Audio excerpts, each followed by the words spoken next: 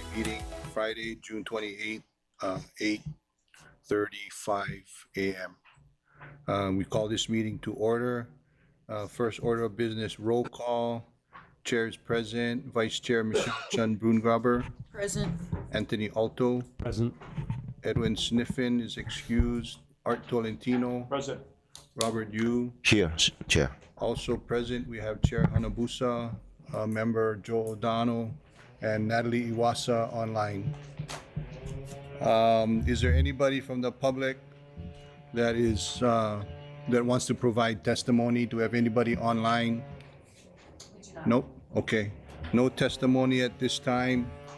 Item number 3, April and May monthly progress report.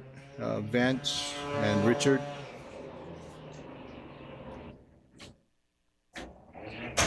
And Corey, sorry.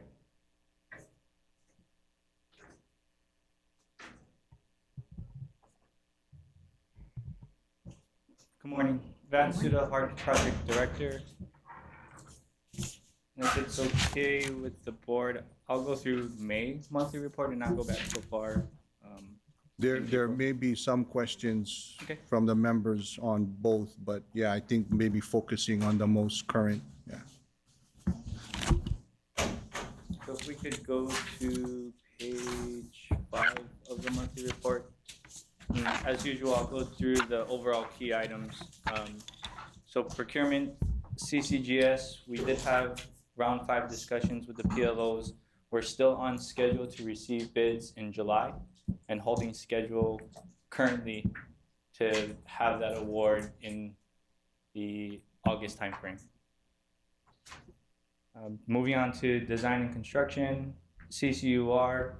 So the box string that's at Waikimilo, that's actually currently being installed. So I'll kind of give more of an update of as of now, seeing that this is May monthly report. Chad, if you can go to May, page 5. Thank you. In the, can you go to the May one?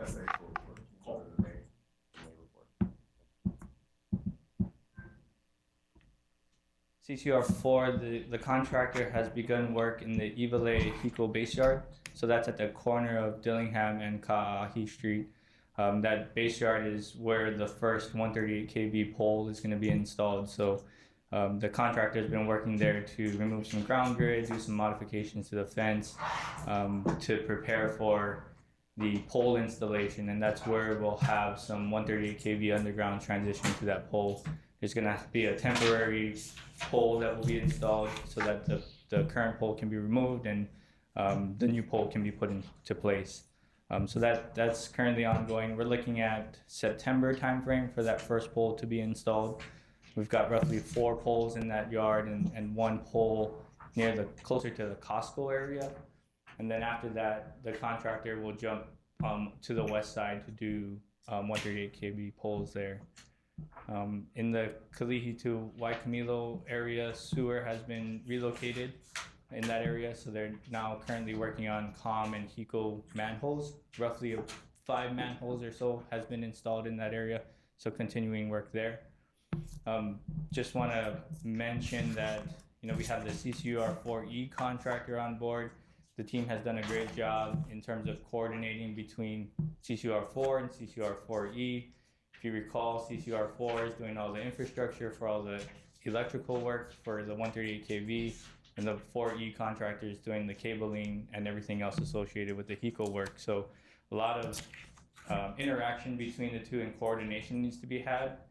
We've begun discussions with both contractors to ensure that the hold-offs and the cable pulling is all coordinated and the whole song and dance can go along together, and we're not working separately and contradicting each other. So the team has done a great job in pulling in both contractors. Both contractors have been great in terms of understanding the other contractors' works and needs and providing that in their schedule and making sure that they meet those requirements. Moving on to CCR3, work is ongoing. Right now they're working through cabling in the Ka'ahi and Halekawila area if you go down Nimitz and Alamoana, there's a lot of work at the intersections. A lot of the traffic signal work is ongoing, and they're also working on a storm drain on Nimitz near Alamoana Boulevard. Roughly, if you take a look at the report, as we've mentioned a few times in the past, the percentages there don't reflect what's actually going on. We do have a deductive change order that we'll shortly bring to the board. We're looking at the July POC to present that. And that's where a lot of the optimizations that we've been talking through that the team has looked at, utility relocation and not having to move utilities, workarounds to optimize the work in that area. So that change order we're looking at bringing to the board in July. If we had to roughly estimate how much physical work is complete out there, we're about roughly 85% complete. Still on target right now to meet the September timeframe for completion, although based on the productivity that we see out there, there's recent change in the project management that we're working through. We see some concerns that we're working through with the contractor and coordinating with the contractor to keep that schedule. So continue to coordinate with them and make sure that we're on schedule. Airport guideway and stations. So the SDG contractor continues to complete work within the stations. We're at 99% complete. They have been making progress out there in terms of keeping ahead of the core systems contractor, Hitachi.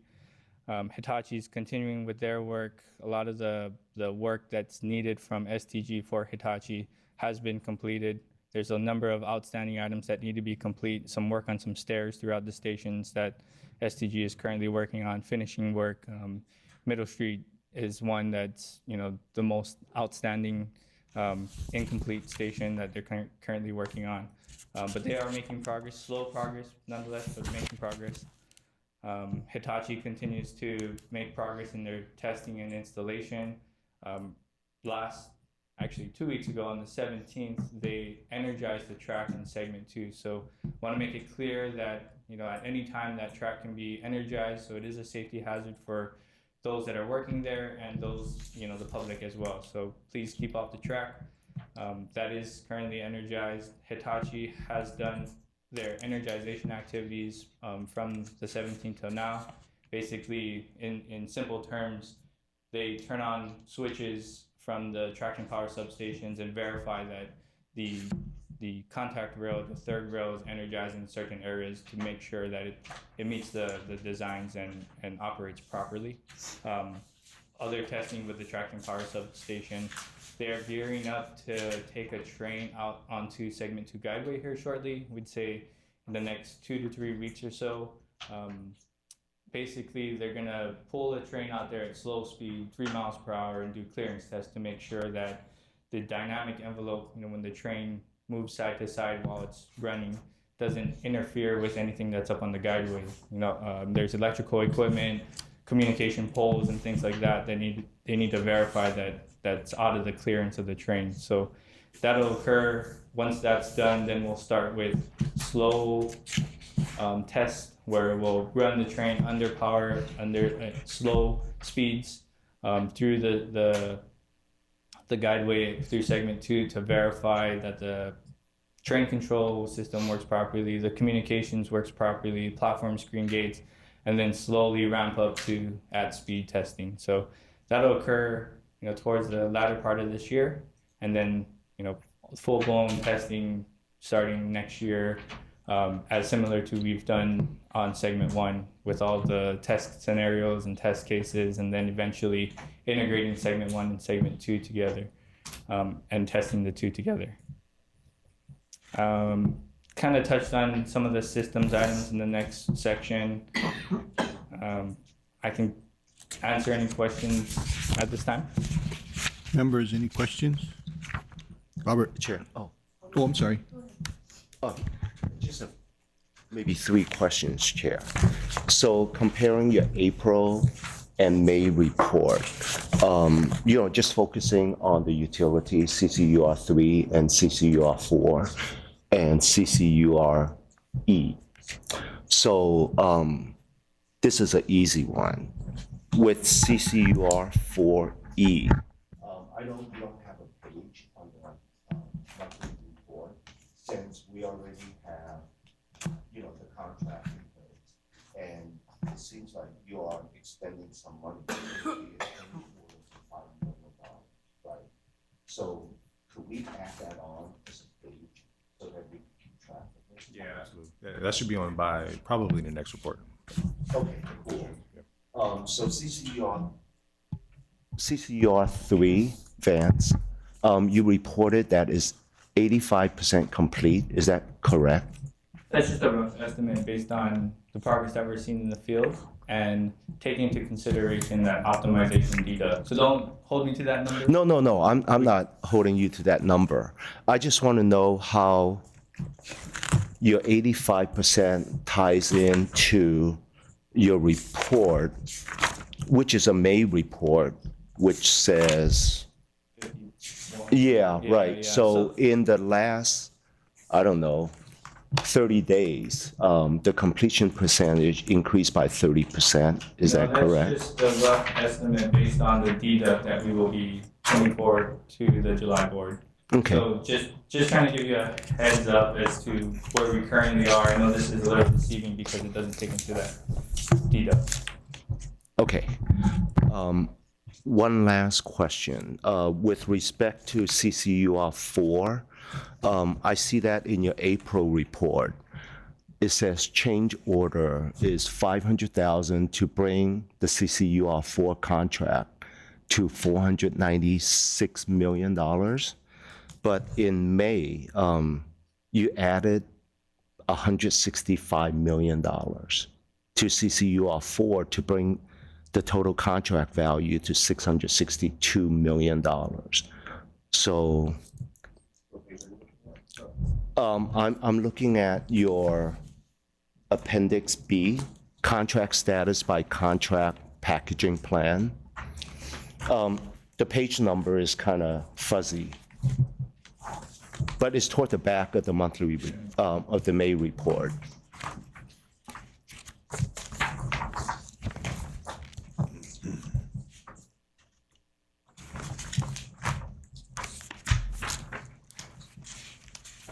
That looks like an error.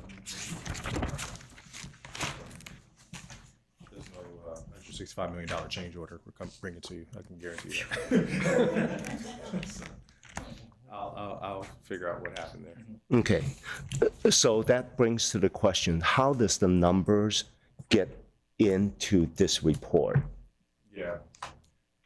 So this report actually should be driven by, there's a number of worksheets that kind of drive up to create this report. Right. Yeah, I can't think at the moment how this would come to 165. So I have to double check. It might have been a typo in one of the workbooks, but yeah, there's a sequence of different worksheets that kind of build up to create the numbers here. So this is automatically drawing from something. I just got to figure out where that. Yeah, and that's my question, right? Where is it automatically drawing from? And since this is a pretty big number to be drawing from, could you just do a quick scan of your system just to make sure, some of the numbers that is presented in this report are drawing from a proper source? Absolutely. Okay. One last thing, the CCUR 4 electrical, it seems like it's going to be done February 2026, right? So does that have any impact on, say, CCGS? Yeah, so CCGS, we have access dates for them. Right. We have access Dillingham by February 26th. So it's important for the utility contractor to be out of their way by February 2026. Okay, sure. And that's important. We need a separate sheet for this so we could track the progress a little bit more clearly than just looking at this report. Thank you, Chair. That's all I have. Thank you. Okay. Anybody else? Michelle? Yeah, I got a couple. So you said July dates for CCGS contract and August for completion. and signing of, well, not signing, announcing. Can you tell me what the dates are on the schedule again? July 23rd for receiving proposals, Yep. and then our current date for award is August 23rd. Okay, and then the CCR contracts, 3, 4E, whatever. I asked this question before, and I don't know if I really understood what the answer was, but can you talk about the schedule incentives and disincentives that are on the contracts for that, for them to, I had always kind of been worried about, you do the easy stuff first and knock off like, whatever many miles of utilities, and then the hard stuff might be later or delayed. What incentives or disincentives are there for the contractor to complete the work? So we do have incentive for finishing early for Right. the 4 contract, and for the off the top of my head, I can't recall what it was. I do believe the maximum was 10 million for that, and I can't recall what the liquidated damages will be, but we do have LDs in that contract as well.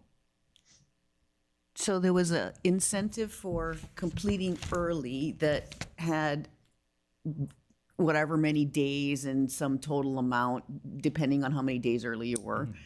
And then there's, when you say liquidated damages, what do you mean by that? So any delays beyond contract completion date caused by the contractor. And so is there a cost share there, or is there, oh, no, it's not it's not cost plus, so it would just be damages. Okay, and it's on all the CCUR contracts? Correct. Okay, thank you. Can you brief the risk charts, please? My questions have to do with, there's 2 yellows and 2 greens, like one for risks and one for opportunities. And they're sort of the same colors. Like good things can be yellow and good things can be green, and bad things can be yellow, the same yellow, and bad things can be green, the same green. And on the charts, you're kind of using the yellow as either really good or really bad, and it's the same thing, and it's confusing me. So could you brief those pages, please? Sure. Where would you want to start? You want to start with the heat Yeah, maps? just start or? at 2.15, page, whatever that is. I can't, it's blurred. Yeah. Okay. So this one is top 10. Oh, wait, one more thing. Your risk ID and the risk threat score is a total risk threat score. So if you could explain how the total risk threat score is related to and calculated from the individual cost and schedule risk scores, that would be good too. If it's okay, actually, let's start there for the risk threat score. So could you Okay, go to the- page 41?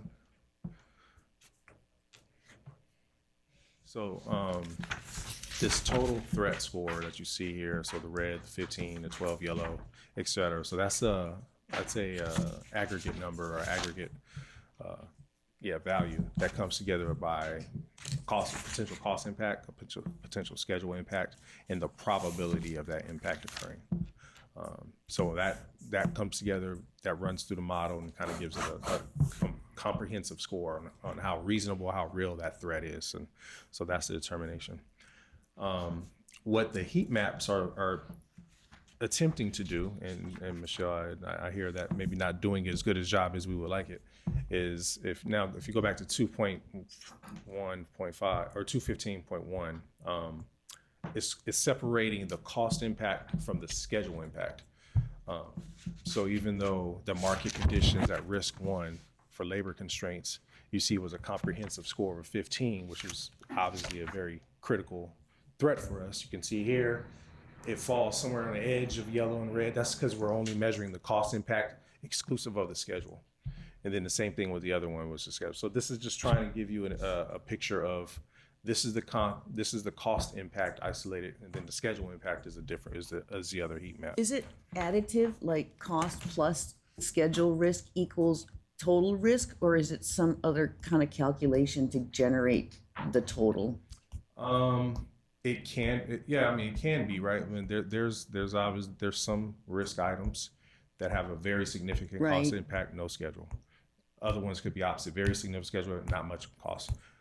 So it depends. But yes, if you have a high cost impact, high schedule impact, obviously that's gonna combine for a very real threat Okay, or so- opportunity. Yeah, look at number 3, for example. It's a little bit Yeah. deceiving because that's a good thing, Right. right? And it's sort of like in the middle of high impact, high probability.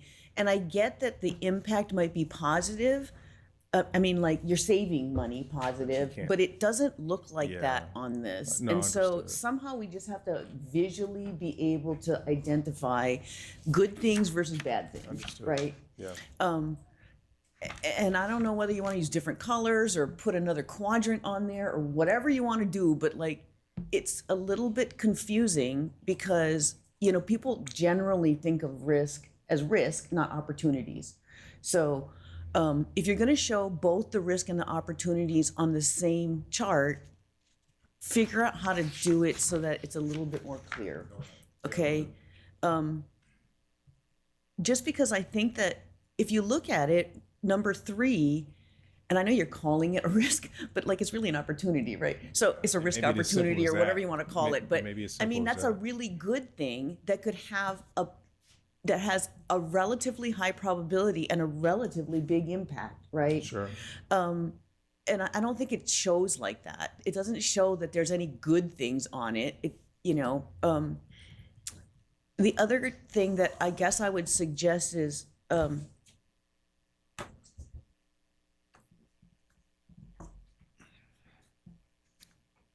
no, keep going. Just keep briefing. I'm sorry. I want to. Yeah.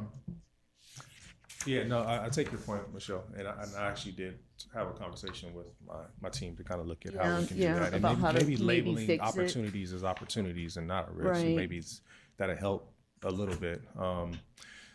So I mean, yeah. So these are highlighting the top 10 cost impacts for the program, the page that we're looking at now, and you can if you want, I can kind of go through the line items. I think. No, What I you don't see think is the so. I think it pattern was is more the the CCGS plus is stuff our- and the minus stuff are on the same chart. Right? Yeah. That was the question that I really had. Okay. And when you look at it, don't look like that. So you know, I'm like, I just want everybody to realize that there are also opportunities that we're working on, and we have a plan to try to realize them the same way that there are risk mitigation plans to try to unrealize the risks that we have, right?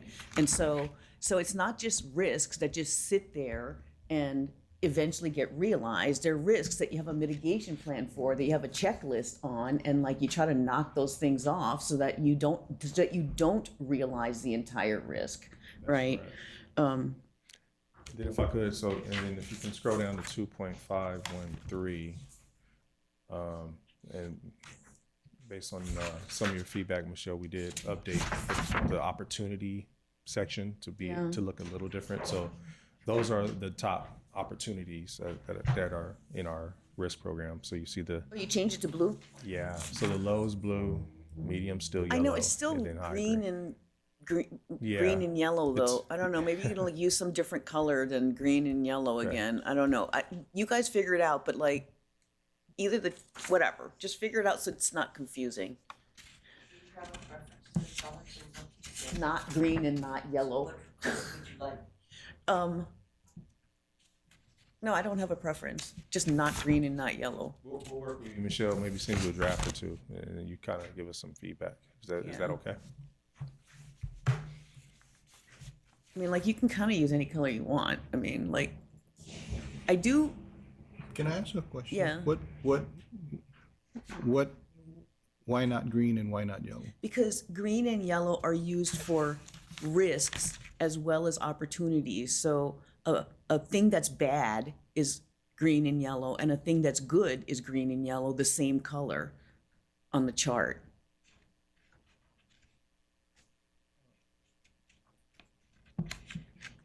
You know what I'm saying? An opportunity is green and yellow, and a risk cost that could impact us in a negative way is So, green and yellow too. On the risk, I think the green, Yeah, they all have an impact. They all have a potential impact. Right. Green Right. is kind of a lower Yeah. Yes, I probability, agree. lower Yeah. impact, lower Yeah. level of impact, right? It Right. doesn't say it's bad or good. It's Yeah. just the likelihood of that Yeah, you impact can use is green low. hatched or whatever you want to do, but like, if you want to use it, just make it look different.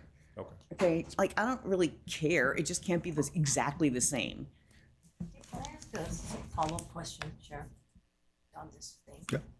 So, when you have risk scoring for risk threats, and we're talking about, and then we're talking about risk scoring for risk opportunities, I guess my question is, when it's low on an opportunity, is that good or bad as opposed to high? You know what I mean? Because it seems that's the part that I'm confused. So is a low opportunity, it would seem like it would flip it, right? The low opportunity should be equivalent to the bad in terms of a risk. But I'm not sure, is that what you mean? So if we just look at the top opportunity that you see on the screen here versus the top risk that was on the other page, Right, this CCR scope optimization means there's a higher probability and more significant impact to this opportunity coming to fruition than say the yellows or the blues. Adversely, in the risk threat, the red means very likelihood that's a risk that's going to hit us, that we're going to see hit the program, higher than the other ones that are yellow. So it's supposed to be just an indication of how real that impact is. see, and I still don't understand it, because to me, if you're gonna have a low risk opportunity, it would seem that that's the most negative position you can be in. Because that means that whatever the contractor is doing, there's very low opportunity for it to be fruitful for the project. I'm not sure that that's what you're measuring. And if that's what you're measuring, then I guess it's okay. But it seems like, in other words, okay, we'll all agree that the bad is red. And I'm not, that's another color you may not want to use. The bad is red. The question is, if the low risk, is that red or on opportunities, or is the high risk opportunities? And maybe risk is a bad word, because it's like, are you risking the opportunity, or is it that you have this opportunity? Yeah. So the way I think you should look at it is there's an assumed base scope, and that includes everything that we think is being done in the contract. This is above and beyond that base scope. So whether it's an opportunity or a risk, you're saying in addition to the base scope that's with. So even a low probability opportunity, like highly unlikely is going to happen, maybe low impact, it's still good, right? Because it's an opportunity that if we can make it happen, it's a good thing for the program. It's going to help. Risk is the same way. Yes, it may be a low risk. It may be something that won't have a significant impact, but making sure we capture it here, it gives us the foresight to kind of plan for it and mitigate it. Should we want to get rid of it, or we can transfer it, or we can, settle it. So a low opportunity, yes, maybe not as ideal, but it's still good. Overall, it's good. Better than the base, right? It's saying it's Right. better than the base. It's an improvement. So it's not necessarily bad, Not bad. because It's not bad. you're past the, if you're, I Yeah. guess if the status quo is the base, right? Anything above status quo is good, That's right. right? The question is the degrees of good. That's right. So the low opportunity is still good. Still good. But it's just not as good as an high opportunity. That's correct. See, that's why I think it's confusing. And if you do colors, yeah, I mean, Yeah. that's why I think it is confusing, because Yeah. it is, maybe the word risk is bad, because, Call it opportunity. Just maybe Yeah, opportunities opportunity, and not a Take a risk. crack at it and just know you. that it's confusing and see how we go next time. Okay. Okay. My last question is, you talked about the dynamic envelope testing, and you were like pulling the train initially, like, really slow manually or whatever it is. Isn't that kind of more like static testing? And then like the dynamic testing would be at speed? Yeah, so when I say dynamic envelope, so you have the trains current body, right? Right, And when right. it's moving through the tracks, whether, you know, it's swaying side to side, you have, you know, airbags that are tilted one way or the other, or you have one tire smaller than the other. Right. There's an envelope, a dynamic envelope Right. of the train that the train can move in. So we're checking that envelope. So what we actually do Is push the train different directions? No, Oh, what we actually do is pretty cool to get into this technical stuff. But so let's say this is the train body. yeah. We put foam flares outside of the foam cardboard flares outside of the body that represent the dynamic envelope, and we pull it through the track. Okay. And if we've got, you know, a pole that's sitting here and it's touching the dynamic envelope, that means there could be a situation where the train's leaning and it could hit the pole. Oh, I But see. it's only going to hit that foam core board or cardboard at that time, just so that we know. So, based on analysis, you have a dynamic envelope that you surround the train with cardboard and foam, and then that envelope is moved through the system to verify that. You don't actually do a dynamic test until you're running it at speed. After you do that verification, it's kind of like a pathfinder. Okay, thank you. Any other questions? Anthony?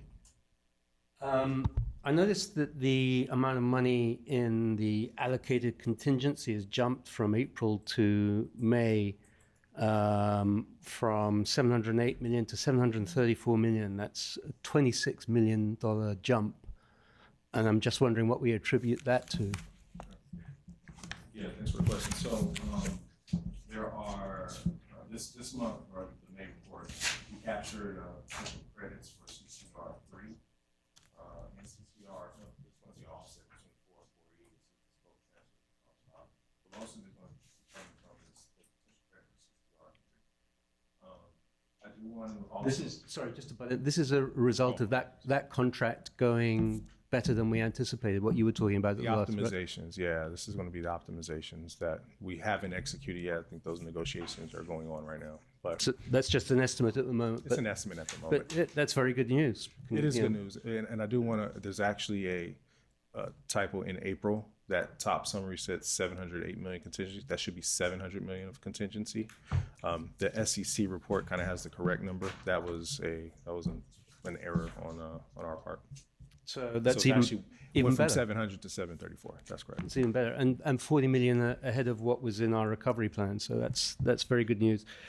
The other thing was on AGS. As I understand it, we haven't granted STG substantial completion on their entire contract yet. There's still a couple of stations outlying. What's the situation there? Yeah, so I mentioned that STG is working on some stairs. They had some issues with the stairs, the slope, and the rise and run of the stairs that they're fixing.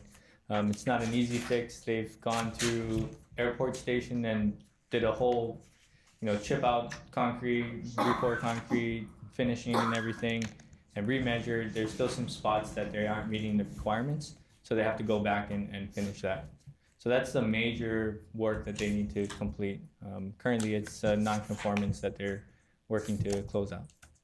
And that is going to result in liquidated damages. It's on their entire contract, or are we separating out parts of the contract for the LDs?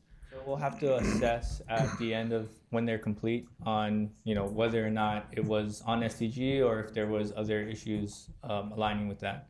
But we'll have to do that analysis at the end. Okay, but so far at least it's not hampering the testing, the work that Yeah. Hitachi has to do, core systems and all of that. Yeah, overall schedule, no impacts there. So potentially we could be actually getting some money back, even though in fact it's not affecting our critical path. Potentially, when we do the analysis, I'm not going to say yes or no. Okay, again, another good piece of news. Thanks. Thanks, Chair. Thank you. Any other questions? 1 second, Michelle. Art? No? Okay, Michelle, go ahead. The schedule critical path, can you tell us what the schedule critical path is right now? Sure. Right now, the critical path still runs through the Dillingham corridor. So that is the, as Vance was talking about earlier, that harmony that's going to have to happen between CCR4 putting in the infrastructure and 4E contractor coming in and pulling the work. The other component that we do have, we're really tracking is the HECO portion of it, because the hold offs and all this thing has to line up with their schedule. So that's the other wild card that we still have to we still have to really tighten up and get them on board with. But that's going to go and open up the access to Dillingham for the CCGS contractor, which needs to happen by February 2026 to allow them to start drilling shafts and start getting guideway and stations up. Okay, and the near critical path is the CCGS procurement, and how many days of float are there between the two right now? We're I think as of this, it was still about 4 or 5 days of float. So that's the second critical path, is getting the procurement in, and that obviously drives design, which drives the first test shafts, and that's what we need And to what get in the ground. date is the critical, what milestone is that critical path, whatever the near critical path on? It's not on the delivery of the proposals. What is it? Well, the award of the contract drives the start of the design, which It's drives award. Yeah, And the award date was 23 August. August 23. Okay. Well, NTP, I guess, is actually probably more significant than the award. We have to get them contractor actually to go. So you mean like the contract initiation review, essentially, like the not award. Notice to proceed. Notice to proceed is actually when they can actually Notice to put proceed, pen to paper, start NTP, okay. designing and start mobilizing. What's Yeah. the date of that? September 23rd, right? September 16th. 16. September what? 16? Yep. Is NTP. Because you could have award slightly later and just squash everything somehow, right? It's possible, but there's not a lot of time between the two. Okay, thank you. Any other question? Just to clarify on what Michelle was asking, so as I understand it, what that means is that the utility work is 4 or 5 days ahead of schedule at the moment? Is that basically what we're saying? Not ahead of schedule. It's the leading critical path by about 4 or 5 days. So any slippage in the utility work is assumed to be a day-to-day slip for the program. However, with the procurement, there's not much, but there's a couple of days of float. If that September 16th goes to the 19th, we should still be okay. There'll still be kind of the same 2 critical paths. But bottom line, good news is that we're still on schedule. Good news is utility work is still on schedule. Thanks. Any other question? So just to follow up real quick on the overall key items, design and construction, the first bullet point, you mentioned in your comments, box drain conflicts impacting duct bank installation. Is that, can you expand on that a little bit, or is that a concern that we need? Yeah, so the box, this being May report, the box drain actually is going in currently. They're installing that now, so moving that out of the way so that they can do all the other duct banks. So it's currently not an issue, Okay. but we continue to track it and make sure it doesn't fall behind. Okay, and then the deductive change order, I know you mentioned that it's gonna be on the July agenda, but is there anything that you can share at this point regarding those? Not at this point in time. We're That's for CCR 3? CCR3, correct? Okay, Yes. okay. Yes. No, not necessarily dollar amounts, just in general, I mean, We're negotiating. We're That's why, so negotiating. that the yeah, dollar yeah, amount, but- no, more just Yeah. in general. Yeah, and so what I think I mentioned many months ago, the team did a good job at looking at constructability for the guideway and the columns and where the utilities are, and took, where the columns are, can we move columns, to the right 2 feet, to the left 5 feet, whatever it may be, to avoid having to move some of the utilities. And they looked at it column by column throughout the entire corridor to see what work we don't have to do, and that's the result of that. Okay, and that'll be in a lot more detail in July. Yeah, definitely. Okay, appreciate it. And then going to the risk management charts, unfortunately, I don't know what page number it is, but I would give that to you, but 2.15, or actually 2.152, I guess. And I mean, I'm just, the chart, so for example, risk update, schedule risk heat map, on right above 2.15.2. Look at risk number 2. So if I look at that and I look at the legend below, that's market conditions, labor constraints, right? Correct. Okay, but then if I look on the chart on the next, on the following page to the right, that particular risk item shows up as red 15. I mean, shouldn't it correlate? And I think that's part of Michelle's point, that it's hard to reconcile those two things, but. So what we this- see on the chart Yep. should be reflected on the Yeah. the yeah, description and summary. Yeah, I know, I understand it, and As well I as think we're score, gonna right? look at that. So again, because this risk threat is a comprehensive score, you can't tell, is it driven by a bigger cost impact, bigger schedule impact, or probability? Yeah, The heat but map is looking at just the schedule impact, and so what we're saying is in this risk, the schedule impact of labor constraints isn't that significant. It's a medium significant versus the cost risk is what we're more concerned about. So that's why it doesn't marry to this threat unless you can see the the numbers, right? So it's worth looking at because I can understand. Looking at adding two more columns. Yeah. Of costs and schedules. Sure.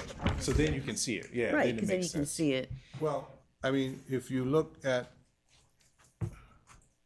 I mean, I'm, Did that answer your question? well, yes and no. I mean, because if you look at the previous page, 2.15, and you look at the same risk 1 and 2, market conditions, labor constraints, constrained competition, you have one on the border of impact versus probability, and then you have one that sits pretty low, risk number 2, right? So I'm looking at it as in the yellow, right? And then I look at the next chart and it's pretty much in the yellow. But then I look at the next chart and it's in the red. How do you go from yellow to, Yeah. that's, you know what I mean? Yes, I do. Is Yeah. it supposed to correlate? They do. It's just it's difficult the way we have it presented to kind of Okay. see the isolated schedule of costs. So to Michelle's point, to your point, Yeah, we'll I mean, we'll revisit how to- personally, I don't pay too much attention to the color. I just read this description. But, I mean, it does kind of, and probably also confusing that even though confusing, it's in the yeah. yellow, it is on that high range, but it's in the yellow. Right. So that's probably another component to this. So yeah. Anyway, We noted. also have risk 1 labeled on the cost chart as different than the risk 1 on the schedule chart. Yeah, because that's the top schedule. Yeah, I risk know, it's versus the top risk, right? cost So, risk. I mean, yeah. so just to be clear, if you can address the concerns brought up by Michelle, I'm not so much concerned necessarily with the colors. I mean, if I had a question regarding the risk, then, and I read the description, the summary, then I would ask. But if there's anything you can do to kind of make it make sense, I guess. Okay. No, this is good feedback, and we want everybody to understand this data. That's why we're putting it together. So we'll look at it. Yeah, and then to kind of dovetail on member Yu's question regarding Appendix B, on the change orders. I mean, is that a cumulative change order amount or? The The 165? No, that number is not a real number. Well, I don't know where that came from at the moment, so I apologize. I'll double check and we'll correct that. Okay, so, I mean, If you look on the actually the contract page itself, and I think that's on. Let me see where it's at. That's what the chart should say, and that's what page number is that? Thank you. 27. And it goes down to 20. So if you go to page 28, that 28 section 2 point. Actually, I don't know what section, but it's the contract. Yeah, there you go. The one that's on the page. So that's the contract summary, and that should be that's the table. That's the tabular version of what should be on that table, right? So your original contract 496, approved change orders, and then what changes are kind of in forecast. So that 481 should be what's in Appendix B. That 165 was obviously an oversight. Yes, yeah, cumulative, correct. Question, just a follow-up on this, just so that we're clear, what's on those sheets, the detailed project summary sheets, it's not just for this particular CPP, it's for others too, that it doesn't jive. I just didn't bring it up. I figured, you guys could fix it and we'll take a look at it the next time. So it's not just the one, And that was actually if I should, my next yeah. question. That one is incorrect, then are there others that are potentially incorrect? And, I mean, I guess if, and I know that it's a challenge to put these reports together every month, but if we could kind of scrub the numbers to, because if we don't take the time to dissect and look, then we may never realize it, but then the reports aren't necessarily reflective of the accurate. So I know it's a challenge, but if we could kind of scrub, Absolutely. yeah. No, yeah, you are absolutely right. Okay. Okay. Can I Chair. have a question about that chart? Okay, this has FFGA at 496,000, current period May-2024. I'm looking at one that has FFGA. It has the 7 categories, the 8 everything. And this one says FFGA 544,352,164. Page 16, Chair. I would love to tell you which page it is, but we don't have pages on the 16. bottom. I think you're looking at the D-bomb contract. Is that what this is? Key milestones? It looks exactly like that, Yeah. except the numbers are different. Yeah. So how can we have different numbers? So this is the Okay, D- this is the one I Yeah. was looking at, but This the is one the- before that. the D-bomb contract, the core systems contractor, the Hitachi contract. Their contract is for the entire alignment, right, from East Kapolei to Ala Moana. So there is a section that's outside of the FFGA scope of work. So the Kakako Ala Moana station, the train control for all of that. So which one is this versus the one I was looking at? Because the other one, because I was trying to find the other one that you had up there originally with the 496. That was page 28, and that was for CCR4. So there's a corresponding table snapshot for each of the contracts. So it's summarize. Okay, this is somewhere in the teens. Yeah, this one is in the teens. Okay. So the one that you had up before is, you said, in 28, 27, 27? DB 511.2. DB 511. See, That's right. CCUR. Oh, here it is. Dillingham. Yeah, yeah. So you're saying that, okay, this is CCR 4 Dillingham, the one you had That's correct. up originally. Yeah, that's the one that's up right now. That's the 496. That's the 496. 496 million. Yes. And then the other one is, wait, this is confusing. DMO, this is core systems contract, and it's 544 under the FFGA. Yes. Is there some way to make it less confusing? Because it's exactly the same categories. The numbers Yeah. that's changed. Perhaps we need to add the contract that's being referenced for each of those boxes, so it's not, so it's clearer on which contract we're referring to. Yeah, so we can look at that. Either that or, I guess the question is, it's confusing because the NTP is 2012, January 2012, and all the rest seem to fall into place but But it is a different NTP for October 2022 for the CCUR for Dillingham. The way it's sectioned out, if you could scroll up to the top, one more page. So section 210, construction, covers all the construction contracts. And that first one that we're describing here is the core systems contract. We give, the description of the contract, the contract start date, projected completion date. And then you'll see this typical slide or chart for the overall status. Some of the contracts have a little different. If you can continue to go down a little bit.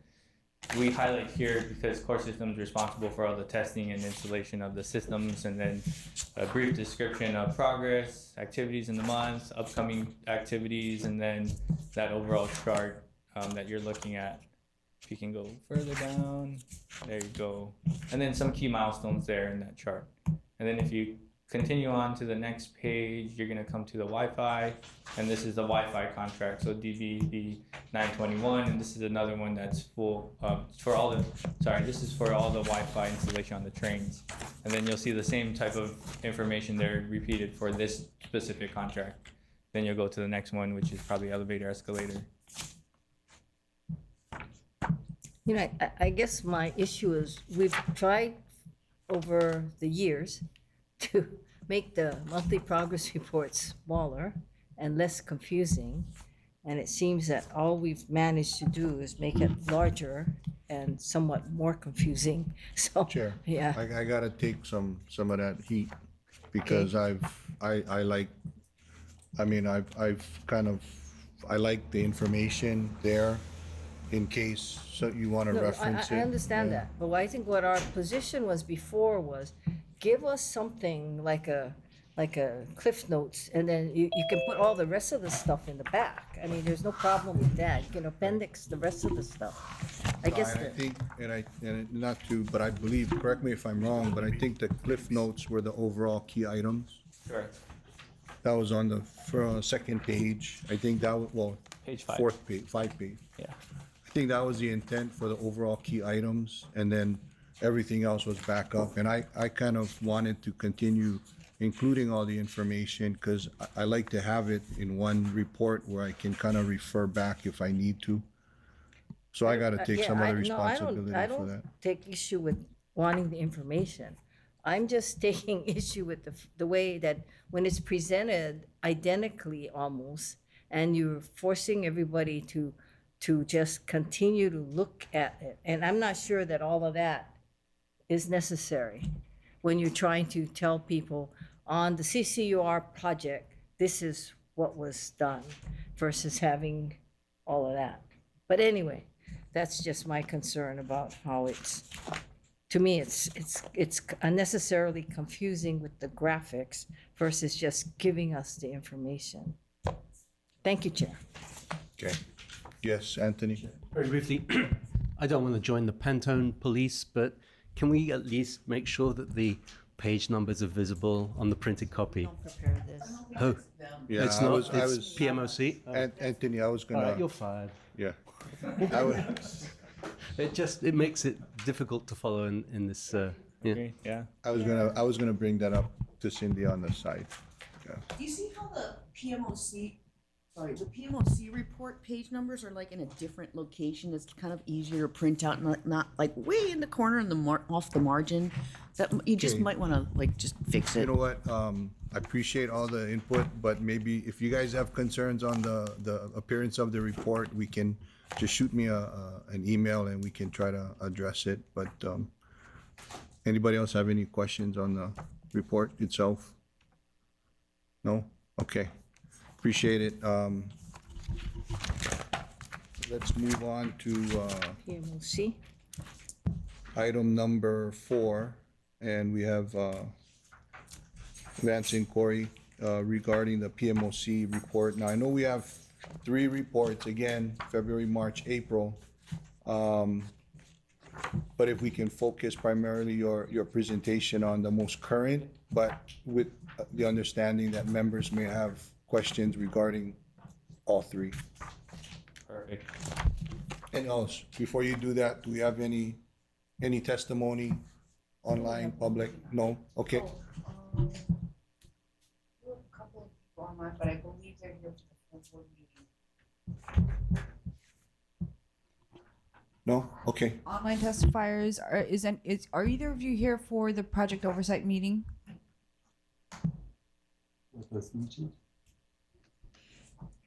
I don't believe so. Okay. Thank you. Go ahead. All right, if you can scroll to page 4, and I'll do the same here, go over the major issues and concerns. So the first one is the, Sorry to interrupt. I just want to, before you continue, I just wanted to note the presence of Member Roger Morton. so I'll go through the major issues. First item is management capacity and capability, and just a reminder, this is April report, so a little out of date. The PMOC reports here the opening of, or the vacancy of the deputy project director, which is my previous position, being that the previous project director left and I'm taking on that role. Since then, we have promoted Matt Scanlon to the deputy project director position. And that does present a vacancy for the director of design and construction.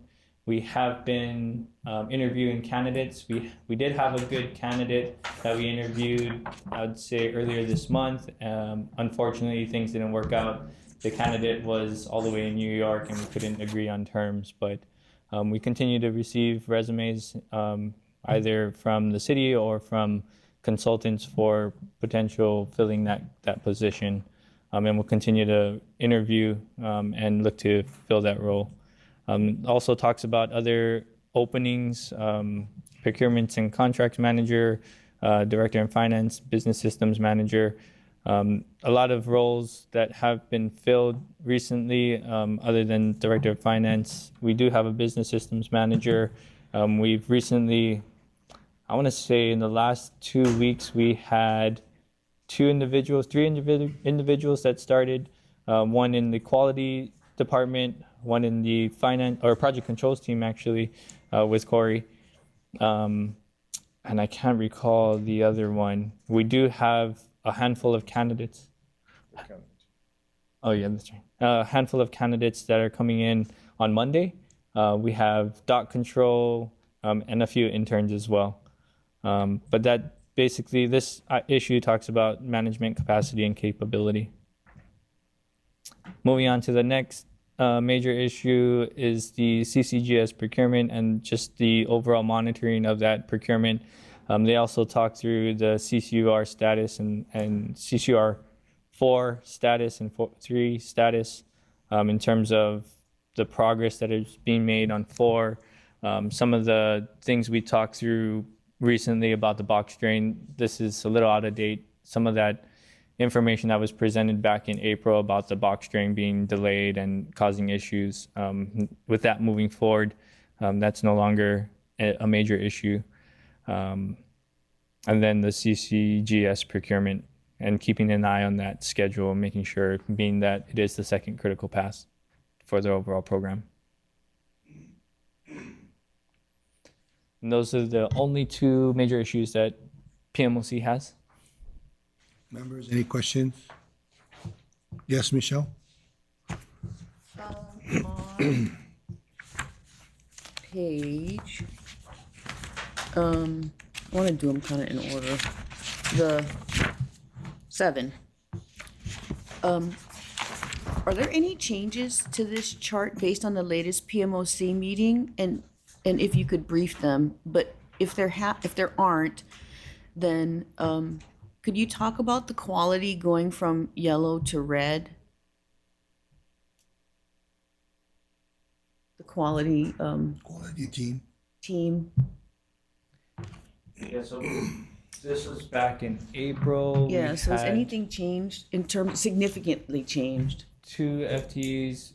We're actually down to 1 FTE. Uh-huh. And he just started, I think, on the 17th, if I'm not mistaken. So wait, just so I'm clear, the one person that you're down to just started? Yes. Okay. So back in, plus Trevor. Yeah. Yes. Sorry. 2. We have 2 currently. We did have one back in April, and that individual left the project, and then we have the new individual that started on the 17th. So we do have two. Okay, but even with two, it moved from yellow to red, correct? Because it says down to two, and now it's red, right? And before it was yellow in whatever it was, February, March, whatever. Yeah, in February it was yellow, and then in March it Was moved to probably red. Oh, okay, yeah. Well, So we continue to look for individuals to support that quality team. What we've done was we've tapped some of the resources from our consultants, so from the Jacobs team. We actually did a quality audit earlier this week using that Jacobs staff. If you understand quality audits, basically it's just a quick in and out of doing the audit. They come in, meet with the contractors, do the audit, go through all the documents, procedures. They write up a report with their findings, corrections that need to be made. We submit that to the contractor, then the contractor does does the repairs or does any modifications to their procedures, and then we track that they complete that. okay, so they're checking the procedures. Are they also comparing the procedures to actual events that occurred to make sure that the procedures were followed? Yes, so when we do the audit so the CNI team have that oversight of the contractors. And when we do the audit of their work and ensure that they're monitoring the contractor per the procedures, we'll check it at that time. So that crash course, the crash team that comes in, they do the audit, they go away, and then the next contract that we'll audit, they'll come back in. So we have supplement that staff, that team with the Jacob staff. Okay, the PMP went from yellow to green because it was completed and like, has it all been signed now? Yes. So that's done, that probably will fall off? Yep. Okay, so Or that's like a staying good. good thing. I mean, like, I know I'm like mostly focused on risk, but like, I mean, I think that's a highlight that would be one of the indicators that we would expect to fall off the risk, I mean, the concern thing. And then my second question is on page 28.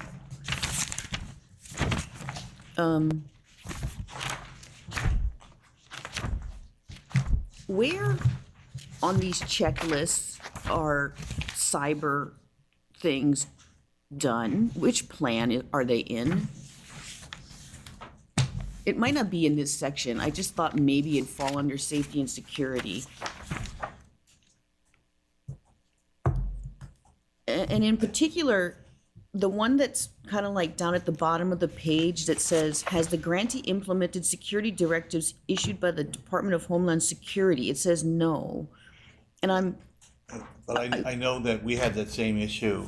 We know that we rely upon Hitachi, who has certified.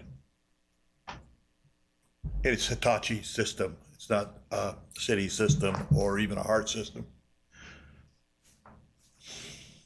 so is that an NA? Why would it just be no? If it's supposed to be Hitachi, why wouldn't that be an NA like some of the other ones?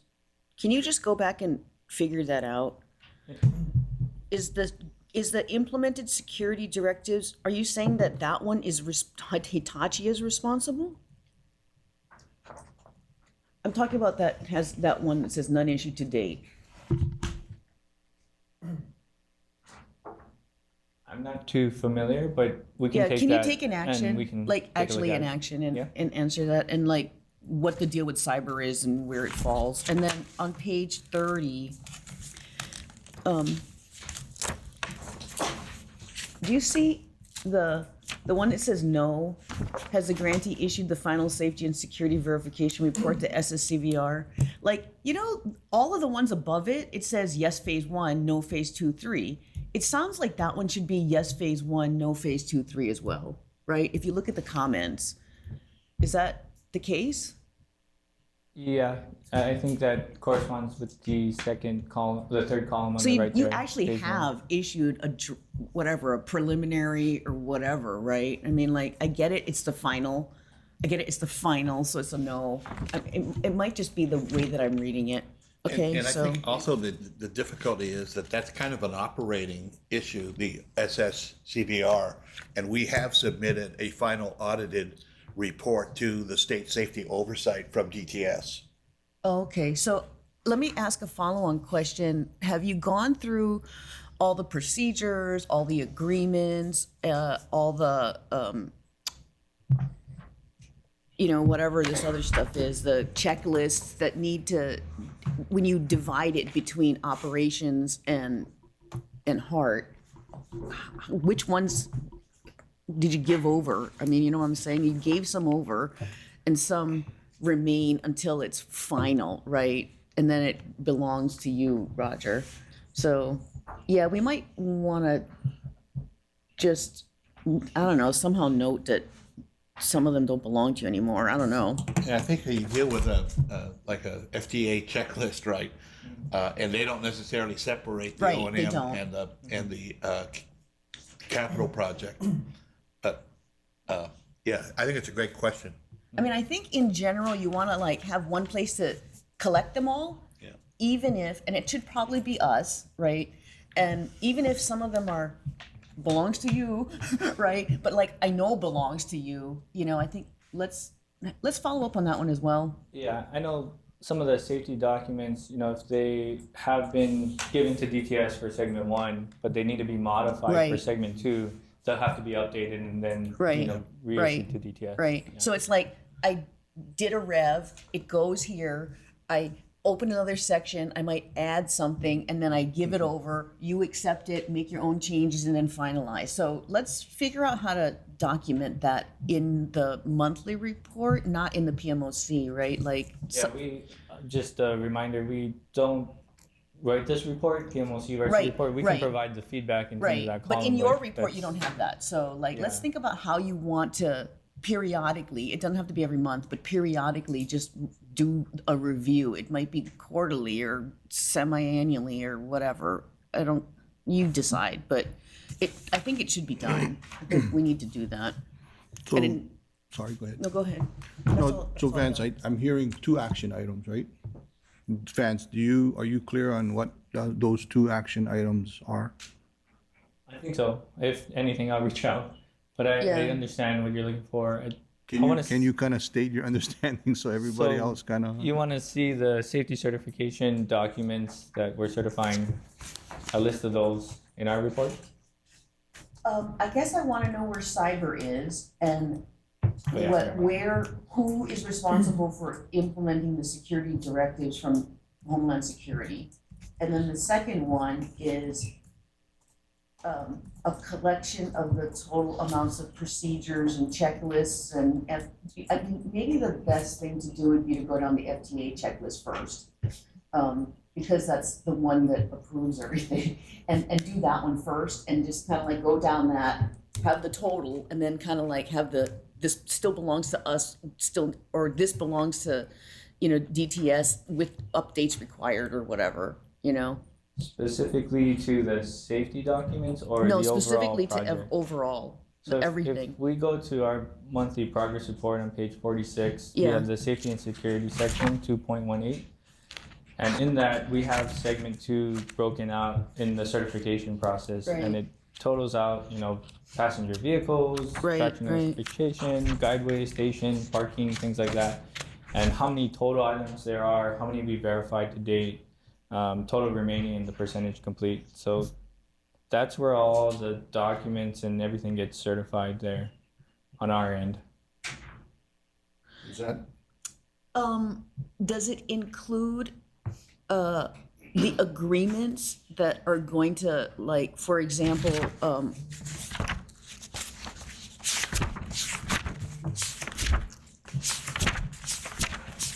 sorry, a lot of the pages. The agreements that are, that we're holding between entities that eventually will go to DTS, does that include those? No, because those don't get certified, safety certified. So I don't think it's a safety question. I think it's just a certification question of the rail of, all the things that are needed to like run the rail, all the things that he's going to need, where they are, like which stays with us, which gets revved, and which totally belongs to him now. We don't have that, I don't think. Thinking it would fall under transfer of capital assets. You know, we have what's being transferred over to DTS in terms Yeah. of whether, you know, the stations, guideway. Right, what that's assets- property and stuff, right? That's and then assets. The properties, we go through the utility bills and all things Right. like that. How does an agreement go over, like a HECO agreement or a DLNR agreement or those kinds of things? How do those documents transfer over? So most recent agreements would have jointly DTS and HART. And I'm not going to say all the agreements, you know, once we go into operations, it will be solely DTS. But some of the older agreements, I believe we do an update to the agreement to note that DTS is now the owner. Yeah. We had to do a whole bunch of those for the West Side because, you know, it was all in HART's name. But we can take a look at that. You know, Okay. to follow up on Michelle's question though, I mean, when you draft the initial contract, aren't there successor clauses within the contract? Yeah, so like I mentioned, some of those agreements will have, you know, we'll jointly review and agree upon, and DTS will be a signatory, and we will be a signatory. And at that time, you know, once we're in operations, it's going to be DTS. But So a lot there- of the older ones may not say DTS or HART or distinguish the two. It may just say HART or the city. So we'll have to modify or amend those agreements. Okay.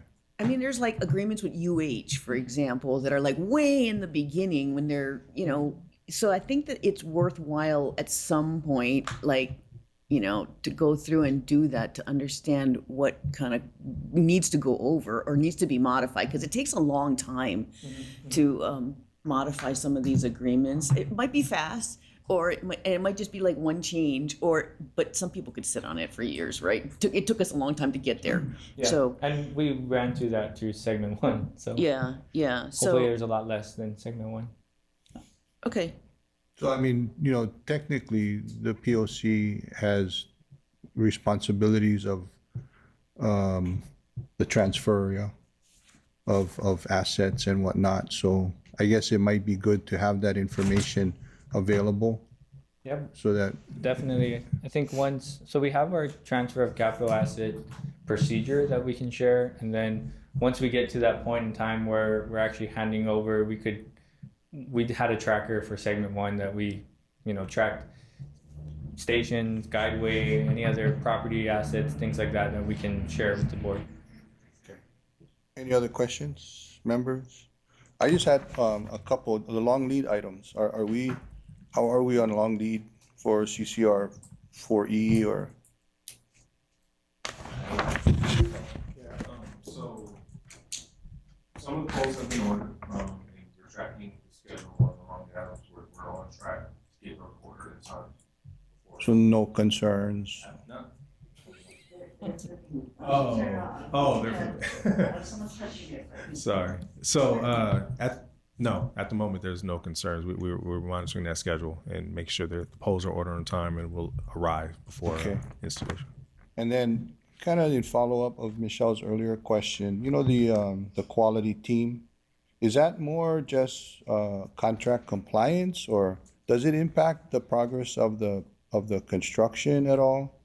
No, so they're independent of the construction. We have our CNI team that does quality checks, you know, oversight of all the work that goes on. The quality team would, you know, audit those procedures that they're following in terms of checks. So is that more contract compliance audits? Yeah, contract compliance procedures, you know, making sure that the contractor's following their procedures, that we ourselves are following procedures. So this particular item that we were talking about doesn't necessarily impact the progress of the construction? No. Okay. Why would the PLC have that as a concern? I think well, correct me if I'm wrong, but I think the PMOC has oversight to make sure that we're in compliance with federal, like DBE requirements, PLA requirements, terms of our agreement with the federal government. Is that correct? So just to make sure that we're in compliance with all of these issues, American-made products and all that kind of stuff, Buy America. Yep. Right. Yep. Oscar. Yeah. Oh, real quick, Chair, before you ask that, and forgive me, but if I'm mistaken, but were we waiting on a risk refresh report or no? So, yeah, we have that completed. I believe we did say we have. Yeah, I think that is correct. I think we did talk about having that. That report is done, so we can present that at the next Maybe POC. July, Yeah. Maybe August timeframe. August? We'd like to hold that until the bids are in. Okay, I get it. So at the, I think we asked. I don't think Can we can talk about that or not? No, you can't talk about the pig, right? Okay, well, let's just defer that until. Oh, okay. You can't talk Okay. about Can't talk about All that. right. Chair? Yeah. I just wanted to confirm a couple of things.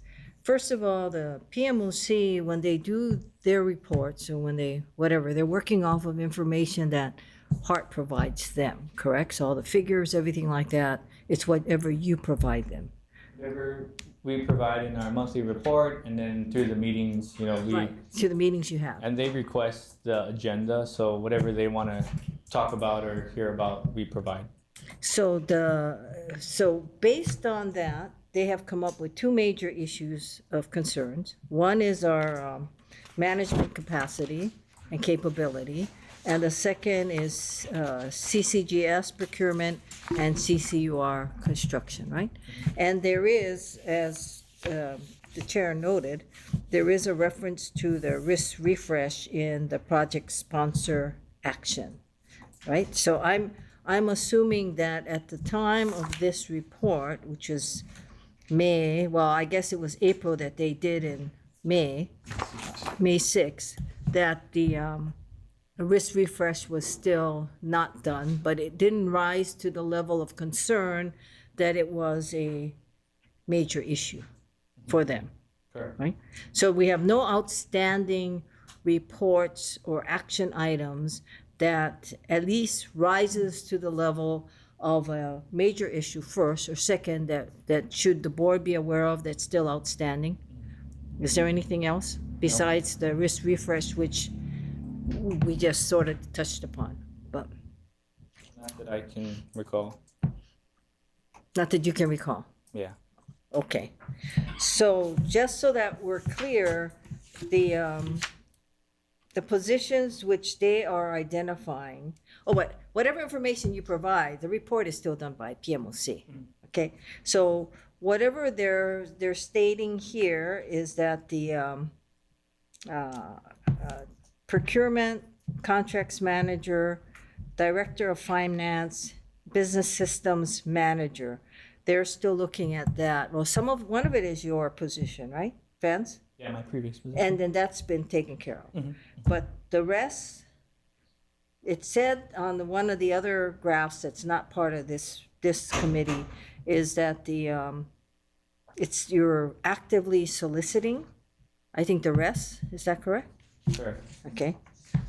So that's what the PMOC is dealing with, whatever information we provide them on what our status is. Okay, thank you. So I guess is there any other questions? Anybody? Yes, Yeah. Chair. Yes, go ahead, Natalie. Thank you. I was just wondering what date the actual meeting was. So we're looking at the April report, which was submitted May 6th. What was the meeting date? The PMOC meeting date? Yes.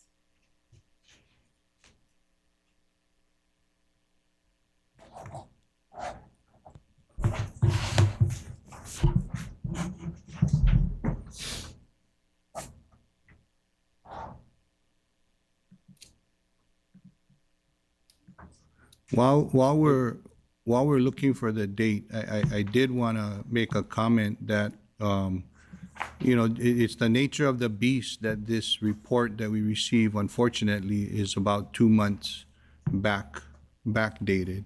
So, and we're reviewing the contents of this report, which a lot has occurred in the last 2 months since this report was put together and provided to the board. So I guess we just kind of need to keep in mind there are other issues that I believe are going to be coming up on the next PMOC report that is current, but we just don't have it in front of us yet, which is unfortunate, but that's just the nature of the beast at this point. Chair, Yes. can I interject something? Yeah. You know, I think that's absolutely true as to the PMOC report. And I think the frustration for the board is that we are always going to have about a 2-month lag before, when you come and present it to us. However, since the information that you provide to the PMOC is done monthly, I would assume then that if, for example, we have changes in management capacity or CCGS or CCUR, which are their major issues, is there anything that you can present to the board of this committee, really, that sort of, I don't want to say rebuts, but brings us up to date, not officially, because it's still got to be in the PMOC report, but it would seem like your monthly report combined with the PMOC report, we should be able to have something more updated, unofficial, because that's just you guys' reaction to what you think they're raising, and it gives us a better sense of exactly, whether we think that they're unjustly saying that you folks haven't done certain things. You know what I mean? Chair? Yeah, no, so I follow exactly what you're saying, and I guess, the one way I guess we could try to do that is by asking for updates, here in the committee on items of major issues that are brought up, if there are any updates to these issues and what's the current status unofficially. I guess, because this report is kind of giving us, correct me if I'm wrong, but this report is kind of giving us the PMOC's feedback on their overview of our feedback to them. So, I think it doesn't preclude us from asking you to give us an update on item number 1 and where we are currently, and if there are other outstanding issues that maybe aren't included yet on the official PMOC report that we should be anticipating in the future PMOC report. If I'm following what Chair is saying, on an unofficial form. I guess the concern about that is we don't want to create something that doesn't exist yet. If it doesn't become a PMOC concern, we definitely don't want to create it, but they're making their report off the information we give them. So if there's something that we feel is and let me know if I'm answering your question or not, but if there's something that we could share to give us an update of where we stand currently, whether it's on this major issues and or concerns or not, that we anticipate coming in the next 2 months, that doesn't put us in jeopardy of any, of releasing something before the PMOC wants us to or whatever. If we can do that, that might be helpful to the board, because we are getting information. We're talking about information that is 2 months in the past. Yeah. Which doesn't really, how constructive is that? And things change so quickly here. So is there anything in addition to this, what's here in the PMOC report that you folks can or should disclose at this point that may become an issue in the next PMOC report? So I just got the PMOC report yesterday from Ray Tellis. So I don't know if I'm allowed, Dan, am I allowed to just talk about the 2 issues that they brought up in their May report? It just came out yesterday, so it's not agendized. Oh, so the issue is the PMOC reports are so delayed. So right now we're looking at their April report. I just got their May report yesterday. It's not on the agenda, but the 2 items that they've highlighted, they've given an update, which is the same items in the April report. Can I just give an update on those 2 items? I think you can provide information to the Oh, board on okay, that, yeah. okay. So before you do that, Lori, the understanding I have is you folks need the time to take what you receive from the PMOC, review it, vet it before you present it. Is that No, accurate? so what happens is after the meeting, they write up the report, they send the draft to us, and we've only got like a couple of days to look for technical inaccuracies. We can't change it. And so we give them what we feel are technical inaccuracies. They update it and they send it to FTA. That's Okay. what takes long is the FTA review. Okay, To so you get- folks haven't had that opportunity to vet for technical? Yes. Okay, Yeah, for the technical, every month they give it to Vance and Vance distributes it to the managers who did the presentations. Is there any technical?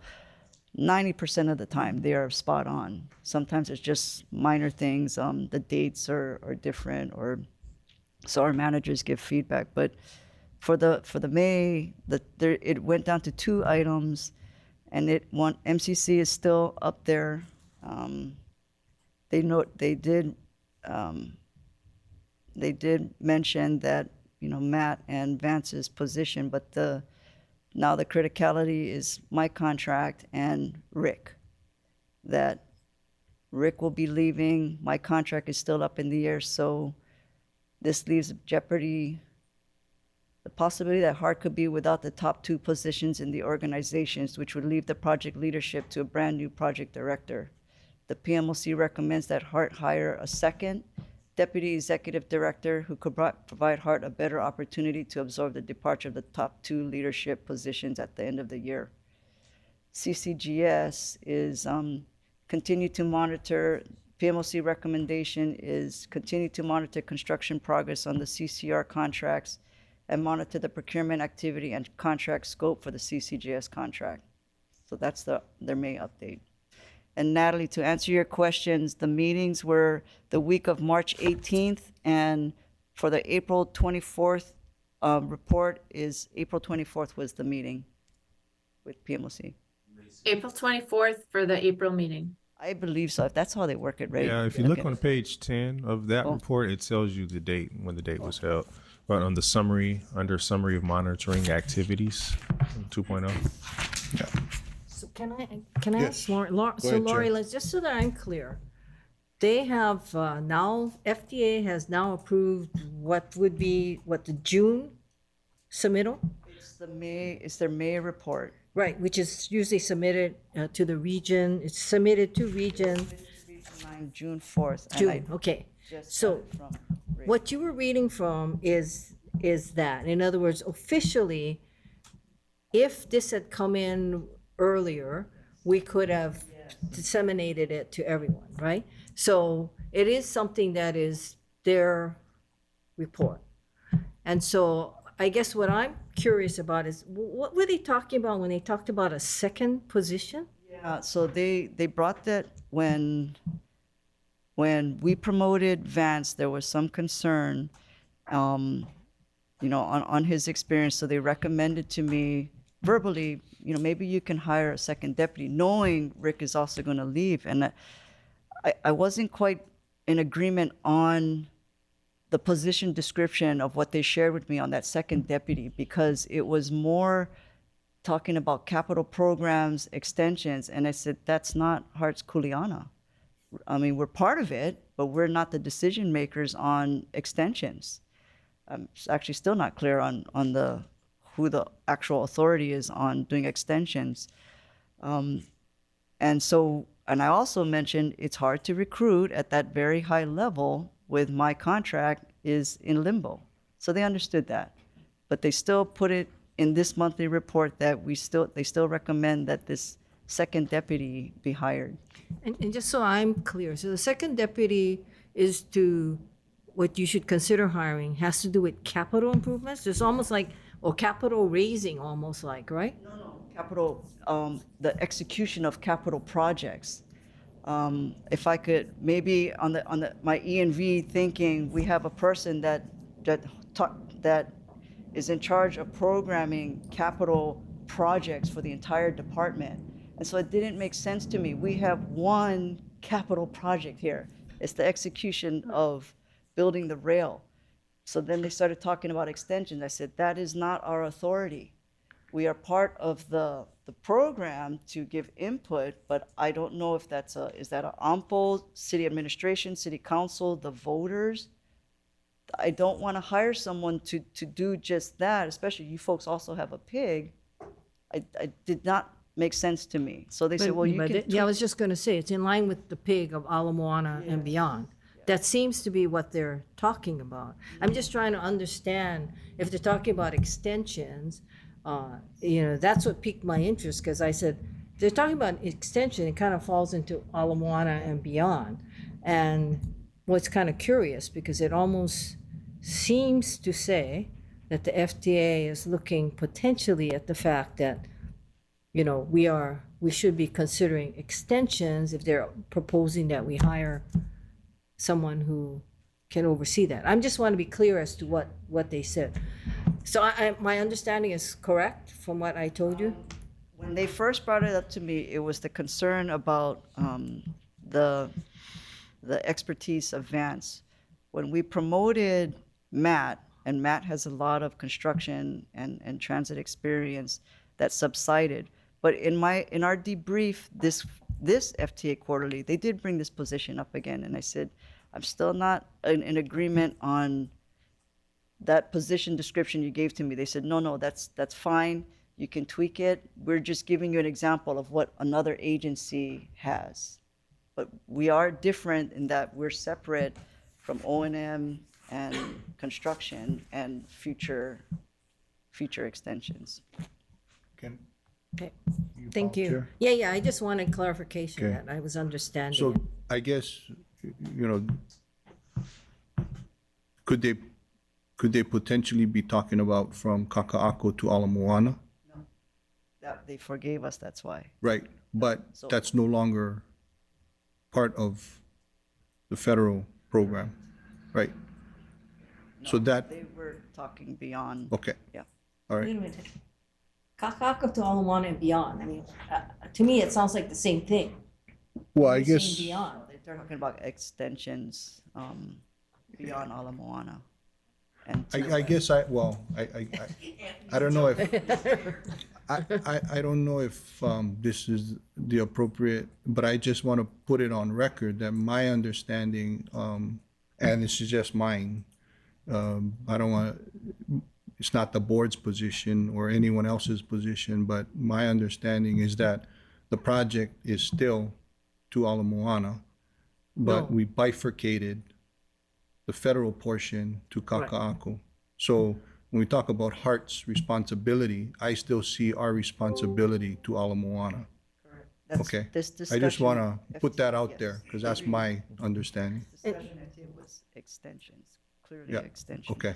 But I also want to clarify and be clear that though they have permitted the truncation, they still believe that they have a say in the money, even if it goes to Ala Moana. So it's not like they're saying they may not be doing anything else, but FTA believes that they have control or say of the money. So that's why I'm just guessing, that's why their extension past Ala Moana is because in their mind, or I think what they're thinking, is they still have a say as to what we do to Ala Moana, even if they permitted the truncation.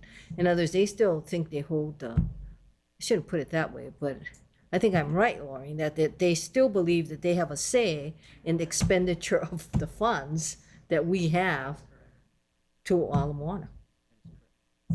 Expenditure. Well, up until completion to Kaka'ako. No. No, whatever money we have left over, I believe, and we're gonna go to Ala Moana, FDA believes that they have a say. And see, if you watch the Laurie's agreeing, because that's always sort of been their position, and we kept saying, why? We're truncating the project, you've given us a amended FFGA, but their position has always been, they have a say with the funds all the way to Ala Moana. Well, what do we do? They have a say in the funds that they feel are obligated to get us to Kaka'ako. So if we show, especially after CCGS is awarded, then I think that dissipates. That's kind of what Yeah, I'm, so I'm- that's kind of what, There's an intricacy there. It's not that they have a say what we do after Kaka'ako. It's the funds that was in the recovery plan Doesn't in the affect. FFGA. They feel they own it, even though it's higher, Right. and because they're worried about that CCGS bid. so, Chair, I mean, maybe I think we're going a little bit too deep on this one. Maybe we can either agendize or put it in. No, I agree. I just wanted to understand when Laurie mentioned that they said they're talking about a second person to do extensions, and extensions, one thing we all agree, or I don't think we have a dispute, is their extension is past Ala Moana. And we do know that if we have any surplus funds between the what we're going to expend with CCGS and we have extra money, just hypothetically, they believe that they have a say in that money because they believe that it's part of monies that were collected under the former FFGA or the former financial plan. So that's what's made this, that's why I'm curious about what Laurie was saying, because I think I understand now, but when they're separating extensions out, that's an interesting issue too, that they're saying pass Ala Moana, or maybe pass the other way. Okay. Thank you, but yeah, you should agendize it. I think Could it's can I add one thing? I just want to be clear. So the current scope is to Civic Center, right? Kaka'ako, Ala Moana would be the extension for FCA. Their concern, however, is given our local funds, making sure we're not impacting our ability to finish the two Civic Center, right? So it's not that they're concerned, and if we get there or not, they want to make sure that the funds that we would use is not impacting our ability to complete the FFGA, which is two Civic Center. No, I think that there's no question, Corey, as to that that's a primary concern. But they have always felt from the communications we've had from them in the past that if there is, because that's one of the things that we said in here, is that, hey, if we have somehow, we get an uptick in GET or an uptick in TAT before the 30th, then 2030, then then we can do with it as we please, basically. And their position has been, no, you can't, because they have like their fingers in that as well. That's the difference. I'm not disputing that they want to be sure that we complete, and of course, we all want the same thing. We want to complete that. But this is an interesting addition to that. But anyway, thank you, Ms. And I think you should agendize it for whatever it's worth, for my opinion. Sure. Yeah. Art. And I'm kind of reading into it a little bit different and maybe from a different view of what I heard. They suggested to add a position, and Laurie, you expressed that the position wasn't warranted or didn't fit. And you also mentioned that they said, well, it's I'm just letting you know what other places did, but you can tweak the scope of what did they mean by tweak? So was it just a figure of speech of adding a position or a body? Okay, so let me just reread verbatim what they says. PMOC recommended that Hart hire now a second deputy executive director who could provide Hart a better opportunity to absorb the departure of the top two leadership positions at the end of the year. That's really what they're worried about. But when they gave me an example of an existing position description for another agency, that did not quite fit into, to me, the scope of what Hart is charged to do. So that's what they're saying. Okay, you can tweak the position description if you want. So I think, as I read into it, it's the first objective, not so much. That's correct. That is correct. Yeah. Members, and yes, Well, Anthony. I'm just wondering, I mean, that's an interesting clarification. Do you agree that you need does Vance need another deputy, do you think? It's not In your Vance, opinion? it's mine. Hmm? It's mine. Oh, it's a second deputy Because to you. Rick and I are Okay, got leaving, it. they're saying bring in one now, Right, so that we can start training that person to help cover Vance. got it. Got it. Yeah. And do you agree with that? What's your opinion on that? Okay. No, I have a solid replacement for Rick. I don't need an additional. They're just saying get an additional one in now because in 6 months, Rick and I are going to be gone. That leaves him running the entire program by himself. And he's so new in the position, they were worried about that. Got it. Members, any other questions? Natalie? Joe? Okay. Let's see. Okay, that is the last agenda item on POC. If there's no other business, this committee is adjourned.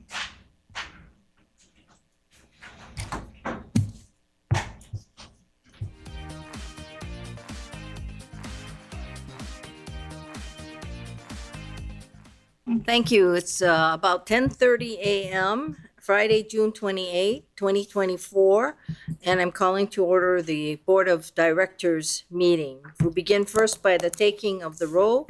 Kika Bukowski. Present. Anthony Alto. Present. Don Takeuchi Apuna is excused. Michelle Chan Broomgrabber. Present.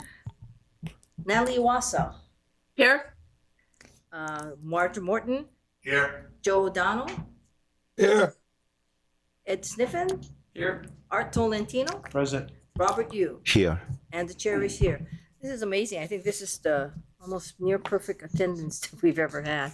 Anyway, with that, we will, I'm calling this meeting to order, and we'll first begin with the taking of testimony on all agenda items. I'm going to begin with someone who is present. Is it Tim Houghton? Or Houghton? How am I pronouncing that correctly? Houghton is correct. Okay.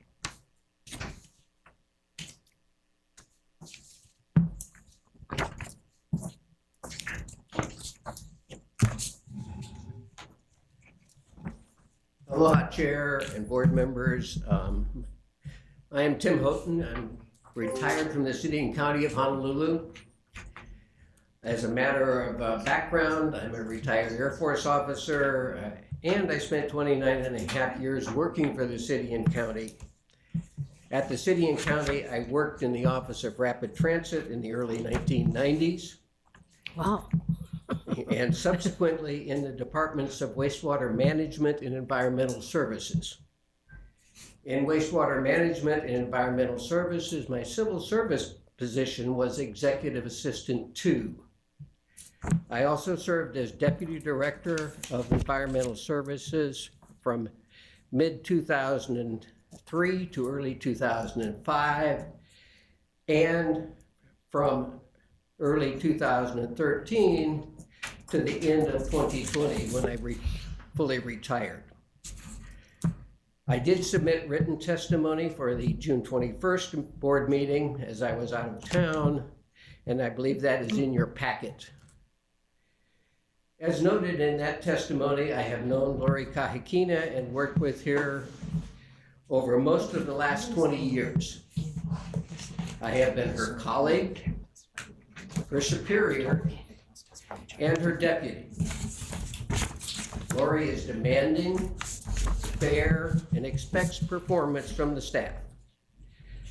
Those who do not deliver in that fashion or did not follow the rules may not have liked her, but the organization was much better for her approach.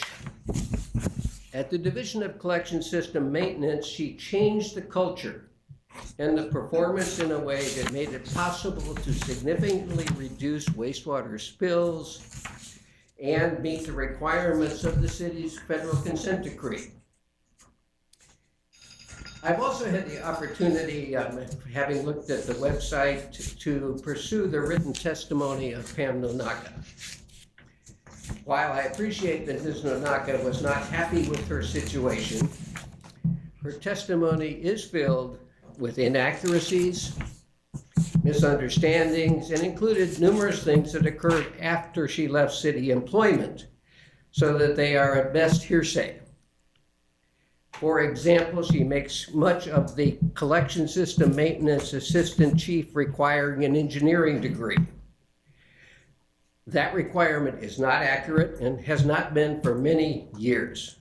The department removed that requirement from the divisions of collection system maintenance, wastewater treatment and disposal, and refuse collection and disposal to make better use of employees with on-the-job experience and to acknowledge the difficulties in finding engineers for those roles.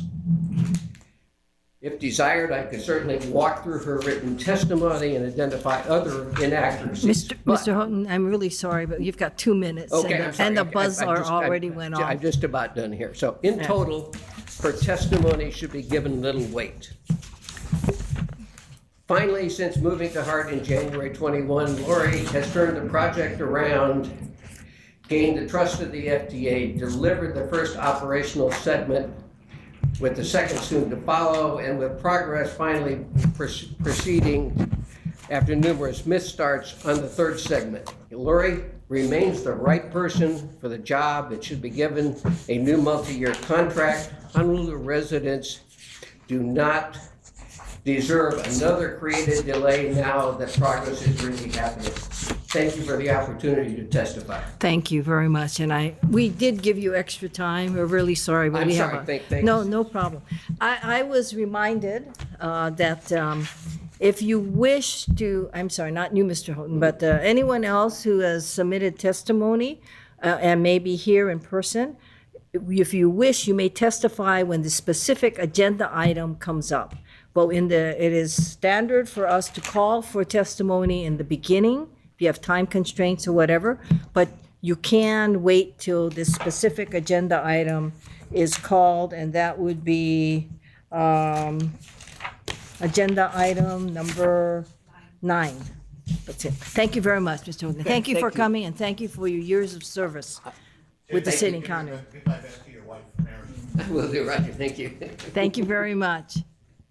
Okay, is there anyone else who wishes to testify now on any other agenda item? And we will call your testimony again when we get to agenda item number 9, if you're here to testify on the executive director. Anyone else? And like I said, if we have the list of people who have submitted testimony, and I will read the names off when we get to agenda item number 9. Anyone else here who wishes to testify on agenda item number 9? Anyone online who wishes to testify on any agenda item right now? And like I said earlier, we will call again for the specific agenda item. Hearing none, not that you're waving, I'm just saying that right now, for just the general testifiers, we will move on. Okay?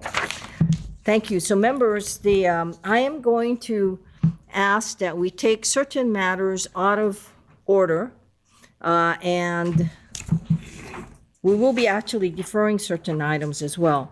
But the first item I'd like to take out of order, with your permission, is the resignation of board member Edwin Young.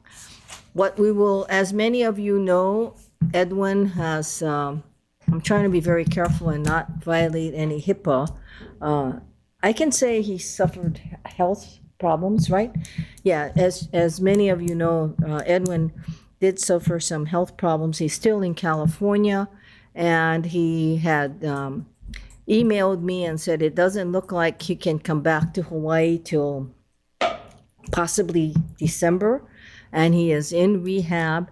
He had, by the way, I will make full disclosure, he had emailed me after his incident, and my position to Edwin was, please just concentrate on getting well, and we can discuss the board. But he had wanted to resign early on, and I had asked him to just concentrate on getting well. Recently, Edwin has not only contacted me, but he's contacted other board members that he believes it's time for him to step down. So what I'm going to entertain now, members, is one, we would accept his resignation. 2, we would declare a vacancy, and we would ask the executive officer to then engage in the usual search for the 9th position that we did earlier. I will also ask that we instruct the executive officer to do a resolution thanking him for his service, and that we all wish him well in terms of recovery. And it's kind of the better way, I think, for us to do it in light of sunshine than us sending a card and potentially violating sunshine. So those are the 4 related motions, and I would like to have someone do So that. move, Chair. Second. Okay, it's been moved and seconded. Do we have any discussion from anyone on this? Chair. Yes. I know we're doing a resolution, but I just want to wish Edwin well, and I want to thank him for his service. I really appreciated his insight for the time that he spent on the board personally. So just want to wish him well. Anyone else want to say anything? We're in Yes, discussion. Chair? Yes. Yes, so I worked closely with Edwin on the internal audit committee, and I just wanted to express my appreciation for that. And also for his outside the box thinking on that. There was something he wanted presented that we haven't gotten to yet. So I just really appreciate all the experience that he brought to the board, and wish him the best getting well. Robert? Yeah, just quickly. I know Edwin for a while, and he was always a good resource for me, and he was always willing to step up and help with anything that I needed assistance on. So I really do appreciate all he has done, for the city auditor's office, for us, and actually for me professionally. So I wish him all the best. Anyone else? Any comments? Yes. Yeah, I knew Edwin when I was at OTS as well, and I like to just attach myself to all the sentiments going around the table. Anyone else? I would like to add that I had the distinct honor of doing a sort of an informal audit with Edwin, West Machida, and myself as the 3 designated by the now Speaker of the House, Scott Saiki. And I learned so much from him in terms of auditing the wonderful Green Book and all those different things that they use for standards. And he really is. And for those of you who don't remember Edwin did the first city audit of Hart. And this was under Dan Grabowskis, and I thought that he was very fair. Matter of fact, members, that's why you have a resolution about speaking officially as a member of the board. It was because of the fact, not only as a member of the board but also the executive director. It was because of the way it was handled when he did his audit. So. With that, any other comments, discussion? If not, we have a motion and a second, and it's sort of fourfold, as I mentioned earlier. So do we have unanimous consent? We do. Thank you very much, members. And we will be sure that the resolution reflects all the sentiments. Thank you. That was agenda item number 4. I am going to now move to agenda item number 11, which is the board leadership election. The reason why we're going to move to that item is it should have been taken care of in the last meeting. And as you all know, it has been the policy of this board, of the Hart Board, that we would go to the election of the chair and vice chair before the fiscal year begins. And the fiscal year begins in July 1.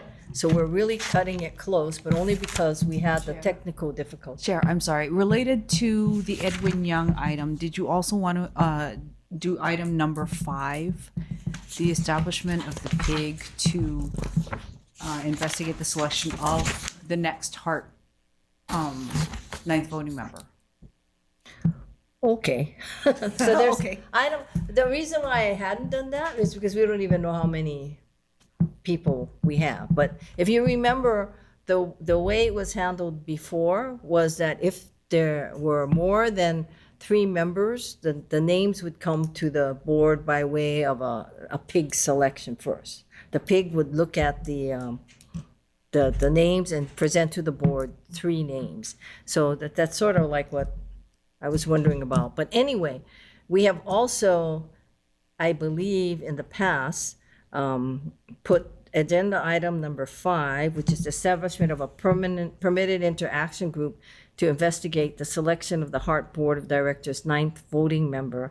We have handled it, or we have incorporated, or basically a PI, the pig on that.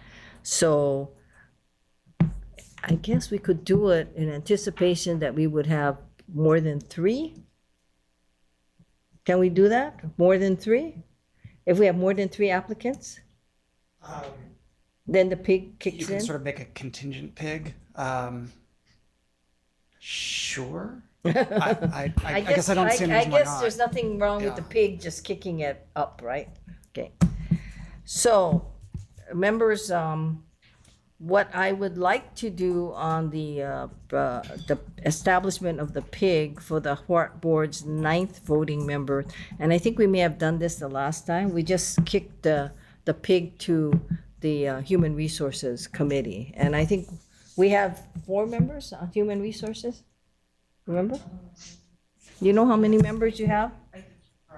You have 4, right? Yes. Yeah, so maybe, and we don't exceed the 5 at that point. So, so I would like to entertain, a motion. First of all, is there anyone here who wishes to testify on agenda item number 4 or 5? No. No one online, I assume? None of the online submittals? Okay. So now I'd like to entertain a motion on the establishment of a permitted interaction group to investigate the selection of the Hart Board of Directors' 9th voting member. As I stated earlier, we, the way it's established from the prior, and that we've made a motion already that we would follow it, is that there would be 3 names that comes to the board. So, assuming that we have a lot of people interested in serving as our 9th voting member, we will ask, the pig would be comprised of the members of the Hart Board Human Resources Committee. And with that, I will entertain a motion. Motion. Second? Chair. Motion, yes. Sorry. Yeah. Okay, discussion, go ahead. Okay, I support the motion, but I have a request to amend the motion to, I'd like to serve on the pig as well, if you're okay with it. Friendly amendment, including Kika. Any other? No? Nobody opposing? As amended. To address your question from earlier, I think you could make it that if the board doesn't receive more than 3 applications by the date of the next board meeting, then the pig would be automatically dissolved and the applications can just come straight to the board. You know, that's a very short time frame, I think, to the That's next true, if the board. next board meeting is, right. Yeah, it's very short. 2 board meetings. What, the 26th? When's the? 26 is the next. Oh, maybe we're okay. That's long enough. Did we give them about a month the last time? Okay. So it's the 26th, so it's pretty much down the road. So we have the friendly amendment is the original members of the present members of the Hart Human Resources Committee. And of course, with that, it's inherent that you would chair it, Michelle, and the addition of Kika. So we have 5 members permitted under the law as to a pig. So, and the assumption, should we put it in the motion that they have to have 3 members, or, 3 people to bring to the board? Or we can just let it go and leave it to the pig, right? Why don't we leave it to the pig as to whether you're gonna convene and do whatever you're gonna do. But remember, you're gonna have to do a report to the board, whether you meet or you don't meet, and say what the position is, but the only thing in the motion, the prior motion, is going to be you have to come up, if you have a battery of names, then you come up with 3 that you bring to the board. Chair? Yes, Just a request, I guess. So let's say we get 5 or 6 names and the permitted interaction group decides that they're gonna bring 3 to the board for recommendation. I think it would be nice to have the names of all of the applicants, even though they're recommending only 3, or, you know, whatever the numbers turn out to be, so that the full board gets to see the full list of applicants. I don't think that's going to be a problem. The reason that it's 3 is because we adopted in the prior resolution that we would follow the procedure that we did before, and the procedure that we did before, which resulted with Edwin, was that there would be 3 names, and that's what we've adopted. But I'm sure the PIG can include it in the report, all the names that apply. Okay, thank you. Okay. Any other discussions? If not, do we have unanimous consent? We have unanimous consent. Thank you. So agenda number 5 has been passed on. So we're back to agenda item number 11, which is the board leadership election. Is there anyone here to testify on that? Anyone? No? To the extent that we may have had some written testimony that may have reflected it, it's just part of the written testimonies that we have all accepted. So with that, members, I believe our executive officer did send out a request if anybody was interested in the board leadership meeting positions. We didn't have any response. We didn't have any response. Okay, so there's going to be 2 positions. Chair, Yes. I know there's going to be some discussion on this, but I'd like to make a motion to defer this matter. To defer this matter? Yes. Oh, do you have a second? Is anybody seconding your motion? A second. You second the motion? You want to hear what he's going to say, right? Okay, we have a motion and a second to defer the matter, because the chair, you're right, the chair wasn't going to defer this matter. All right, discussion as to move on. So, Chair, you know, I mean, I understand that this is an annual event, but it doesn't specify when annually it has to be. The concern that I have is that we have 2 board positions that are going to expire in, I believe, 2 days. And we don't know the outcome of either reappointment or other of those 2 positions. My position is included in that, by the way. So then with that, along with Edwin's resignation, we could be potentially down 3 members, 3 voting members. You know, I just feel that it's not urgent that we, and it's not urgent that we make any changes at this point. In fact, I think it might be better if we don't make any significant changes at this point because of the recent, we just heard today the potential concerns from the PMOC regarding the stability of the organization. I think that board leadership could potentially compound instability of the organization of HART. I think it might be more prudent to wait until we have a full board. We have the 2 positions that are scheduled to expire, the terms expire, whether those members are going to be reappointed or new members brought on, as well as we just heard that the 9th member could potentially be discussed and approved by the next board meeting, which is in July. So we can anticipate possibly taking action on board leadership in August to give the 9th member some time to weigh in, as well as the other 2 positions that we still don't know quite clearly where those positions are going to be at. So it would be, I mean, that's a third of the board. That's a third of the voting member board that's in flux at this point. I think we should wait until the full membership is in place and then make a decision on how the full board decides to move forward as far as board leadership. That's my reason for asking for the deferral, Chair. Any other discussion from members? Yes. What happens if you do nothing? It just stays the way it is?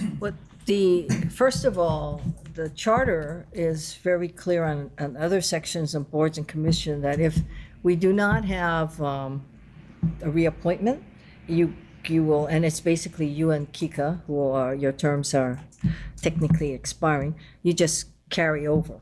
So it's not like we lose anything. It's just that it could, the only thing that I would have been concerned about is that if you become the chair or vice chair and then you don't get reappointed, then I think we have disruption in the board, which is what I think Kika's most interested in.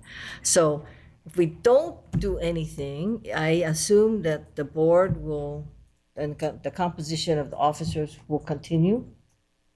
It'd be like your appointments. But I do want to add, if I can, I was going to say this. I believe that one of the concerns that I have, and you all know this, is that I self-reported the incident with Lori and asked for an investigation. And as far as I know, that investigation is ongoing. So the reason why I took the position that, when people ask me, okay, what about this board election? My position was I didn't want that process tainted.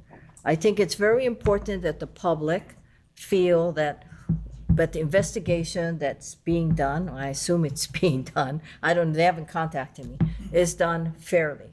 And that's the reason why I did not want me sitting as the chair to call into question anything that was happening. And for people to believe, whatever the decision may be, that, it's because she was there as chair. So that was the reason why I felt that it was time to pass this on.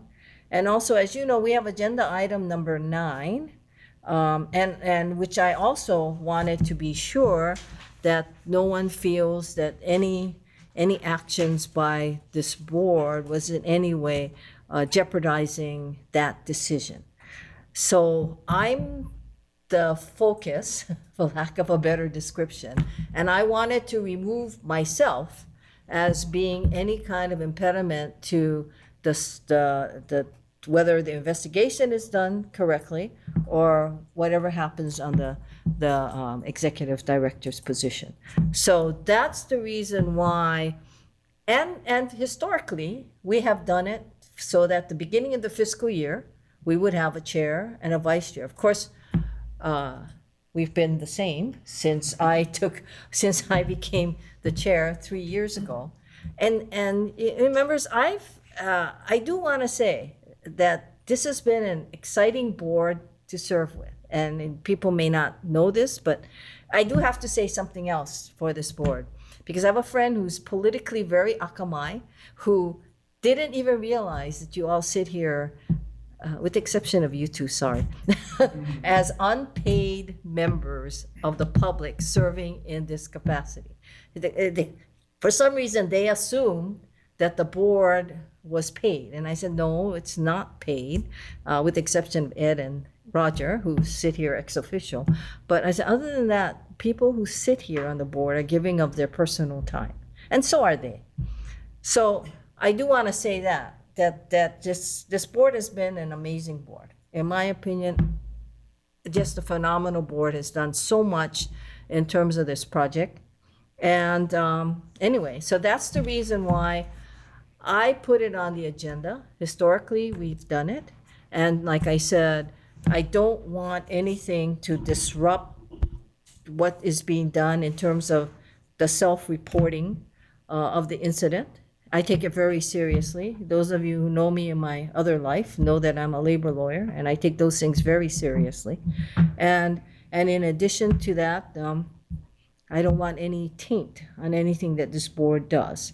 So that is why I respectfully speak in opposition to your motion, Kika, but it is, and your second, but it is something that the board, it's in the board's hands. Whether the board decides to defer for, I don't know, Kika, you're looking at maybe 1 or 2 months, it looks like, until we have a better contingent, or the board decides that now is the time for us to move.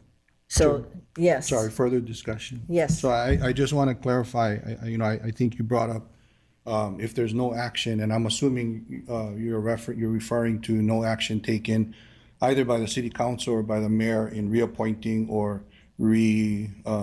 or filling the position with somebody else. We do stay on as carryovers. Yeah. But it doesn't preclude them from taking action at a later time, and that later time could be next week, it could be next month. And to your other point, if someone was elected to a leadership position, then that person may or may not necessarily be on the board in the future, because they may be a carryover or may not. And I'm reading the tea leaves, although you didn't say it specifically, but it sounds like you're considering or contemplating not considering. I don't want to put words in your mouth, Chair, but I'm reading the tea leaves, not considering carrying on as chair of the board. My deferral, or my request for a deferral to at least August, when we have a full board of the board members that are going to move forward as voting members of the board. I feel that those are the members that should be making the decision on the leadership going forward, whoever those board members are. And if I'm reading correctly, it doesn't preclude your intentions from occurring. The board would just continue to operate as it would according to the charter and according to the rules, until such time that a permanent board chair is elected by the board members at the time. So I'm just saying that, it would be, I think it would be, I wouldn't feel comfortable voting for someone to lead the board, knowing that this may not necessarily be the full composition of the board next month. That's my concern. And I don't think it would hurt to wait another 1 or 2 months. There is no specified date that the leadership has to be chosen. It's just annually. And although I understand that typically we've done it at the end of the fiscal year, I don't think under these circumstances, we didn't anticipate the potential loss of 2 or maybe 3 members, a third of our voting membership. So that's why I'm asking for the consideration of the board members just to defer, and until we have a full voting membership.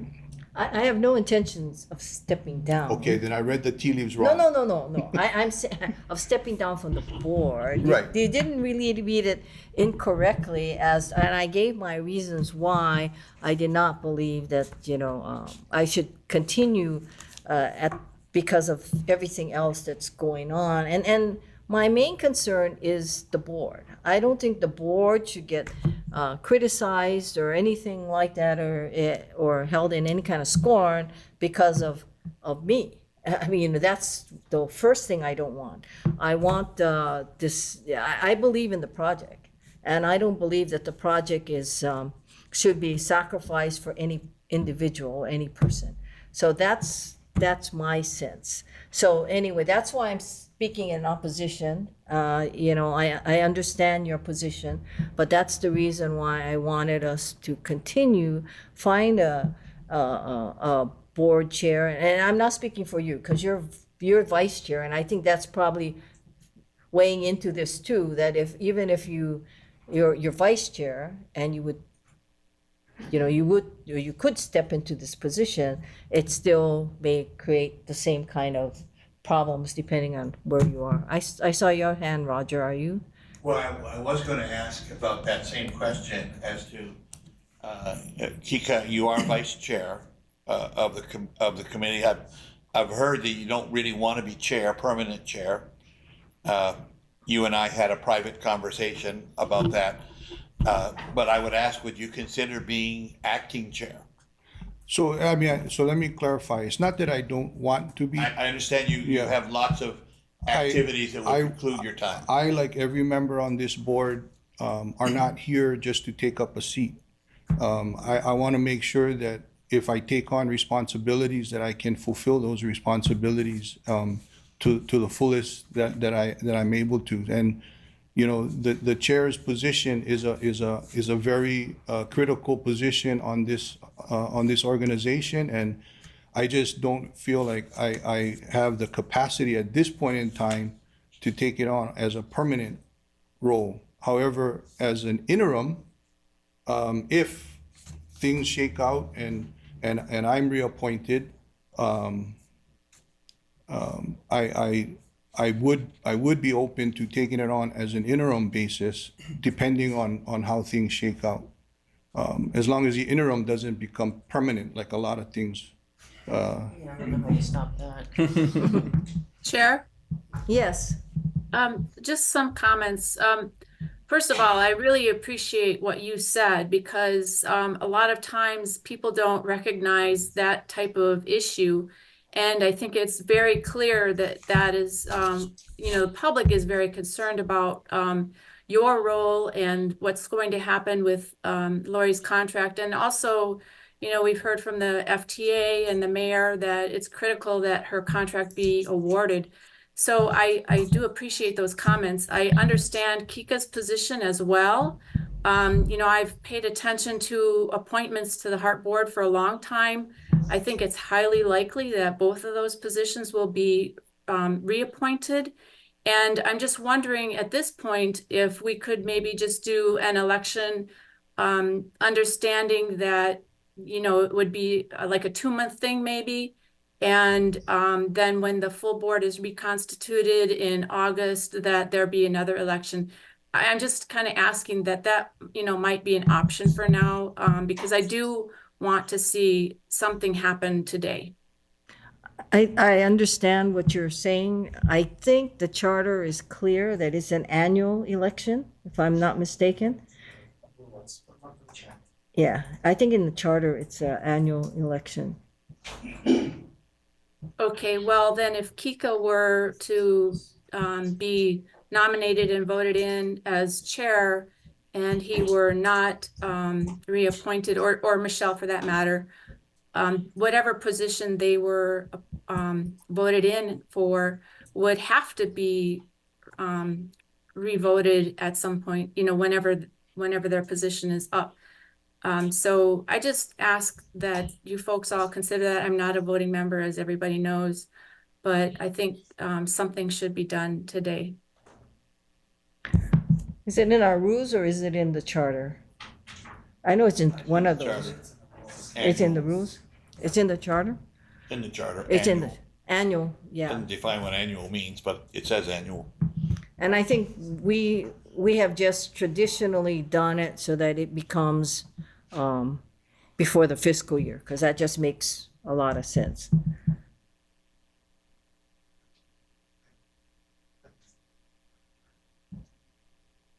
Sorry, Chair.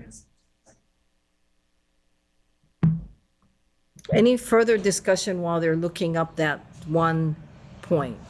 Any other members? Yes, Anthony. If I may, this is fascinating. Sorry, I'm going to let that person shut the door so we don't have pick up the noise on the microphones.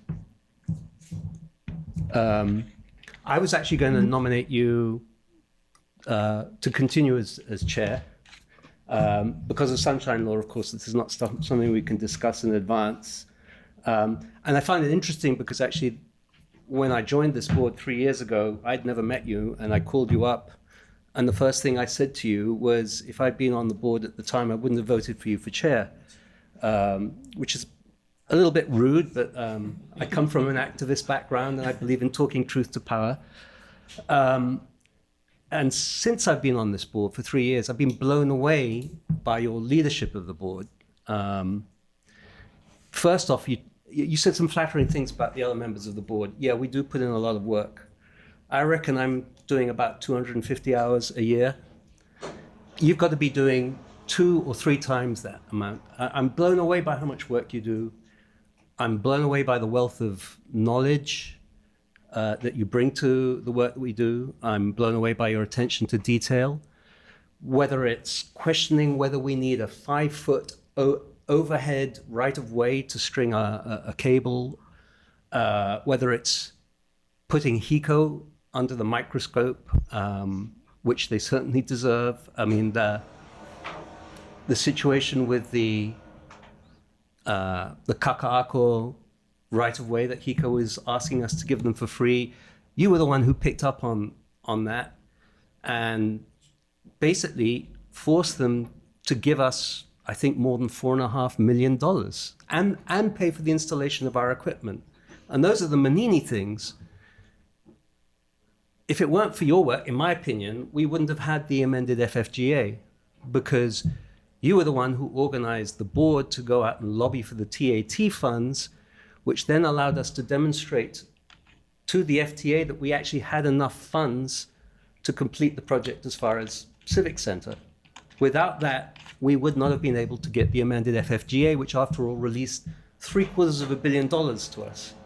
So my opinion of you has changed. I know that this work can sometimes be tough on the administration. I know that Laurie, I could see her sighing today when we started to go into a conversation about the damn colors of the stuff in the report. But we are the custodians of the taxpayers. We have a duty. And in my opinion, previous boards have failed. In part, at least until 2016, because the charter kind of cut us off at the knees, made it difficult for the board to do its job. But having been on this board now for 3 years and seen how you marshal us and get us to do all of this work, I would be very disappointed if you didn't continue as chair. I understand the impulse to say, but because of this issue with Laurie, you want to step aside. My question to you would be, can you not continue as chair and simply step aside when we have discussion of that item, whenever it comes back from the city? You're asking me? I guess there is nothing. Dan, do you wanna, there's no legal basis for, I believe, for what Anthony is saying, that, I can step aside, I can always recuse myself. There's no legal basis that says that I can't do that. It's up to me. Matter of fact, even under a conflict situation, I could declare a conflict and just step aside. The only thing interesting about all of us is none of us, unless you're working for someone, none of us have any monetary gains from being on the Heart Board. But yes, there isn't a reason to direct answer to your question. It's just, as Natalie has pointed out, it's the public perception, and it's the public perception of the board. And I don't want the board to be in any way tainted by that. It's the board that for me, it's the protection of not only the project is the most important thing, but it's also this board. And Anthony, 2016, I did the charter amendment. I was chair at that time. And I really believe that the board, as Dan Grabowskis told me, you got to look at it like there's a window, and he and all the staff is inside, and you board members can only stay on the outside and look in. That was his, and I said, where's our oversight responsibility? He goes, you don't have any. And that's why the charter changed in 2016. And I lobbied for the changes to make this board an oversight committee, and it's effective as it is.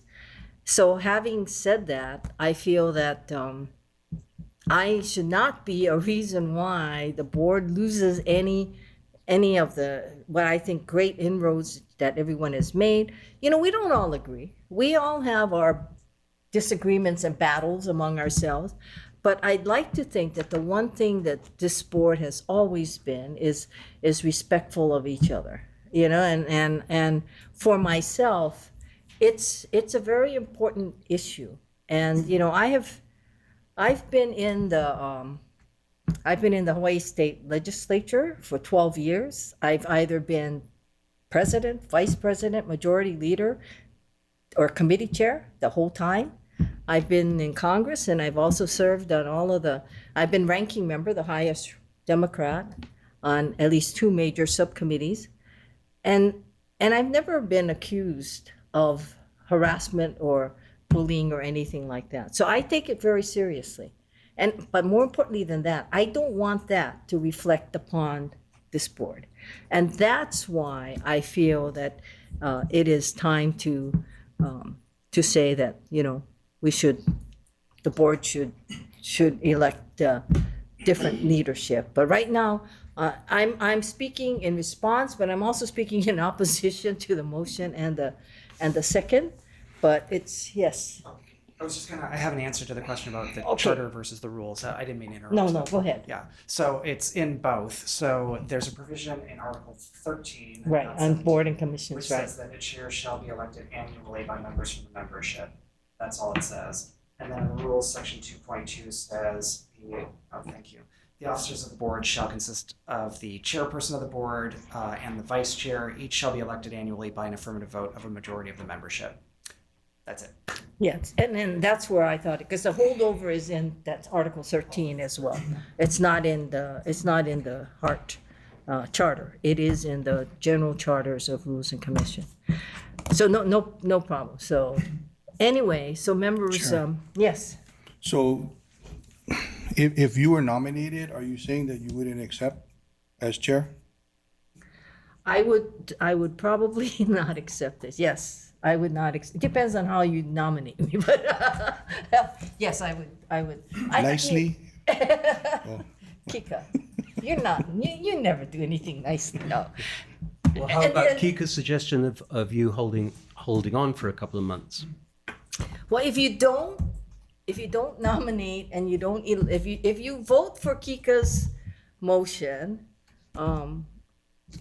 then we don't hold any election. I mean, we're just gonna all vote over. So let me clarify my motion. My motion is to defer until we have a full membership, until the 2 positions that are going to be in flux in 2 days are resolved, and until we have our 9th member. I'm just asking for a deferral of this item until that time where we have a full voting membership, and the full voting membership moving forward can elect its leadership from amongst its members. That's what I'm asking. It's not to defer into an undisclosed point of time. It's to defer until these 2 positions are resolved that are scheduled to terminate in 2 days, and we have our 9th voting member that is in place, and we can move forward as a full voting board to determine its leadership. Ed, Comment. Just, I'm going to agree with both Kika and Anthony. you don't agree or you agree? I'm agreeing with both of them. Oh, you agree with right both? now. Saying that I agree that we should defer. And I agree with Anthony on your leadership. Agree or disagree, you're a great leader for this board. I think given the time that we have right now, or where we're at right now, a change in leadership would be difficult for many different reasons. So I think keeping the leadership in place until such time that we have a full board to vote takes care of both of those situations. I would like to say, just to make full disclosure, that if I continue, you know that I can put this on the agenda at any time, and I can also ask for to amend. I mean, to basically go against his motion, and so just so that we understand, I would. So, Chair, normally not do that, but. Understand the caveat, yeah, Chair. yeah. sorry, discussion, Chair. Yes, yes. I just want to clarify my motion that would be a board action that we defer until such time that these two positions are resolved and our ninth member is in place, so we have a full voting board to make a decision on its leadership. And that would be what we will eventually vote on here. All I'm saying in making full disclosure, that motions are subject to another motion, just so that we're all clear. There's also the issue that there does have to be an election At some annually. point, right. So you can't defer indefinitely. Right. No, I'm no, I not really asking can't, to yeah. defer indefinitely. He's deferring to a I'm time asking to specific. defer for a specific reason that I feel is responsible as a board.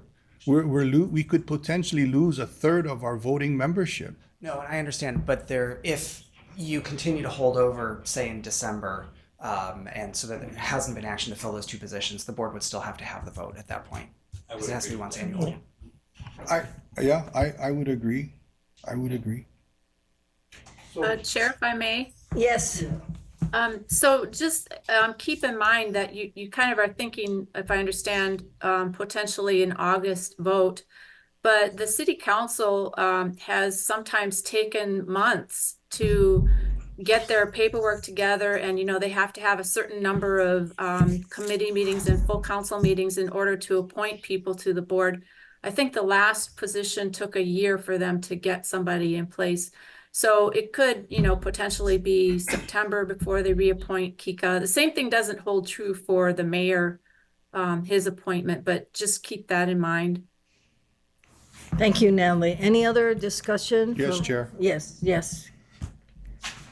I have a friendly amendment that we hold elections not later than December so that we meet I amend my motion to include no later than December 31st, 2024.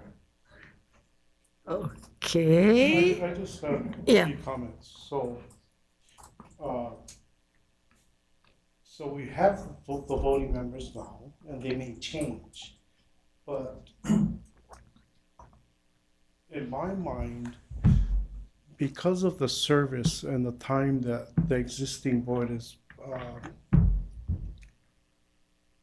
participating, this board would probably have a better understanding on who they'd be voting for, and not a new member. I sit on a lot of boards, and new members come in, and it takes a while before the new members, get a hold of the situation and the process, and just knowing the other members and their roles on the board. I understand that we may lose a few that might not get appointed. And for the same, if you take a position and you don't get reappointed, that position goes away. Or you take a position and you say, until the new guys come, I'll do it for the interim. That's still temporary, right?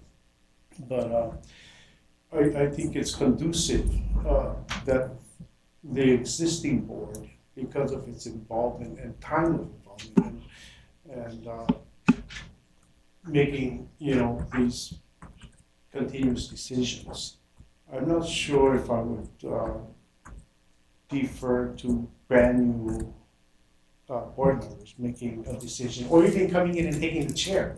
That could happen, where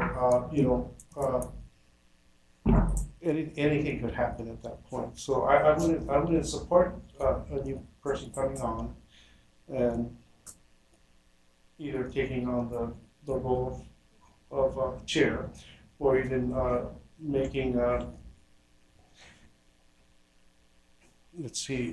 not educated, but a vote based on their involvement, because that would be very green right? So I would really respect the vote of the existing members right now because of the time on the board. That's just my opinion, and not waiting for somebody that gets newly appointed and all of a sudden put them in a position to vote for position. Any other comments? Any? Nellie, Joe? No? Anyone else? Yes, Roger. I support Michelle's friendly amendment. Okay. All right. Okay. Now, if I remember this, so we are gonna, it's no other debate, members, and we're gonna vote. The vote is on the deferral of this matter until we have, so I guess it's the earlier of, until we have a full contingent. In other words, the mayor's appointment and the city council's appointment is determined and the 9th member is determined, and or no later than December 31st, 2024. Do I have that correctly? Yes. You have that? The earlier of. The earlier of, yes, that's what I said, the earlier of. Okay, members, I'm not gonna ask for unanimous consent because I'm a no. So we will have to call for a vote of the members on this specific issue. So, Kika, Aye. Anthony Alto, Aye. Don Apuna is excused. Michelle John Boongrabber, Aye. Roger Morton, Aye. Ed Sniffen, Aye. Art Tolentino, I guess I'll go with my sharing of my piece, but nay. Robert Yu. Aye. Chair is nay. Unfortunately, 1, 2, 3, 4, 5. 1, 6, Chair. 6, 6 to 2. Well, Thank you, Chair. no reconsideration? No, take it as I- confidence in your. I think the reasoning is, thank you, Chair. I appreciate it. Thank you for the I voted discussion. against your Thank you for the motion. discussion, Chair. You're very welcome, and I would still vote against your your Thank you, motion. Chair. I'm sorry. Members, I guess we go according to Kika's motion. But I just want to say that it really is, in my opinion, the best interest of the board. So we can always bring it up again if anybody is so inclined, which I may be, because it's just for the integrity of this board, but more importantly, the integrity of this project.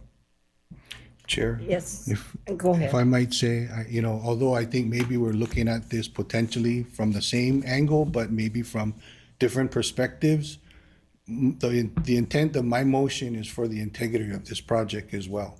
I just want to make that clear. So I appreciate your input and your wisdom, but, I just want to make it clear that the intent of my motion is for the integrity and the success of this project as well. Kika, I never meant Yes. to imply otherwise. Thank you. Did you want to say something? Yes, I did, because obviously we know that the media are watching us. We've got TV cameras here. And there may be an impulse in the media to see this as part of the ongoing conversation about the situation between you and Laurie. That's not how I approach this. On the contrary, it's been a privilege to work with two extremely competent, powerful public officials such as you and Laurie. Laurie has brought passion and dedication and discipline and professionalism and what have you to this project. I personally believe if we'd appointed Laurie instead of the guy from Boston that we brought in 12 years ago, we would be a lot further along by now. This has nothing to do with Laurie. It's got everything to do with your leadership of this board. And yes, it can be tough, and yes, it can be difficult, but we're doing it on behalf of the taxpayers. And I personally cannot think of a better leader of this board. And so it's got nothing to do with you, Laurie. I think you're fabulous. I'd want to sit down with you and talk about terms and conditions for your next contract. It's got nothing to do with that. It's got everything to do with how this board works.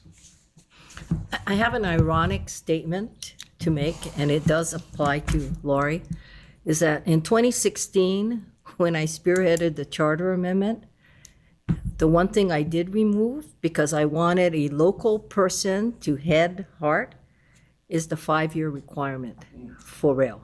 People may have forgotten, there was a 5-year requirement that you have to have before you could be the executive director of HART. It was my lobbying for the charter amendment that did away with that, because I felt it was unfair to those who were our local talent that we could not then go to them, because nobody had 5 years of experience unless they came back from wherever. We had nobody with 5 years of experience. So ironic as it may be, no matter what people may think, Laurie sits here because of that charter amendment. She would not be qualified otherwise, just because of the way the people of the city and county of Honolulu felt. So that is something that I think that, that's what makes, like I said, a board situation very special, is because of the fact that it is consensus. It is very different from being the chief executive officer or the mayor or whoever else, and you just can speak for yourself.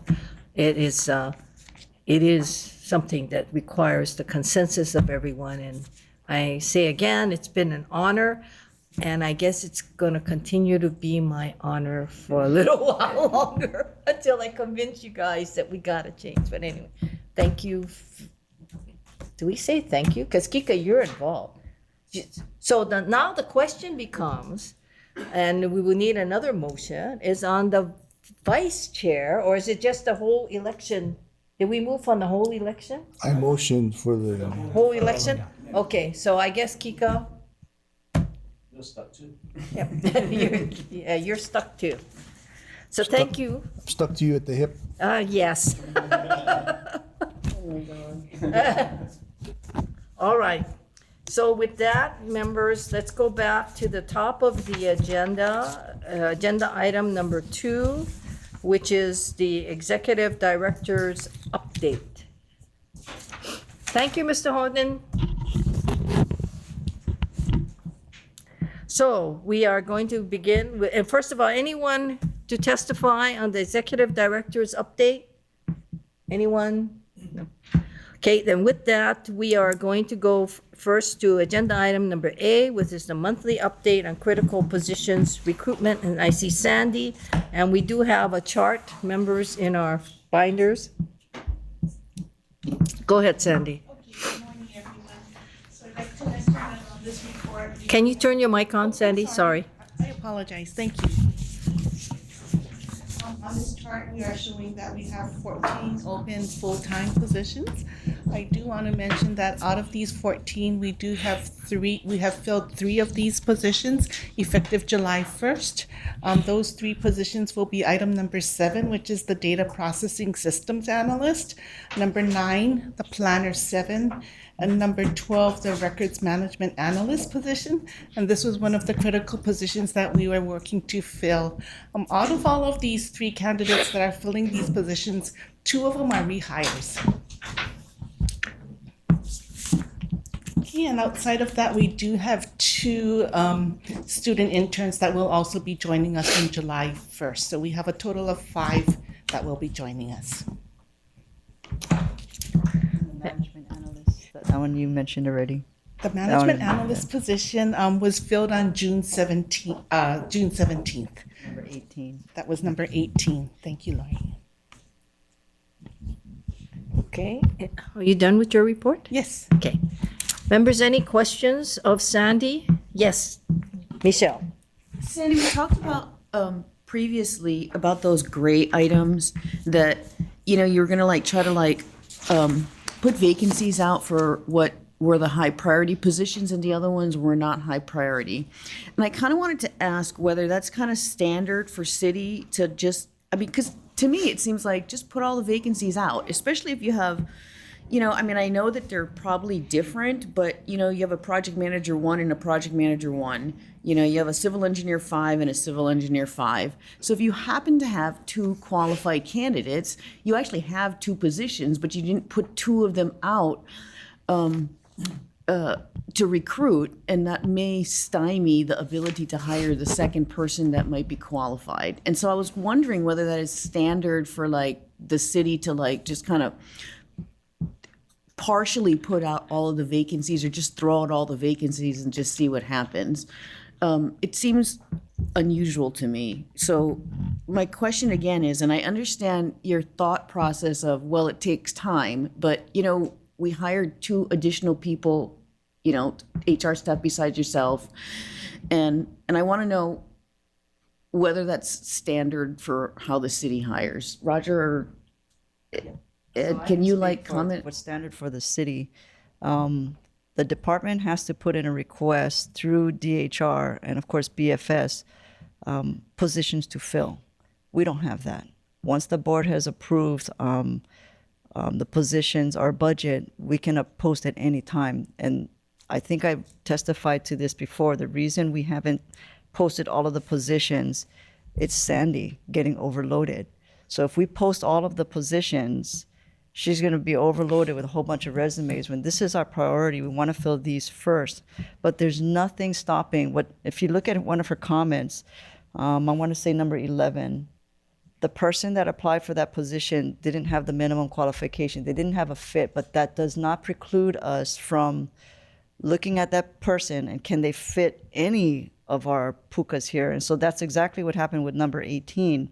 The person applied for a different position and we thought it was a fit for there, and that person started on June 17th. So it's more of a workload issue that we didn't want to overload Sandy, trying to have to review all the resumes. So we did have a HR meeting yesterday with all of the managers of Hart, and they are now willing to help, you know, screen some of the resumes coming in. So it's not all on her shoulders. So she still has to screen it and bring it down to maybe the top 3, and then it'll go to the managers, the correct managers. And hopefully that manager that's looking at it, okay, I'm looking from a project controls perspective, this person doesn't quite fit, but it might fit for finance.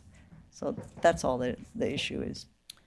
Okay, the other comment I wanted to make is I recently spoke to Mayor Belangiardi and Managing Director Formby, and I mentioned to them that, you know, it's still on my to-do list, regardless of all of the other drama that's going on, to advocate converting the PSC positions to civil service. And they were fully supportive of me bringing something. So I want to like put it on your plate and let the employees know that I think that this is something that is important, that helps with retention and recruiting, and that, you know, if we can create a package for approval or working with DHR, that I think that we would have support. So I wanted to say that publicly and let everybody know that I've done research and I can't find anything that forces us to hire them that way. So we can do some more research and figure out what we're going to do. But I think it's worth putting the time in. And I recognize that time, you know, there's challenges with that, but I think this is one thing that it's worth putting the time in for. So, thanks. Any other comments, questions? No? I have a general question. Yes. Kika. Just throwing it out there, Lori. With the exception of, you know, the critical key positions, CFO, quality engineer, or whatever key positions are vacant at the moment, have you ever given thought, or is there any potential positions that you could consider deleting? And how would that impact, if it would impact? Are there any positions you would consider deleting so that it wouldn't appear as that we have all these vacant positions if we really don't need them? We could. We did that. You folks actually approved quite a bit that we did delete. Some went to DTS. Some we just will never fill. So we can do another round of looking at it, yes. Because the nice thing about being semi-autonomous and being governed by a board, to eliminate and put back positions is much easier than on the civil service side. So yes, we could do that. So, I mean, we're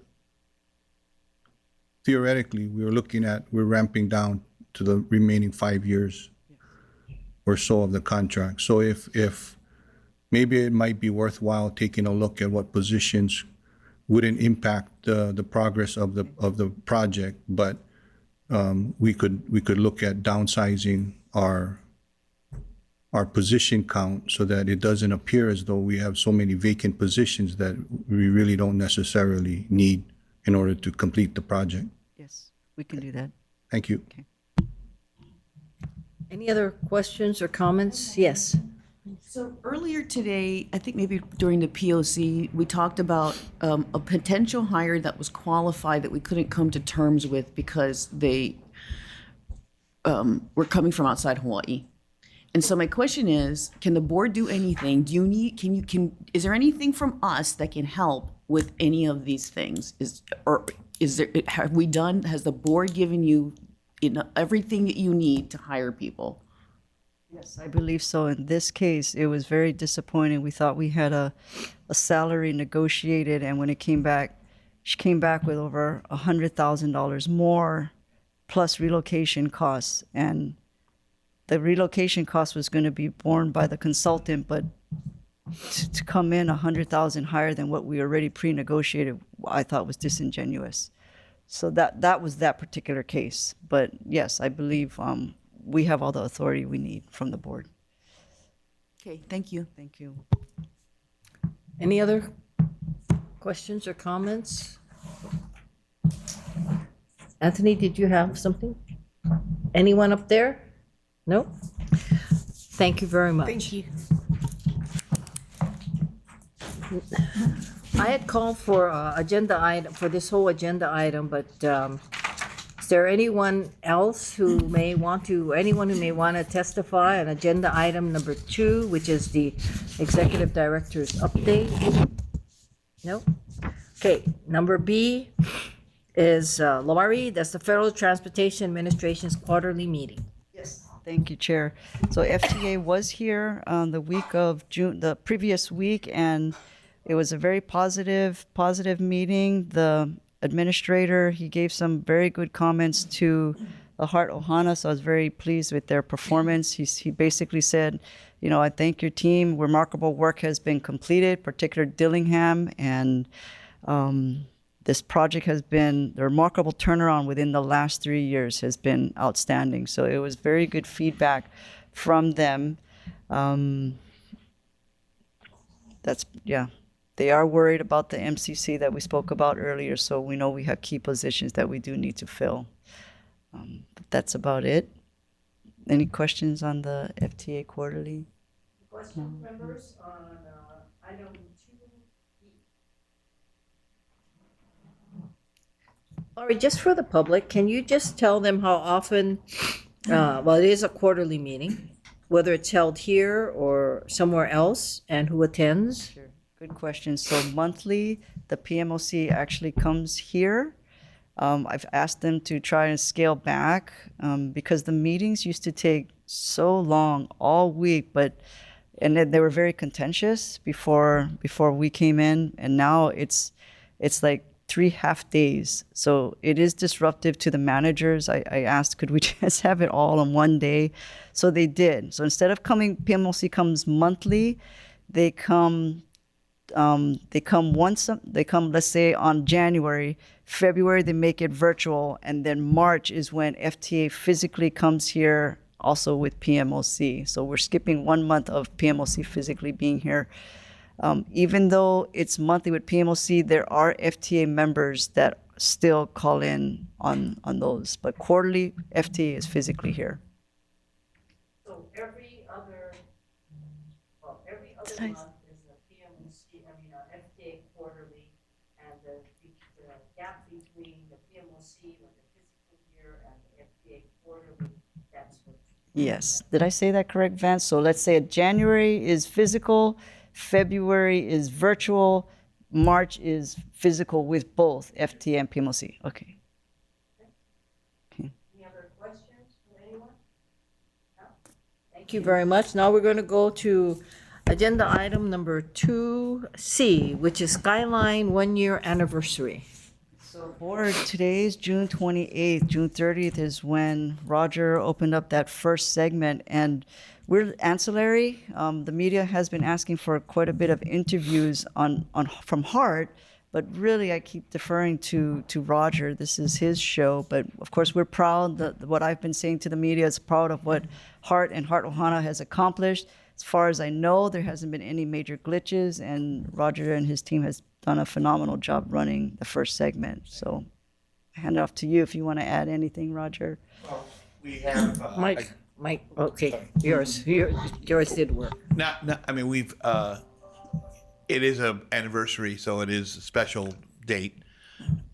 We have made ourselves available to the news media. We're going to be out there at Force and 5 in the morning on Monday.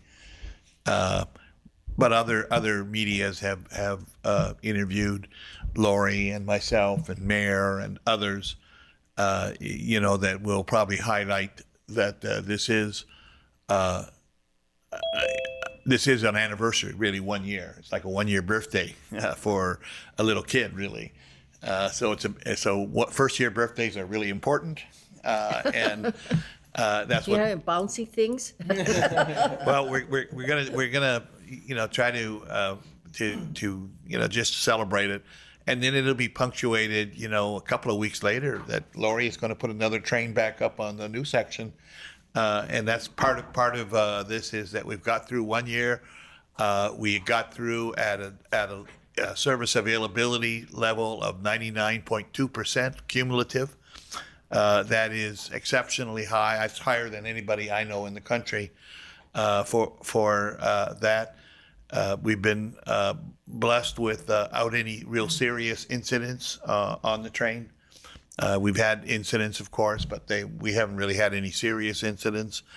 We're going to try to we're going to try to highlight some of our very, very loyal riders that just so that we can have testimonials for others.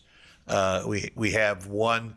As you recall, we made a little news about a month ago where we determined that since we started revenue service, and that means started charging fares, we determined when our millionth rider would be on the system. And so we attended the Halava station and waited for the appropriate time. And we selected a person that just turned out to be just phenomenal, a female that works at Pearl Harbor, works in a blue collar shop, and just represented you know the Skyline Riders in a way that we just couldn't believe. Very effervescent, happy to be on video, all of those things. And so we're gonna spotlight her and a few other things in a commemorative video that my team is making that we will share with everybody. Any other? Yes, Michelle. Yeah, I want to thank you guys for your leadership, but you know what astounded me was as I was riding the train for the first time, the Hart Ohana that had worked at Hart, but you know maybe wasn't working at Hart then, were all going on the train too, and I thanked every single person that I could for like all their hard work. So it is really a giant team effort from a huge number of people. Civilians, contractors, consultants that in every department, in a lot of departments that have really like pulled together to get this done. And you know, you can kind of go, well, it took so long or whatever it is, but it's working now and it's started and we're moving along. But there were a lot of people that contributed to this over many, many, many years, and we need to be thankful for all the hard work that went into it. So, thanks. Any other comments? Yes, Anthony. Yeah, I just wanted to say that I understand where the impulse comes from in the media to judge Skyline by the number of passengers it has. That's not an appropriate thing to do. This is a sort of a soft opening. You can't judge it because it's, in essence, except for a very small bunch of people, it goes from nowhere to nowhere at the moment. Eventually, when it gets to where it's supposed to get to, this is going to be seen as a really valuable investment for this community, and it's going to benefit this community for more than 100 years. It's going to be a powerful poverty-fighting tool.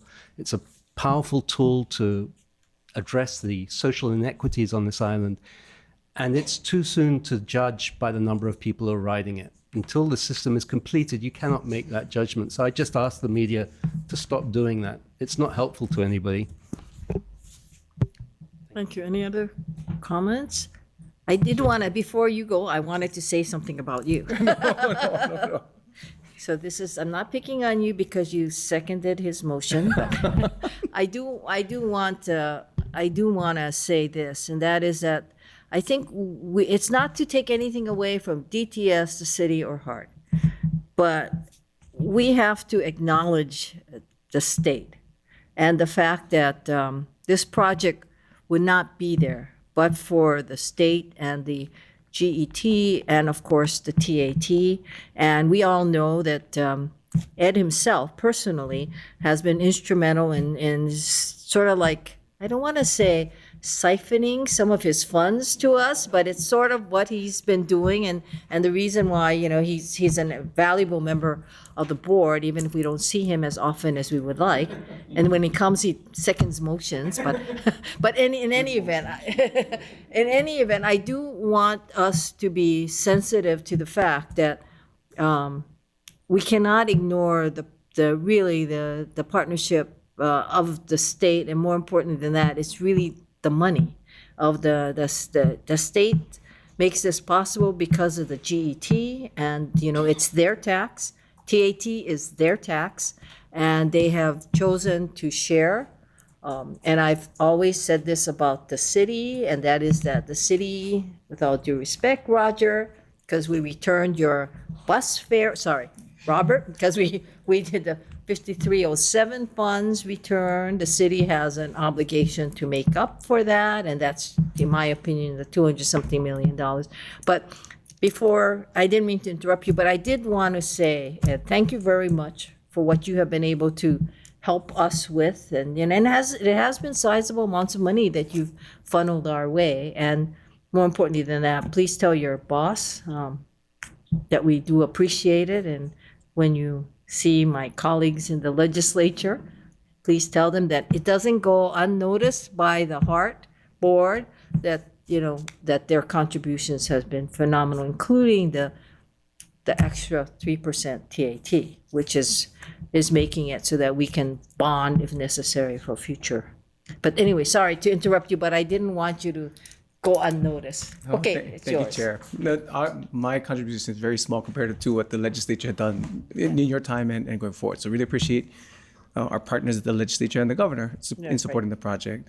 To kind of tack on to Anthony's comments, right now the opening of the system goes to nowhere, only because the stadium is not being used.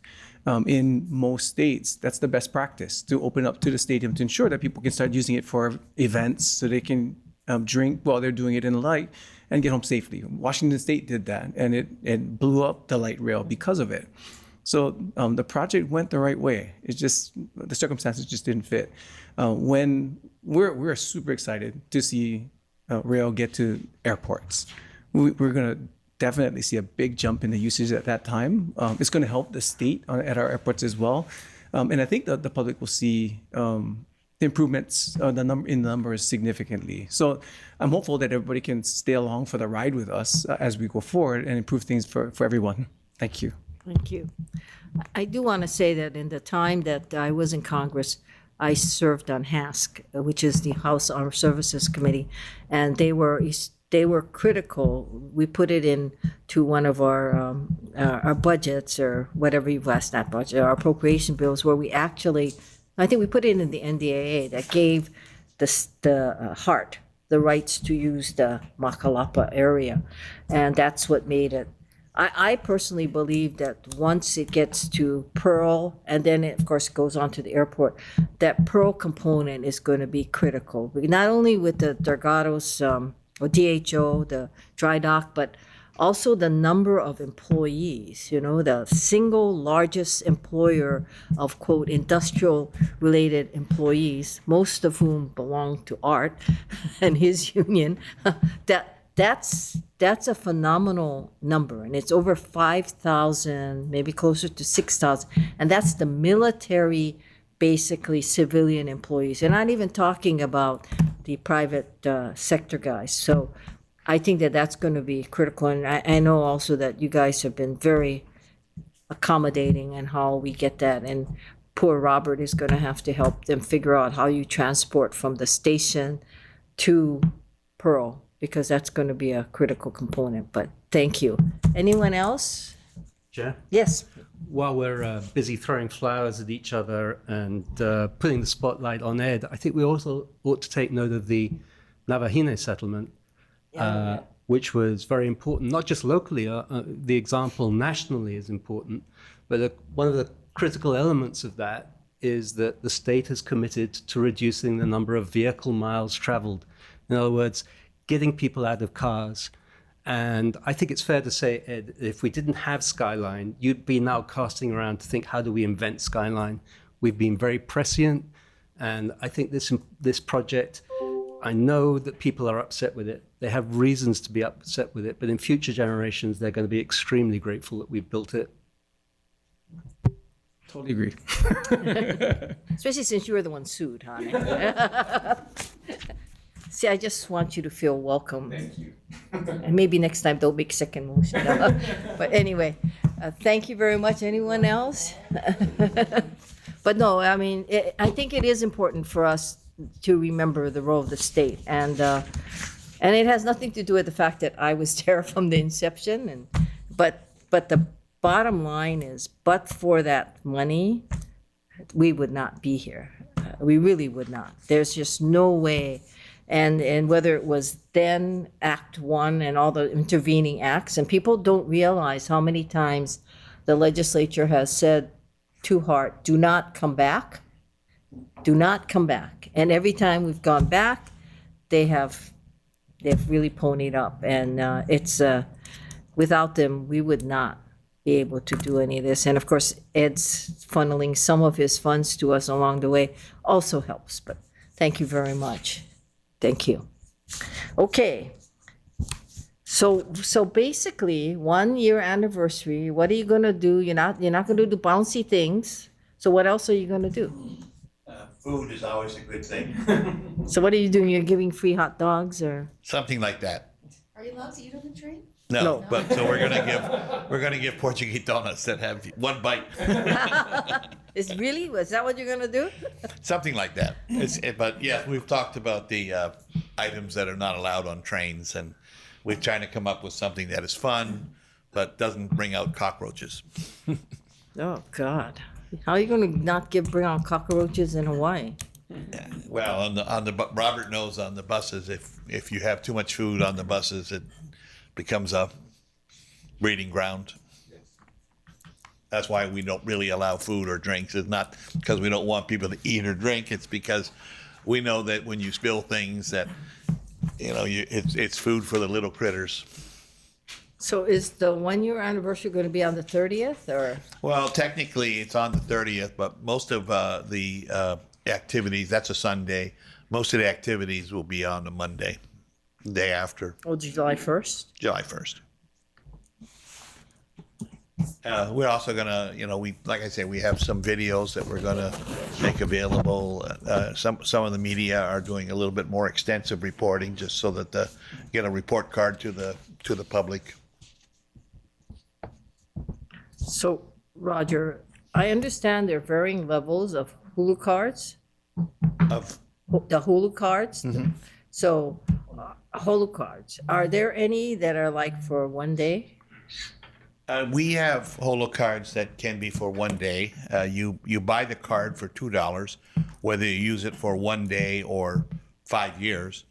And so it's like the mainland. It's like the DC. We just keep recharging. Recharging. Okay. So we would like everybody in Hawaii to have a Holo card, and we've given out, 300,000 or so. So we've given You've a lot. given them free?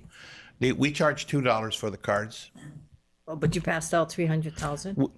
I just want everybody to know, our board members didn't get anything free.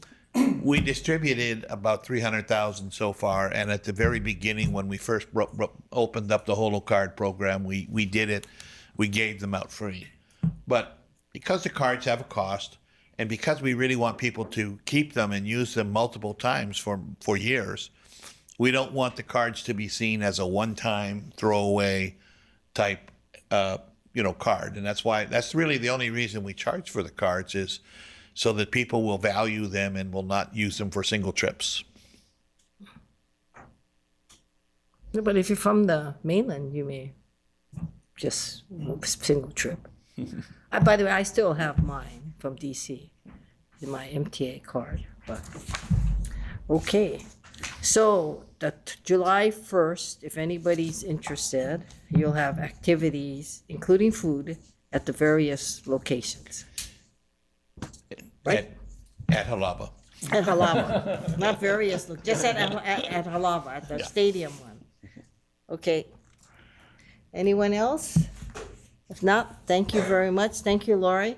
Now we're going to agenda item number 3, which is our committee reports. Anyone here to testify on any of the committee reports, including Finance, Human Resources, Project Oversight Committee? Anyone? We don't have anyone online. Okay, with that, let's begin with Finance. Robert Yu. Thank you, Chair. On June 7th, we went over the May and year-to-date monthly financial statements, and we also took a look at the projected GET and TAT revenue and compare that to the actual. Going backwards and also going forward. And there were no action items, Chair. And that's it. Okay. Any questions for Robert on the finance report? Not for Robert, but Chair, I have a hard stop. Oh, what time? Noon. Oh, noon. Thank you. Thank you. I gotta hit the road. Okay. Take care. Thank you.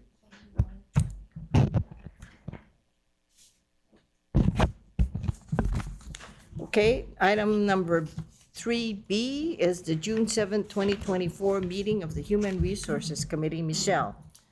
Chair, your Human Resources Committee met on Friday, June 7th. We didn't diverge from anything on the agenda. I guess the statement that I would like to make is that, many people,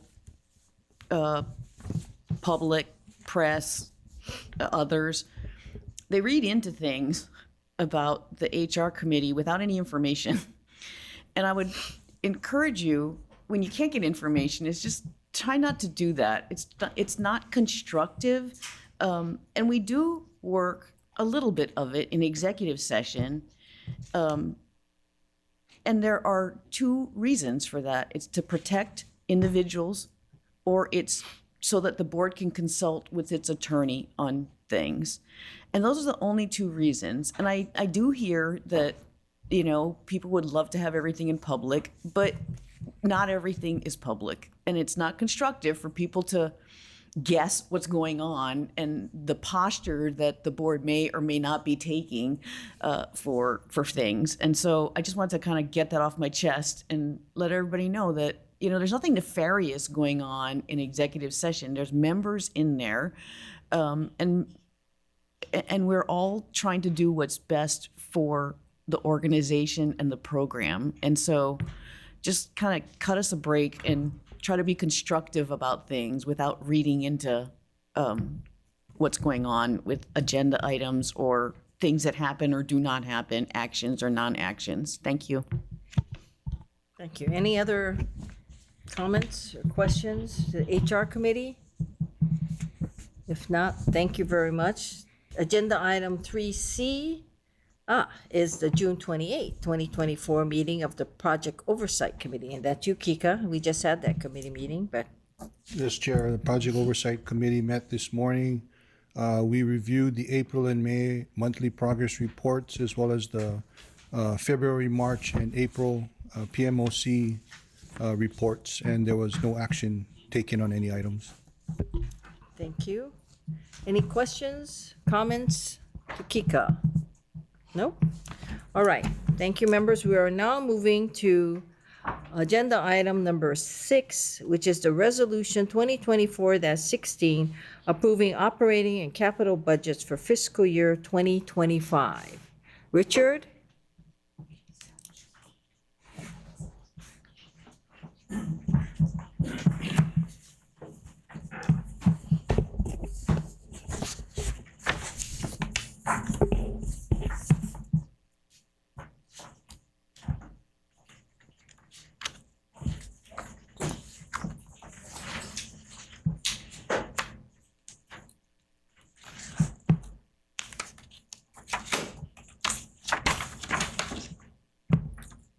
Hello, everyone. Shiro, Deputy Director of Budget and Finance. Hopefully, this will be a very short conversation. I'll just give you a quick overview of what should be included in your packet.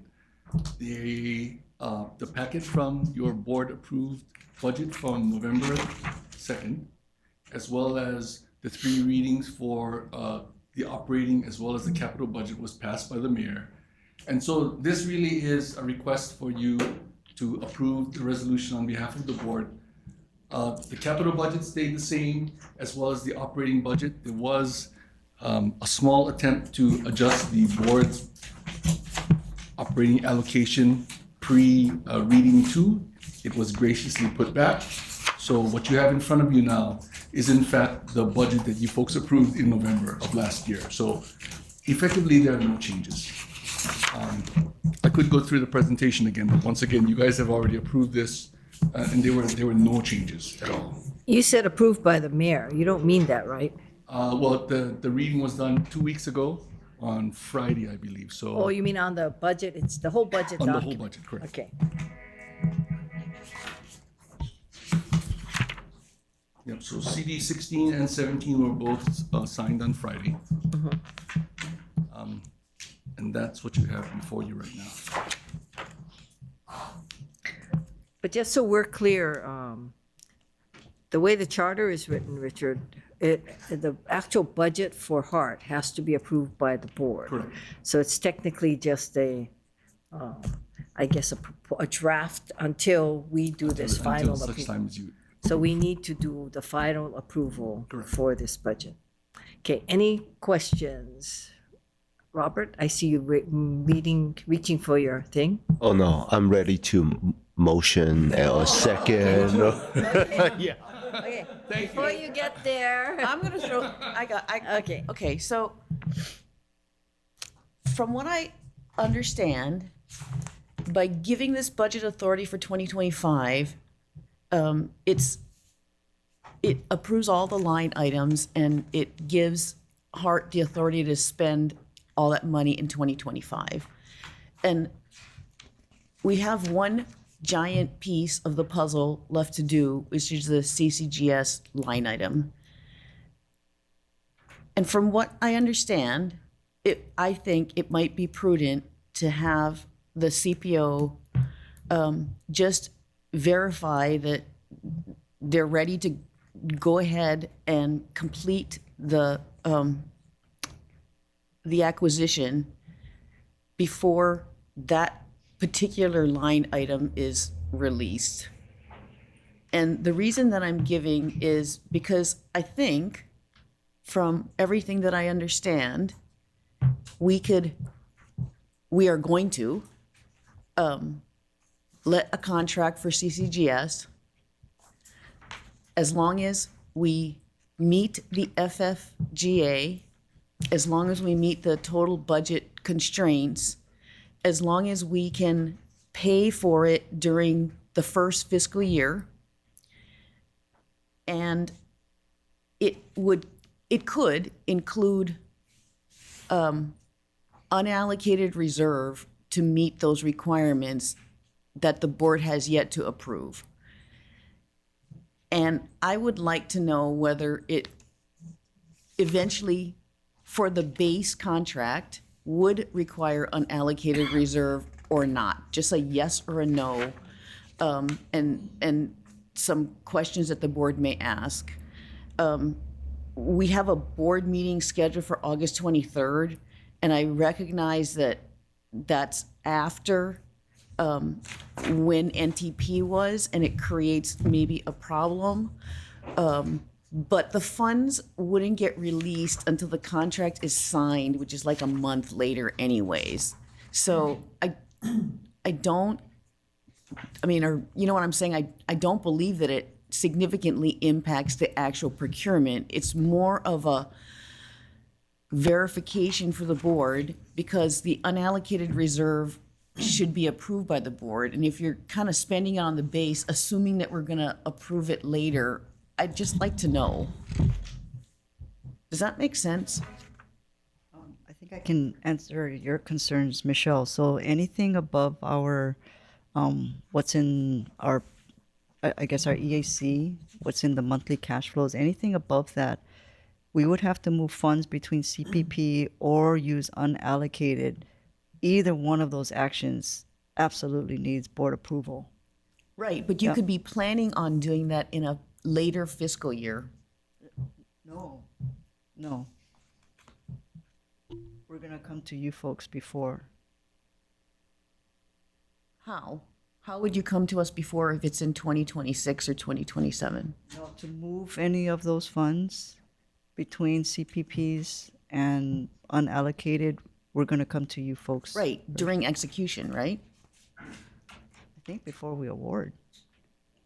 Is that But correct? you, From a budget standpoint. From an EAC standpoint, we would come to the board for permission to move money from unallocated contingency into. from unallocated contingency in the 6-year plan, not 2025 in the 6-year plan, you're saying?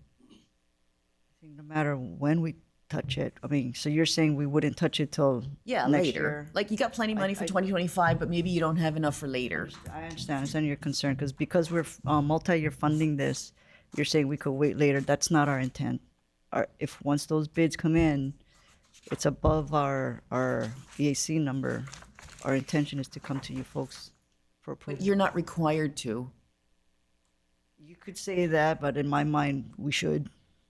Oh, go ahead. Would you agree that you would come to us if you need to do that? Yeah. It's so big. Go ahead. Question, Okay, go ahead. Chair. It's actually kind of dovetailing off of Michelle's, when Michelle's Paul. Okay. So Michelle, are you? So if I'm understanding your question correctly, and Robert, correct me if I'm wrong, I mean, I think in the long-term financial plan, if there's adjustments to the CPPs, you would have to come to us to amend the long-term financial plan.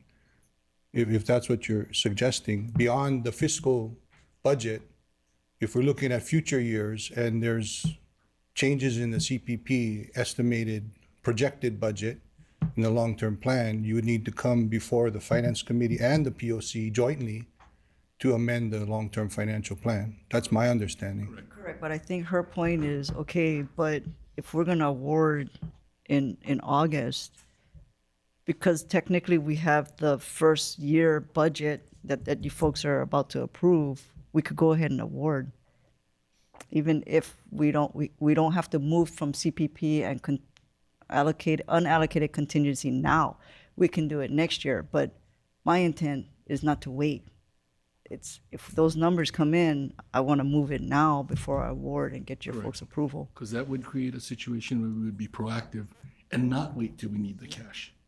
Right, I'm just saying it's not required, and so I wanted to have the discussion, right? I want to have the discussion so it's clear what the plan is, because if that's actually the plan and we can commit to it, then, I kind of would withdraw my, concern. But my concern is that based on procurement code, you're not required to do that because the board and the whole unallocated reserve is unique to Hart, okay? And it's not something that the other departments even deal with. So I just want to make sure that there is that feedback mechanism in place because it's not required that you come back. You're probably right, it's not required, but my intention is to come to the board because it's such a large amount of Okay. funds. Yeah. Are we talking specifically about unallocated Yes. contingencies? I believe it's in the rules that Hart would have to come to the Her board. point is because this is a multi-year funded project, I technically can wait till next year to come to you folks to move from unallocated to allocated when the cash flow requires it, but it's not my intent. My intent is to come to you folks before we even award, if we see that we're gonna need to do this. Okay. Anyone else? Chair? Yes. I just want to express my support, but note the mayor's messages 99 and 100 and the comments that were reflected in those two messages from the mayor's office regarding the budget bills. Oh. Okay.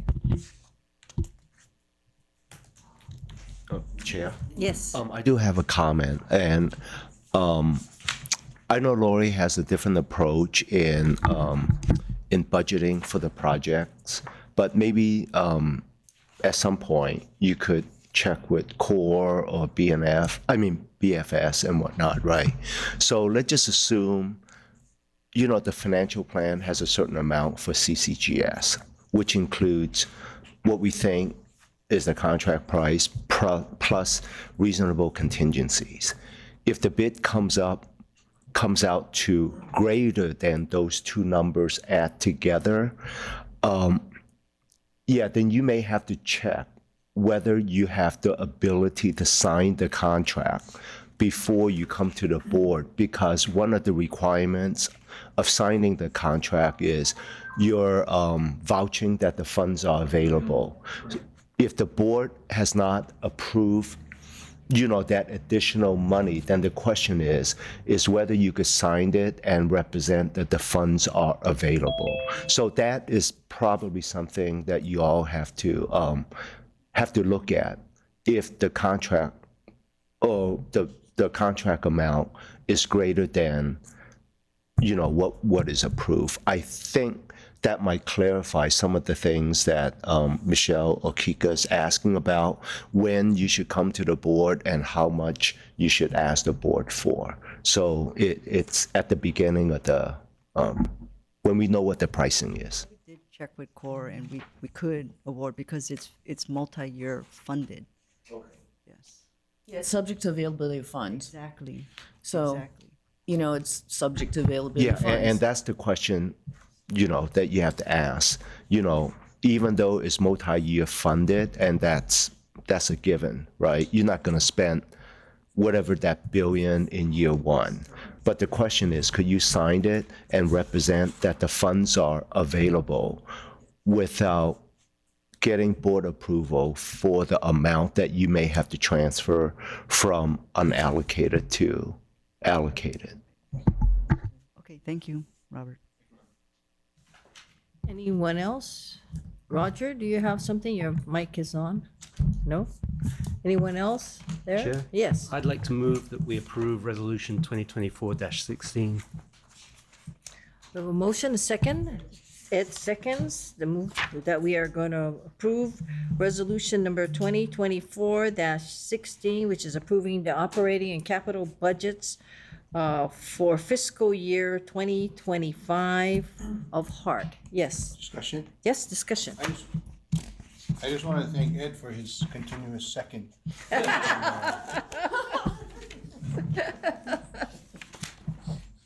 And no one can say you didn't come and speak up, Ed. Any other discussion? Not, do we have unanimous consent on the approval of resolution number 2024-16? Yes, we do. We do have the public hearing expressly mentioned here. I don't know if there's anything else that you wanted to do. Oh, okay. Okay, anyone else, anyone here to testify on resolution 2024-16, approving operating and capital budgets for fiscal year 2025? Nope, hearing none. Thank you. Okay, I guess following that resolution, we have a discussion regarding the recruitment of the Board of Directors Public Relations position. As you know, as part of the, yes. Did you take the vote? Yeah, unanimous consent. Okay, thank you. Thanks, Richard. Thank you. Thank you very much. So the motion was made by Anthony and seconded by Ed. Yes. We should keep track of when Ed doesn't second. Okay, so now, members, as part of the operating budget, we do have in the board's budget, which we also approved, a position for, or funding for a public relations position for the board of directors. And we can do that either by way of a consultant or by an appointment. I think Robert, you put that into the operating budget, did you not? Yeah, I put okay. it in under what we call current expenses, yes. Current expenses. Yes. And how much is it, I don't see it. It should, Oh, yeah, so it's $110,000. yes, right? correct. So is there any thoughts about that position, $110,000? Probably, we didn't specify whether a person would be hired for Hart or whether the person would be by way of a consultant. What was your understanding? Yeah, when we put the amount in current expenses, with the intention of we could move the money between current expenses and salaries. The board could do that by resolution until, and we could do that when we figure out whether it's more advantageous to just have a retainer contract or actually have a person on board. And that's something that the board has to decide on first. So members, the first discussion that we're going to have is whether the board believes that it should have its own public relations position. And I can tell you that this was one of the items which probably was subject to being cut by the city council, if I recall correctly. Robert and I went, you came later, Roger, to show us support as we were defending our budget. And they were under Adrian Tupola, or Andrea Tupola, I think, specifically were asking these questions. And she was under the impression that Pang Communication worked for the board. And of course, they don't work for the board. So the first decision that the board needs to make is whether we are gonna, and we actually did it when I guess we put it in the budget, is that how are we going to fill this public relations position, whether we want to do it by a hire or we want to do it by procurement, which is to hire an entity. In either situation, we will need Laurie's cooperation because she is the procurement officer. But is there any discussion? I think we had the discussion as to why we believe that we should have our own public relations position. Any further discussion as to whether you believe it should be by way of a direct hire or by a consultancy, or whether you want to refer it to HR committee? Any discussion, or finance? I probably would defer. I would recommend deferring it to the HR committee, just for the fact that first we need to find out whether it's an organization or a person, exactly what the job is. And I'm sure the scope will be very general, but we need to establish that first. And then after that, we could take a look at whether it would be more advantageous to have an organization doing this work, or whether, we could hire someone at a salary that we could afford to do the work. Yes, Roger. I assume the position organizationally would report to the board administrative Yes. officer? Or would it report directly to the board? That's something that HR committee would determine, but I think what was clear was that this is reporting to the board eventually. It is a board-funded position. Anyway, I think that was the intent. And I'm looking at you two guys because I always thought of it as something that both Anthony and you were proposing. Oh, go ahead, Anthony. I don't know when this discussion happened. I didn't participate, and I'm actually very curious because I think it's something we obviously have to be careful about, because taxpayers could reasonably say, why are you using our tax dollars to try and tell us why we should love you when we hate you, for example. And it's an appropriate question to ask. We're not supposed to be spending money to make ourselves look better. So I wasn't, maybe I was traveling at the time, but I didn't participate in that conversation about the need for somebody to handle public relations. I do believe that as a project, we could do better on public relations. Things are getting better. Now that the train is running, the project seems to be back on track. Laurie's very articulate in front of the media. So I'm actually interested to know what the rationale is, why we think that the board specifically needs public relations help. And this is my recollection as to why I was looking at you, is because I thought one of the discussions we were having was how do we phrase the concept of Ala Moana and beyond, which was your pig. So the idea, as I recall it, and this is why I was looking at the two of you, was that, okay, what we need in order to sell what the board may come up with in terms of what is the next phase, and even the FDA is talking about extensions, right? What do we do and how do we do it without stepping all over ourselves? And that is why I maybe wrongfully was looking at you, is because that was the context in which I understood it. That, okay, we have all of these issues now as to how do we move this forward, and that was, it's unlike HART administration, where we know from the organizational chart that PAN Communication is part of HDR. So they're funded through HDR. So they don't have any connection with us. And so then, and also, as you know, with a lot of the contracts, we saw this, was it in Stantec's, one of Stantec's, I could be wrong on this, one of Stantec's amended contract or change orders was because the general contractor wasn't doing, because part of their I guess what they're tasked to do with their quote unquote, the amounts that they receive, is to have like a public relations function.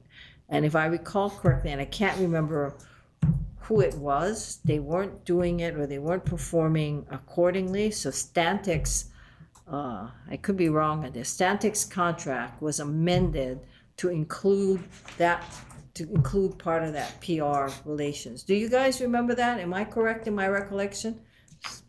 Not bad, huh? Thank you, Vance. But see, that's why I know that, so there was this thing about, okay, who then, if the board is trying to promote this Ala Moana and beyond, or whatever it is, how does the board take it out to the public? And yeah, we have you, Anthony, but we can't expect you to be whatever, or maybe they would come on and say, okay, we'll put Anthony's face out there as the face of HART. But that was the issue, was how do we get what the board is thinking of out there to the public? So that's why I was looking at you, sorry. That was my recollection. Thanks for that explanation, Chair. And I would support, because it is my experience, my direct experience from talking to a lot of people, that people have lost sight of the reasons why this project is so important. And it's understandable, because the project has been mired in problems and delays for so long that that's what the public is justifiably focusing on. But in doing so, they're losing sight of the tremendous benefits that this project. I mean, I listed some earlier. I mean, I didn't even complete the full list. The planning flexibility it gives now. The governor wants to build 20 to 30,000 housing units. If it wasn't for Skyline, where would they be going? When we first started talking about HART, nobody was thinking about how it would address the issues to do with resilience in the face of climate change. now we know that the skyline is going to have a tremendous impact in boosting our resilience. Again, the public by and large isn't aware of that because the conversation hasn't been happening and nobody's been out there to make the case. So if that's what you're talking about, then I'm supportive of it. Yes, I think we do need to go back to the public and explain to them, thank them for providing us for the funds, but also to explain to them why this project is so important. And though the issue of the TOD is sort of floating out there, nobody quite knows. The state, of course, Donovan, for example, has wanted to latch on to TOD because TOD is, in my opinion, the future of the project, and it's a lifestyle changer.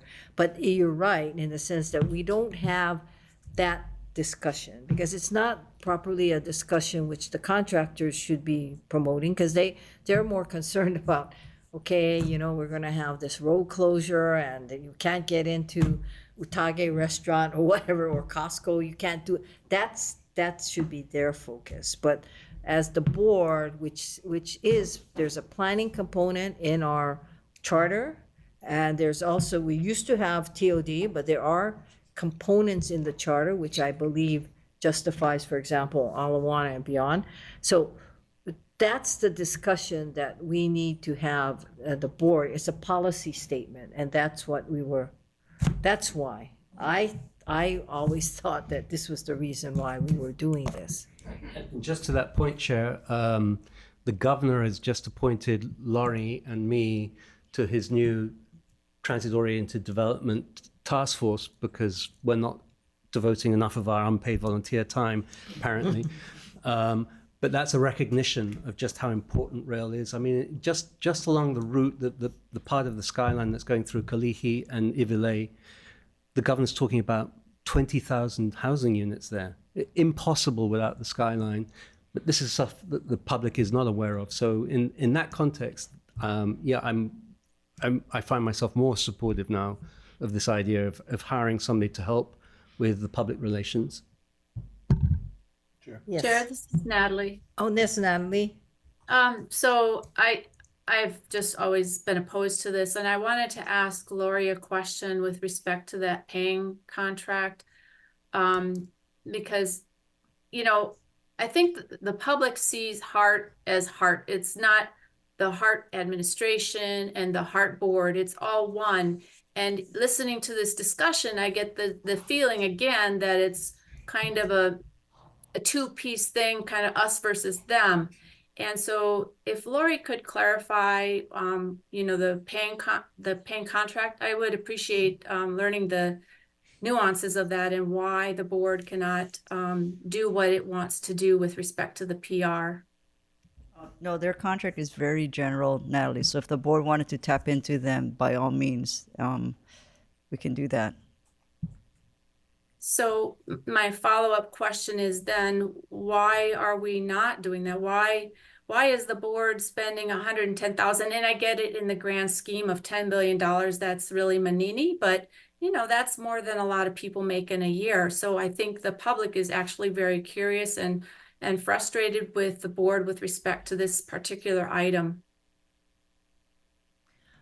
Natalie, my understanding of it, and I have not looked at, and maybe Laurie can give us a copy of the PAN Communication contract, and also the funding source of PAN Communication. I think that they're HDR, and if it's HDR, I believe that HDR is a capital improvement project source, whereas this is under the operational budget for the HART. And it's part of the HART Board's project or operational budget. And, if people have any concern about it, they can always, ask the board as to why we're going to do this. But, we will look at the HDR contract, but it's always been our understanding that HDR reports basically just to, I'm not sure, it's part of Joey's group, I think. But I'm not even sure if Joey does anything, and he's not here, so we can't ask him, but we can find out whether Joey's group actually does that and what kind of a relationship they have with Pan Communication. But this was, when you look at the organizational chart, Pan Communication falls under Joey, but more importantly, it is an HDR contractor.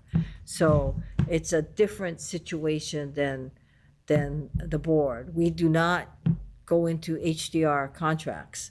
Matter of fact, HDR doesn't have as many as it used to, but my recollection is HDR for the longest time had all the engineers, like Sam Carnaggio and people like that were under HDR.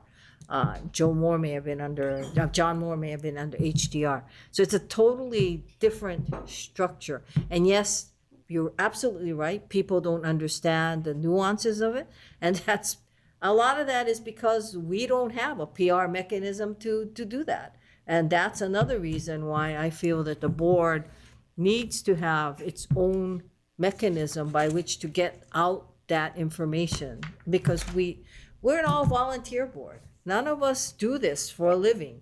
So we need to get that information out, especially when we're looking at the future of, if you're concerned about the future of rail and how it's going to go, which is my primary concern, is what are we going to do? What are we investing in into the future? And that's a lot of money, especially if there's any appetite for the fact that the project needs to continue Ala Moana and beyond, then you know what? You need somebody who can go to the legislature and do another Act One, for example. You need that. If you don't have that, you're not going to get anywhere. So a couple of things to Okay, answer. so I Wait a appreciate- minute, I'm sorry. Okay, you go first, then Laurie. Oh, you want to hear Laurie first? Yeah, Lori, go ahead. So to answer your question, Chair, yeah, Joey, Rick, and I, we do the direct interactions with Pan Communications. HDR is not involved at all. They are subcontract under them. I was not clear that that was the intent of what this was. If it's Ala Moana and beyond, I think we would, that conversation has to be had with FTA. Because like you mentioned earlier, they feel all of the funds is theirs up to Kaka'ako. But let's say they're fine with it. The reason it's being allocated as operating is because it was under the board's budget. That's right. But if the board wants to tap in directly to Pan Communication, in my mind, I think extensions does fall under capital. And so we can fund it, and you guys can have direct correlation with them, and then it's funded through maybe Hart's budget, not board's budget. Well, I think we have the board's budget now. It's in the board. And I think what we should do is we should ask for your cooperation in soliciting to see who it is. I mean, who's out there who'd be a different kind of skill set. We don't know. So we'll look at Pang's, we'll send it to HR committee. We'll look at Pang's, whatever they're being contracted for. We don't even know how much Pang gets paid. We're going to know. If people are concerned about transparency, you're going to know exactly how much the board's PR people are going to get paid. But I do believe that we need we need somebody who's going to be able to speak for the board, because this is a clearly something that we need to address. And I don't think we're going to have problems with the FDA, given the fact what you read earlier as to what they're talking about, the extensions as well as a second person. But did you have a comment? Yeah. I did, but I want to know if Natalie is done.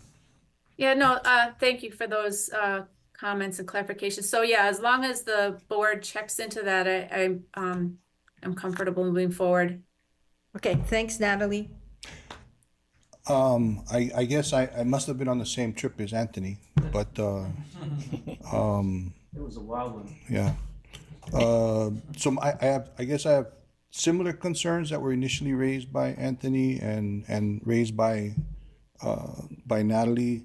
I have two questions. Do other similar semi-autonomous boards, i.e.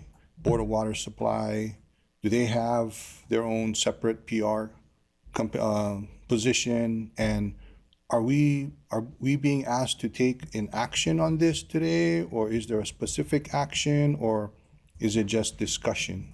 I don't know the answer to the other semi-autonomous entities. I do know that Ed Sniffen has his own PR people. Right? The state, every So do I. major department has and so do you, right? But they're under the executive branch. But that they actually have their own PR entities that make whatever. Right, but I Yeah. mean, I realize that, but I don't know if that's necessarily apples to apples, because I would categorize Ed's office as similar to Hart's administrative functions, and they have a PR position as well. I mean, I will tell you, what drove us crazy in the legislature was the fact that they all had PR people, and the governor has a whole battery of PR people, and then all of these departments had PR people who were there to explain, so Ed didn't have to go out and explain every pothole and everything like that, that they were people who were actually taking those questions. So I think that, and even Roger, you have your own person. Matter of fact, I used to call it the Full Employment Act for former newscasters. Because if you look at who's doing it, they're usually former newscasters who are doing it. so I guess, Chair, my comment is, if we could absorb this within existing resources, I would feel more comfortable doing that. I would, I guess, have, even though it's already budgeted and it's in our budget, it doesn't mean we have to fill the position. And I would have some concerns on actually filling the position, although it's already budgeted for the concerns that have been expressed originally by Anthony as well as by Natalie. Well, I think that's why my recommendation would be, we will put this in the HR committee and let the HR committee look at what will be the best scenario, and they can evaluate what Pan Communication is doing, what their contract is, and what the scope of their services is, and then, and as a result of that, we can then make I guess a decision. So I'm not saying we make a decision now on the hiring of a person or an entity. I'm saying that we refer it to the HR committee to do an investigation as to what we would then require, or what do we need.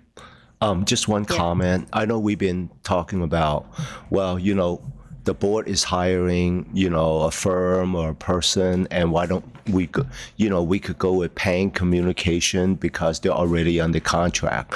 I just want to make it clear that if we do go with Pan Communication, if we ask Pan Communication to do anything, well, it's not going to be free. So either you're spending money using the capital budget money or the operating money. I think what the impression is, if we use Pan Communication because it's under HDR, you're not gonna see it on the line item. So we spend about $8,000 a month on Pang. Yeah, right. They spend about $8,000 a month. I don't know what that 8,000, I doubt it will double with what your needs are. I think it'll be No, I don't know what our needs are yet. And, when we were called before the city council, they asked the same question. And we said, we would like this money budgeted. We don't exactly have the scope of work yet, but that's something that we budgeted for so we could have the flexibility to do things, right? And just because it's in the budget, that doesn't mean that you have to spend it. Those are two different things, right?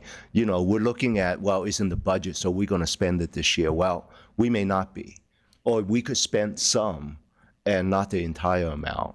So just to be clear, even with Pan Communication, you won't see it in the financial statement, but we will have to pay for it, period. So, Chair, just to clarify, when I mentioned trying to consider absorbing these functions in our existing resources, I don't necessarily mean Pan Communication specifically.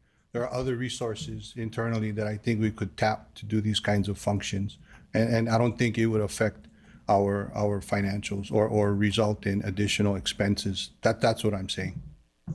Well, I think that if that's the case, then Yes. that's something that you should share with the HR committee, because what I would like to do is refer it to HR for complete investigation. Yes.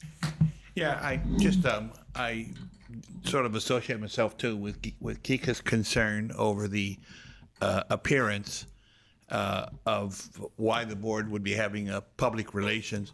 As I recall, in Act 1, the use of GET funds were specifically prohibited for public relation purposes.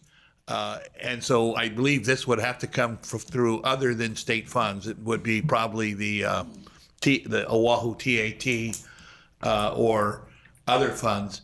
But given that the council had some concerns that were expressed, and given the furor that we've had in the past over too many PR people on the project, I just would counsel that we go very carefully in going forward.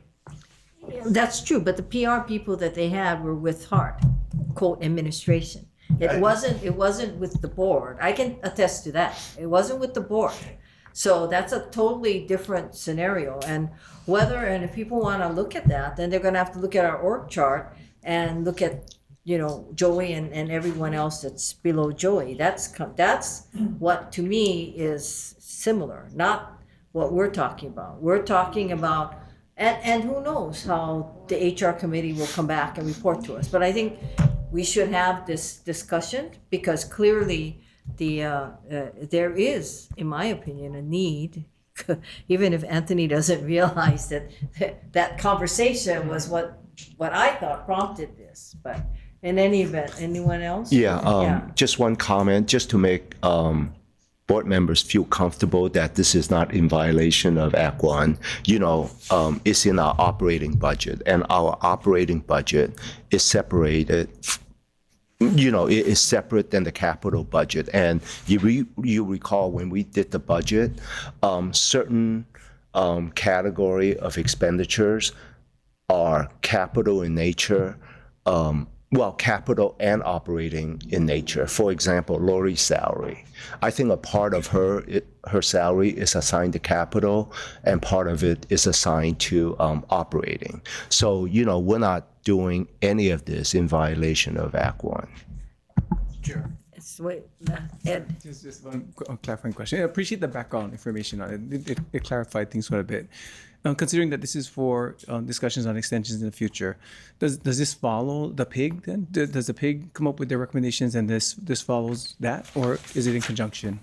Because it's now, I'm referring it to HR because HR is the one that can make the immediate the assessment. Because we're not voting on anything in particular. We're just voting.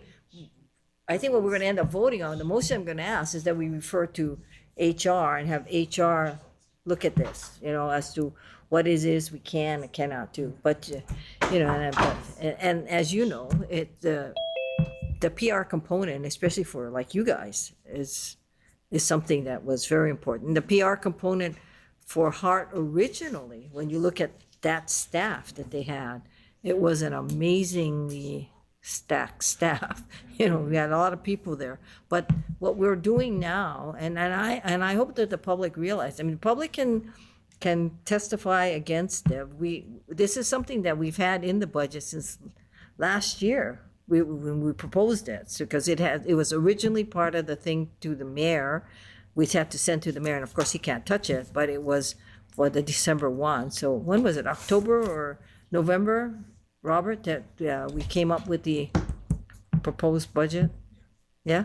And then from there, so that's why it is something, but we did have that discussion. But thank you, Ed, I do know. Yeah, go ahead. Chair, not that I want to cut off discussion, but actually proposing that we do cut off discussion and move this item to the HR committee, as you suggested. So that's I want to make that motion.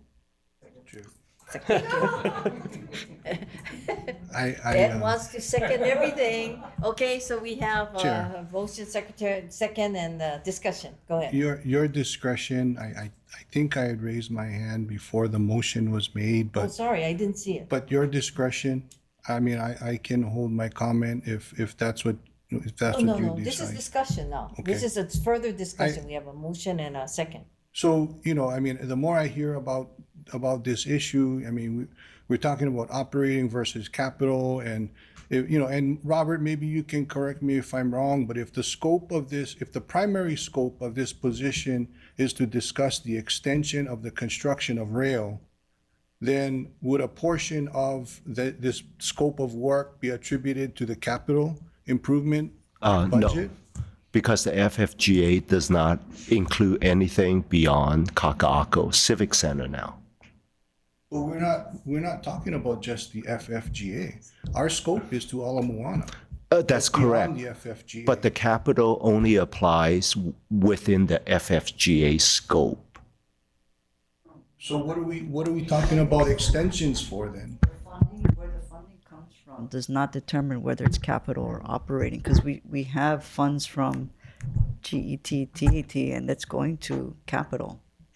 Yeah, I thought Kika's. Why are we discussing extensions and the need for this position to educate the public on extensions? If it's extensions and it involves construction, then I think a portion of this would be considered capital, which would potentially subject it to. It may not all be operating capital. Yeah, it gets a little messy because, okay, we'll just forget about what the scope of the FFGA is, because it's not that easy though, Robert. If you know, I mean, we can't just sweep it under the rug. If I'm hearing two stories. I'm hearing that it's operating budget, but then I'm hearing that it's to discuss educating the public on the extension of the rail, which is construction and capital. Yeah, Which and is it? It can't be, you know. well, okay, it gets a little complicated because we have a new agreement, right, with the FTA, and the new agreement. But the new agreement is only for the bifurcated section. We still, our charge is still to Ala Moana. That's not an extension. That's still the underlying project. Oh, okay. Although it's truncated. It's truncated, but It's it's not truncated. a part of the FFGA, as I understand it. No, it amended the FFGA. So the truncated yes. version is amended. I And understand that. maybe this would clarify it, and I think Richard could probably, maybe Richard wasn't here there, so maybe it's Robert. You know, the problem that Hart has always had with the funding is the fact that we have what is called pre-Act One money, and we have post-Act One money, and the difference is what you can use the funds for. So for some miraculous reason, when Hart is asked about the pre-Act One, when Hart is asked about, well, how can you use these funds for this purpose? Because if you look at Act One, it's very, very specific as to what you can use monies for. This would fall outside of it, but administration is another thing that falls clearly outside of Act One. You're not supposed to pay for, technically, Laurie and all the guys who are in that, you're not supposed to pay for their salary with the Act One money because it was prohibited. Because the position of the legislature was very clear. Why should we pay for these guys when the city should pay? And the city better put their quote unquote, their skin in the game on this. So it's been an interesting, in my opinion, as I watched it, it's been an interesting maneuvering of funds, correct, Robert? As to what is pre-Act One. So we have all these funds outside that they say, no, we're using pre-Act One money. And I said, my position has always been, how much money do we have in this pre-Act One pot? And a lot of it is because of how what becomes pre-Act One and becomes post-Act One money. So, yeah, so I understand what you're saying, but it's not that simple when you look at what the legislature gave us when they, and of course, legislature money was after the 2015 extension, and then that's when the TAT came in, and also the statewide TAT, and also the extension to 2020 to 2030, which was, what was the beginning, 2017 or something, 2027? What? So 2.5 years. So that's why, to really understand where the source of the money is, you got to understand when Act One started, pre-Act One, which had the $1.5 billion, and of course the original funds, which we had in the original the original GET. which was the original segment. So it has all these different things. So it's not as simple as to say, okay, well, this is construction, this is, because when you look at the GET funds, if it's post the Act One, if it's Act One and then it's prohibited. But like I said, Laurie's salary would be prohibited, all of their salaries would be prohibited because the administrative costs were not supposed to be covered by Act One money. Is that correct? Yes. It does get a little complicated. It's not, because we have funding source from the city, from the state, and from the FTA. Then we also have an amended FFGA. The answers may sound convoluted, but the whole arrangement now is a little bit is not confusing. It's just a little bit different than before, where things are a lot more defined. With the shortened line, I'm just going off on the new FFGA. But it's also not you. It's also if the Hart people who actually did this budget. So they must be in agreement that the funding source, I assume, Richard, I don't know if you were there doing it, but the funding source as designated is correct, which is that it is the operational budget, which is the one that has all these constraints now because of the fact that administrative costs is not to be covered by the GET and the TAT that came in 2018. Are you gonna? Go ahead. Well, I actually was going to call for the vote, Chair, because I think this is, as we can see, it's quite a complicated and convoluted discussion. And given the time constraints we have, and that we have a major item on the agenda still, I think this is a conversation that can continue as you recommended and as I've motioned and been seconded in the HR committee. So with all due respect, I have one last comment because I think it's very germane to the motion and to the action that we're about to take. As I see it, we're not clear whether this is going to be a contract or a hire. That's right. So is the HR committee the appropriate committee for this to go to if it's not going to be a hire and it's going to be a contract? Well, I think the HR committee is the proper committee to make the recommendation to the board as to whether it should be a hire or it should be a contract. And we'll leave it to the HR committee, and, we are all there. Not that I'm opposed, I'm just But we're all curious. there. You're there, even if you're not part of the HR committee. I'm here, even if we're not part of it. They meet like this. So I think that's the discussion that we should have, and we've been very fortunate, I think, in terms of most board members are at all our committee meetings too, even if they're not committee members. So with that, we have a call for the vote, sorry. So we, members, we are to vote on just simply the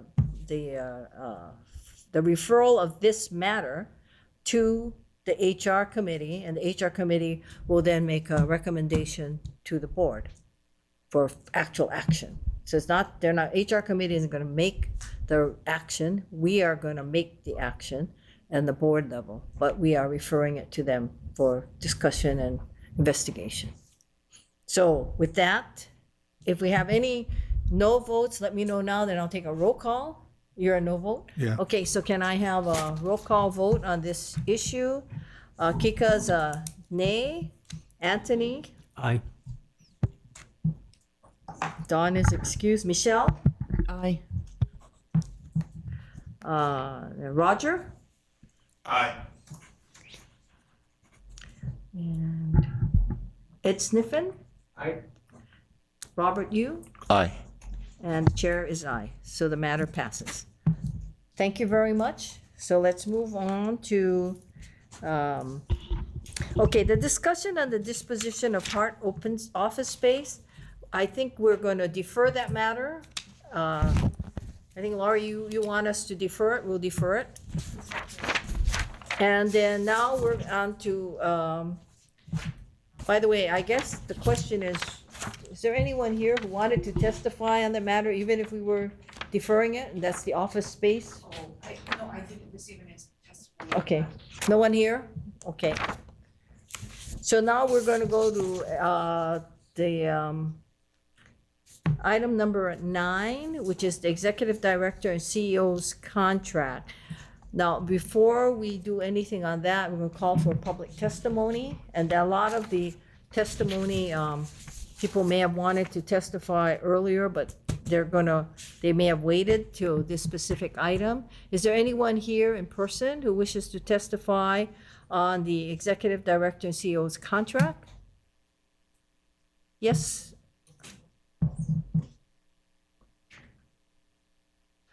Please state your name, and by the way, as we forgot to tell Mr. Houghton, there's a 2-minute. And if you did submit something in writing, can you also tell us that? Go ahead. There we go. Doug Herring. I work for Hart, City and County of Honolulu, as an electrical engineer with the Core Systems Group. Thank you, Chair. I understand the 2-minute warning, and no, I did not submit testimony. Okay. I I'm am just here looking at my list. I am here to testify in support of CEO Kahikina. She's done an excellent job. And I know some of you have probably heard this already. A lot of you were here for the Human Resources Committee that I testified at before. But there were 2 anonymous surveys done after Lori took over as the CEO. They were done after the great restructuring, shall we say, where several of the staff were let go. Those surveys were anonymous, and she received very high marks on them. They were done in 2021 and 2022. And you tend to get honest responses when people aren't worried about whether or not, somebody's going to know what they're saying. And that speaks very highly to me that the staff at Hart believes in Lori. I believe in Lori. I was offered a couple of other positions, and I've chosen to stay at Hart because I believe in her. We've gotten segment 1 opened. As board member Morton mentioned, it's 99.2%. That is incredible. A lot of that wouldn't have happened if we hadn't pushed Hitachi, and that push came from the top. Lori gets involved when necessary. I've been in several meetings where she's there because it is that critical. There are issues that need to be resolved, and she's willing to, hey, is this something I need to talk to somebody else? Do you guys need me to push from my end on this? She's willing to listen, and thank you. I appreciate your time. Thank you very much. What was your name again? Doug Herring. Doug Herring. Thank you, Doug. There was someone else? Yes. Come forward. Please state your name and know that you have 2 minutes. You've testified before. Okay. Turn the mic on and give us your name and yeah. Aloha. Aloha. Angela Melody Young. Angela Melody Young, testifying on behalf of Roar Cares. So I'm testifying in strong support of the director's leadership so that she can get a renewal. I think a lot of times our frustration with the process, we like to put the blame on someone, like scapegoating. So a lot of times I don't think these things can be attributed to one specific person that we can all blame for how slow the Hart is getting built. Like we can't all blame the Mayor Belangiardi or completely blame the board or DTS for funding getting held up or for delays with the contracts. And I've personally have seen the director go out into the community to raise up concerns at the legislature and at the town halls. She explains things to people. She answers everybody's questions. She does community presentations. So I think it's very wrong for people to put all the pressure on one person, which I think happens at other boards as well, including like neighborhood boards. So we can say that there are also more powerful people in the HEART project who can be leveraging their relationships to move things along quickly at the legislative level, which I think is outside of the director's responsibility. For example, why isn't there more leadership at the county, national, and state and legislative level to enhance communication processes about building timelines, so when requests for funding comes up, it can be faster of a process, right? If the national offices and the state and the county legislators are communicating effectively and the plans are integrated before the request for funding happens, they're already preparing resolutions. And by the time you get the actual amount for funding, just fill in the blank on the resolution, right? So I think, yeah, that's what I wanted to express. And thank you so much. Thank you, Angela. What was your organization again? Four Cares. So Four Cares? Rescue of Animal Rights. Oh, I see. Community Advocacy Research Education Services. So ROAR, we rescue like various species ranging from kittens and pigs, puppies to chickens. And then we do trap and neuter services. We raise up awareness at the legislative level about cruelty, and then also for fairer laws and humane laws, for animal welfare. And then with CARES, we just started at the legislative level to propose legislations, at the policymaking level, with the focus on like art and health, safety, education. Department of Education, public school students, and things. Yeah. Thank you, Angela. Thank you. Anyone else here? Any questions of Angela? No? Thank you very much. You can ask me. Thank you. Thank you. Thank you. Anyone else here to testify? Anyone online to testify? I think we might have. Is that Mr. Shin from NAN online? Not sure. Anyone online wanting to testify? So I do have a list of people who submitted testimony, and I just want to just go through it. Larry Alfie, Seniors for Rail.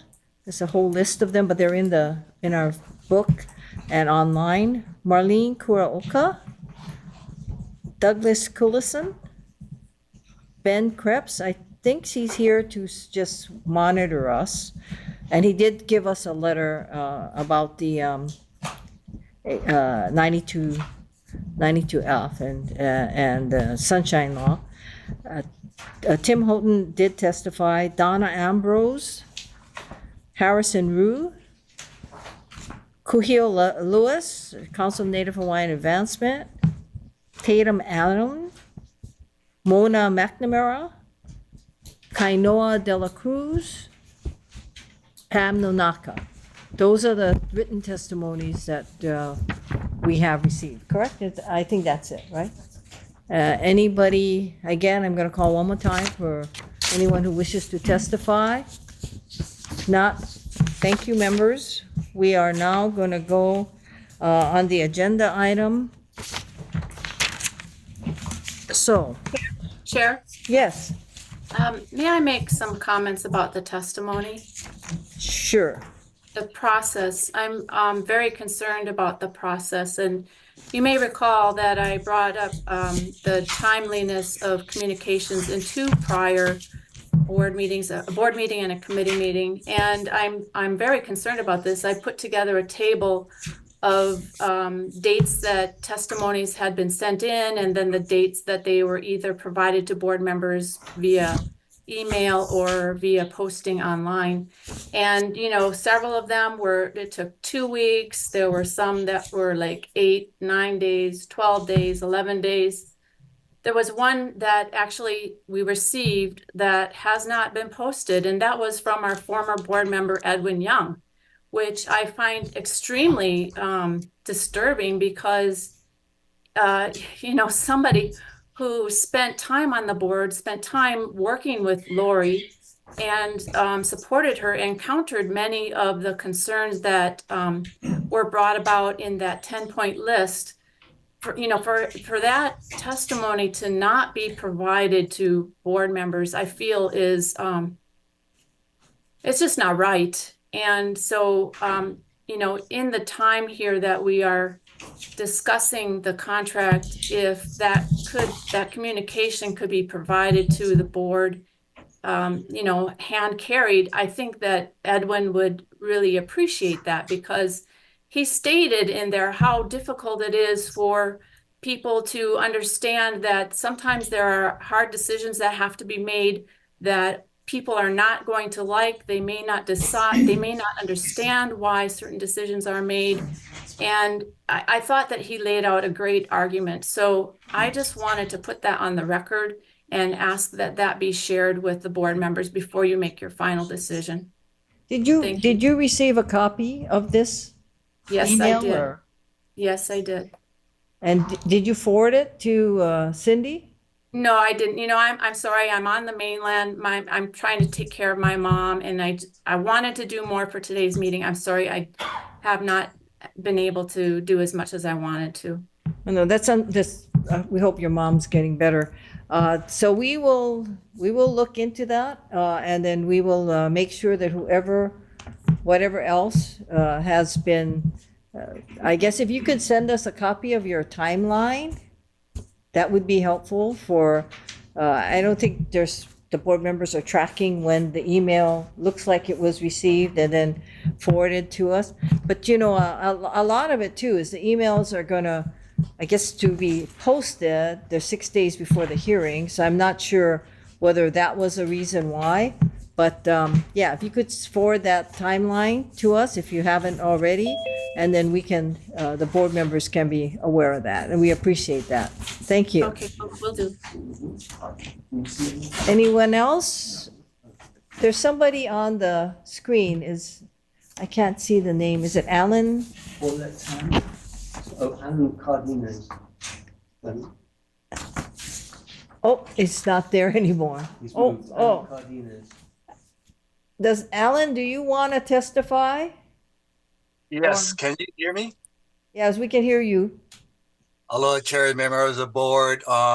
Appreciate this time and 2 minutes to share my testimony. I am here today in strong support of Lori Kaikina. I think for her to take a job, a difficult job, a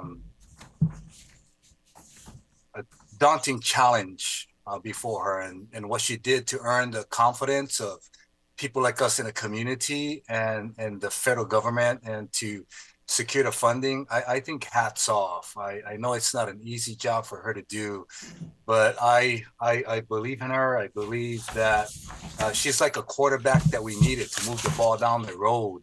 And whenever you have a good quarterback like that, I think it's important for us to provide the protection that she needs so she can continue to move us down so we can win the championship all the way to Alamon and beyond. So again, thank you for allowing me to testify. Mahalo to all of you board members and all the sacrifice and the aloha you guys put into one of the biggest projects in the state of Hawaii. I appreciate you guys. And again, my name is Alan Cardenas Jr. I am in strong support of the extension of Lori's contract, and I approve this message. Thank you. Mahalo, Chair. Mahalo, you guys. Thank you. Well, somebody, Do you represent a company or is No, it I am part of a number of organizations, but I'm here just a local boy from the West Side. I'm representing myself here today. So. thank you. Any other questions? No? Thank you very much. Thank you, guys. Aloha. Mahalo. Thank you. Anyone else on the screen wishing to testify? Please say something or put your camera on. Oh, they're all going off when I ask that. Anyone, you getting any signals from anyone? Cindy? Okay, and I assume everyone here has had the opportunity to say you're going to testify. So with that, members, the public testimony portion, and you all have I read the list of the people who submitted testimony to you.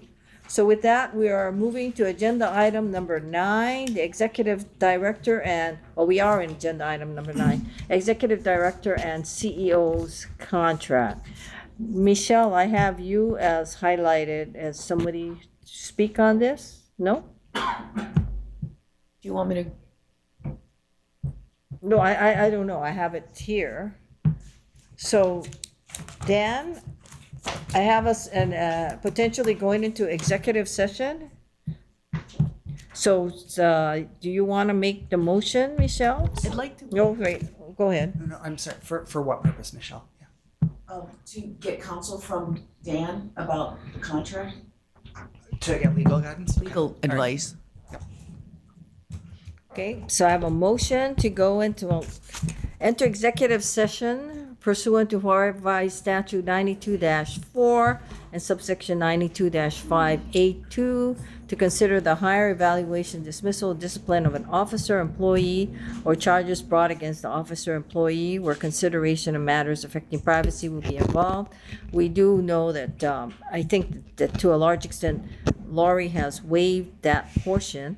However, section 92-5A4, to consult with the board's attorney on questions and issues and matters pertaining to the board's powers, duties, privileges, immunities, and liabilities, is what you are moving under, correct? Yes. So we have a motion. It's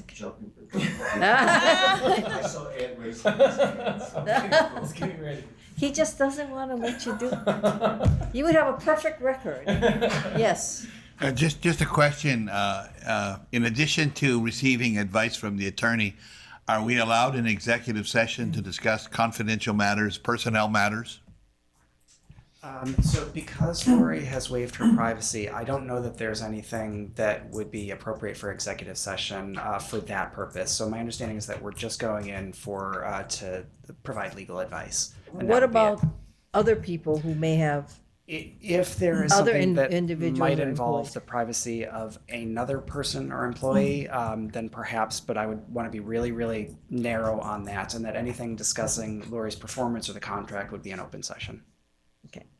So if you have, because I think we received some testimony of former employees before. That was last Yes. time in executive session, that was, Sure. So Yes. in regards to that, I mean, I don't see how that's private. The information that was sent to me, there was no names, it's anonymous, it was very general. I'm going to stand on my written testimony that I submitted last time. There was 11 bullet points. I responded to each 11 bullet points, and I'm perfectly fine. As I said, I waived my rights to have this discussed in open session. And Lori, I agree with you, and I'm going to ensure that if there is any discussion of anything else, that it's limited to sort of specific identifying details of those other employees. But anything about that was in that testimony should be an open Because that session. I one's agree the with you. redacted one, right? Correct, yeah. No, that's Yeah. not what I meant. I meant if there's anybody. All I got was bullet points of 11. Correct. Yeah, the one page that you got is, I think, the same Right. thing Chair is referring to. Okay, yes. Are we in discussion? We're in discussion on the motion. Okay, so, I mean, we've had pretty extensive discussions on this particular item. I mean, I think if there's anything to be discussed, if it's, I don't know what we would be discussing as far as asking Dan for legal advice on issues. I mean, if there's testimony that was provided, I believe it was redacted. I don't think anybody's names or personal information is included. I'm going to be voting against the motion to go into executive session. I think we should just, deal with this and move on and make a decision on how we're gonna resolve this issue going forward. I think enough discussion has been going on in executive session, and we should just move forward.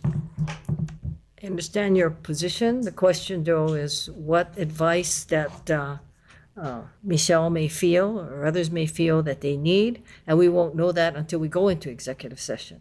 So we have a motion and a second. Any other discussion? And Natalie, we have your usual, your disclaimer, so. Yes, but I would also like to make a comment. based on the testimony from the Public First Center for Law, it seems very likely to me that the prior executive session that was taking place in the HR committee meeting was really not proper. And I appreciate Dan's comments about limiting it. I think even if you go into executive session for that, there are going to be quite a lot of people who just simply don't trust that that's what you're doing. So, I have no idea what Michelle has in mind, but if you go into executive session, I encourage you to wrap it up fast so that we can move forward, like Kika said, with this contract and get this resolved for once and for all, because it's just been hanging on for way too many months. Thank you for allowing me to speak. Yes, the only thing that I would say, Natalie, because you don't participate in executive session, I don't think that you can say whatever was discussed was not proper.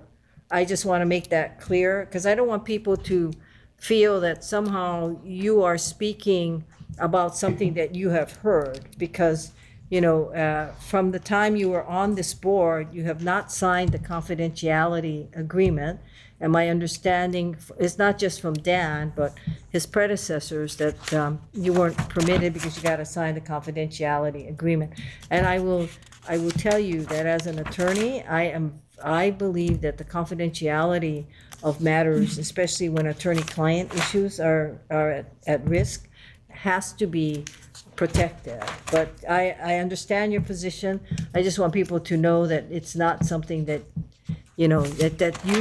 because you sat in the sessions, and as a result, you're taking a position. So thank you very much.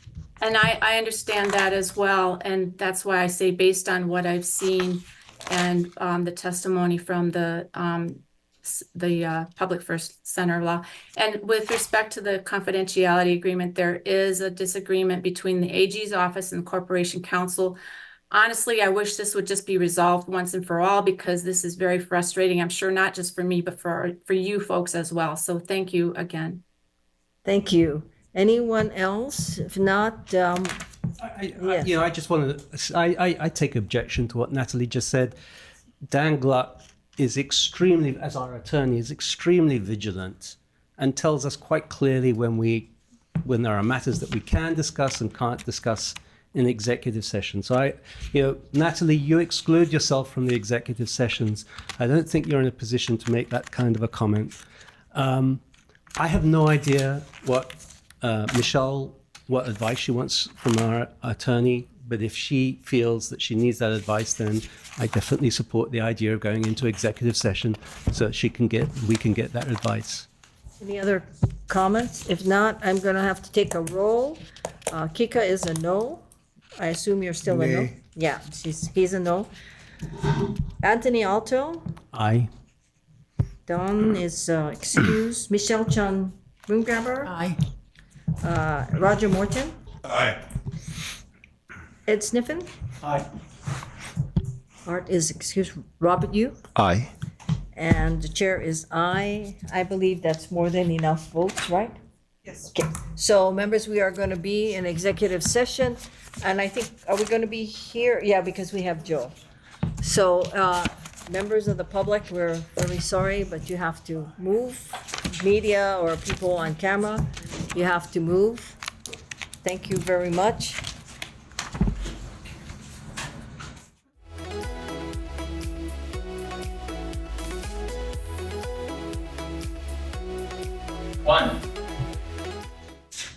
Thank you and welcome back to the Hart Board meeting of Friday, June 28, 2024. We're on agenda item number 9. And just to be clear, we already took public testimony, but I guess it doesn't hurt to ask again. Anyone here wanting to testify on this particular item? No? Hey, Natalie's not back. Yes, I was just going to say it. Okay, but we're going to continue, okay? So I just wanted to be clear Dan Gluck is such a stickler for when we went out. So as everyone knows, we went out at about 1:22. We took a 10-minute recess. We came back in executive session at 1:32, and we actually ended executive session at about 2:11. Reason we're getting on now is just the logistics of people coming on and putting everything together. But during the executive session, we did not talk about anything to do with Laurie's, the executive director's performance or anything like that. It was purely a discussion on our legal rights and what is allowed under sunshine and so forth. So with that, going back to agenda item number 9, which is the executive director and CEO's contract. Actually, Michelle is the one who's named on this, but members, any discussion on that topic? No? So the question here is, of course, we've had a lot of testimony which we have received in support of Laurie, and we've had people come forward. We've also had some people who have been in opposition, but notwithstanding, it is the board's responsibility to make the decision as to the executive director's performance and also the CEO's contract. Now, no discussion among board members on this? Chair, this is Natalie. Yes, Natalie. Yeah, so I'm a little surprised that there's no discussion. The appearance is, even though you said that all you talked about was legalities and sunshine law, the appearance is if you're not going to have any discussion and you're just going to move to a vote, it would seem, I think, to a lot of people that you did discuss that portion in the executive session. So I'm a bit concerned also that if you recuse yourself, which that's your decision, but I think there are only 7 voting board members in the room at this point. 6. So, There's 7? 6. If I recuse myself. No, this is her point. Sorry. Yeah, so that would mean then that all 6 who will vote would have to support Laurie. And I think you all know where I stand. I don't have a vote, but I encourage you all to vote yes, because one of my biggest concerns is, as the FTA said, they support her. The CCGS is coming in July. I'm sure,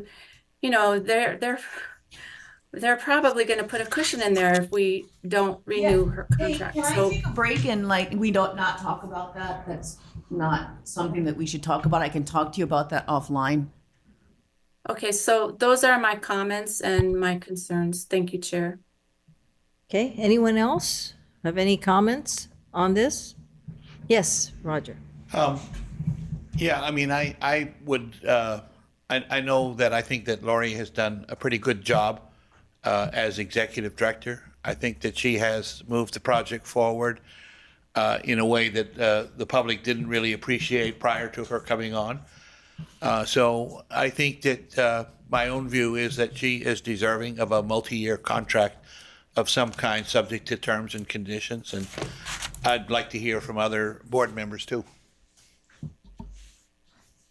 Anyone else? Chair? Yes. Absolutely support moving forward with the multi-year contract. What about the subject to terms and conditions? Subject to negotiation, definitely.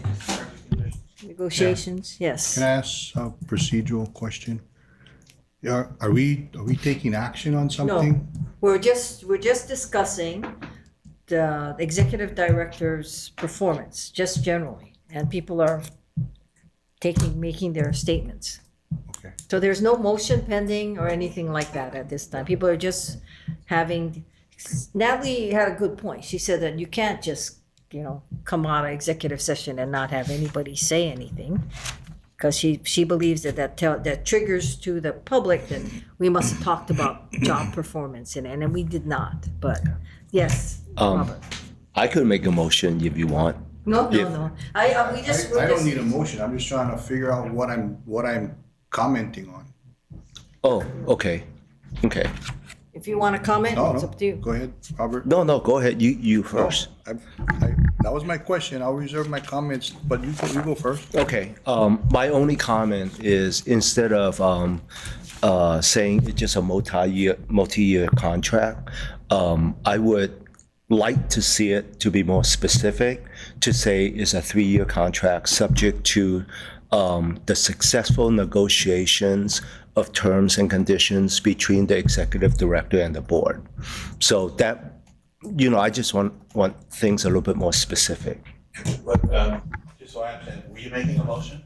No, it's just a comment. Just a comment, okay. He's expressing his sentiment. Yeah, but I'll let you make the motion, and I know who's gonna be second. I won't look at anybody but Ed, so Ed can make his second. Okay, anyone else? Anthony?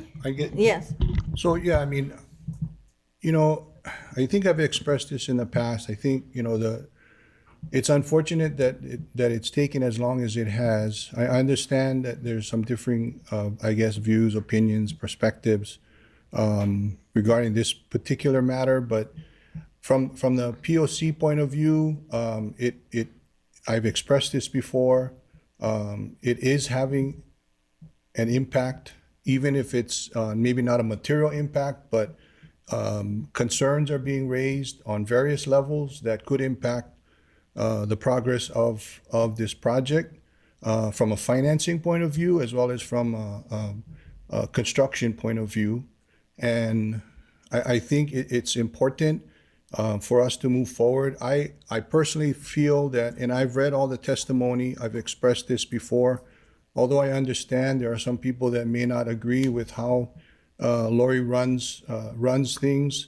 One thing I do want to point out, and this came from Lori's own self-critique and her response that she provided us, and I thought, you don't necessarily find this in a lot of people in their self-critique. I'm looking at item number 2 of her reaction and responses to the comments that were provided against her, and this is in relations to her micromanaging, and she admits to it, that she micromanages and she gets deep into the weeds of the project. And I think, in contrast to maybe how things may have been done in the past, I don't see that as a negative. And I think that's why she's stating, yeah, I do micromanage, and it's for a reason. It's because we all want to see this project succeed. And I think it's pretty evident in where we've come in the last couple of years.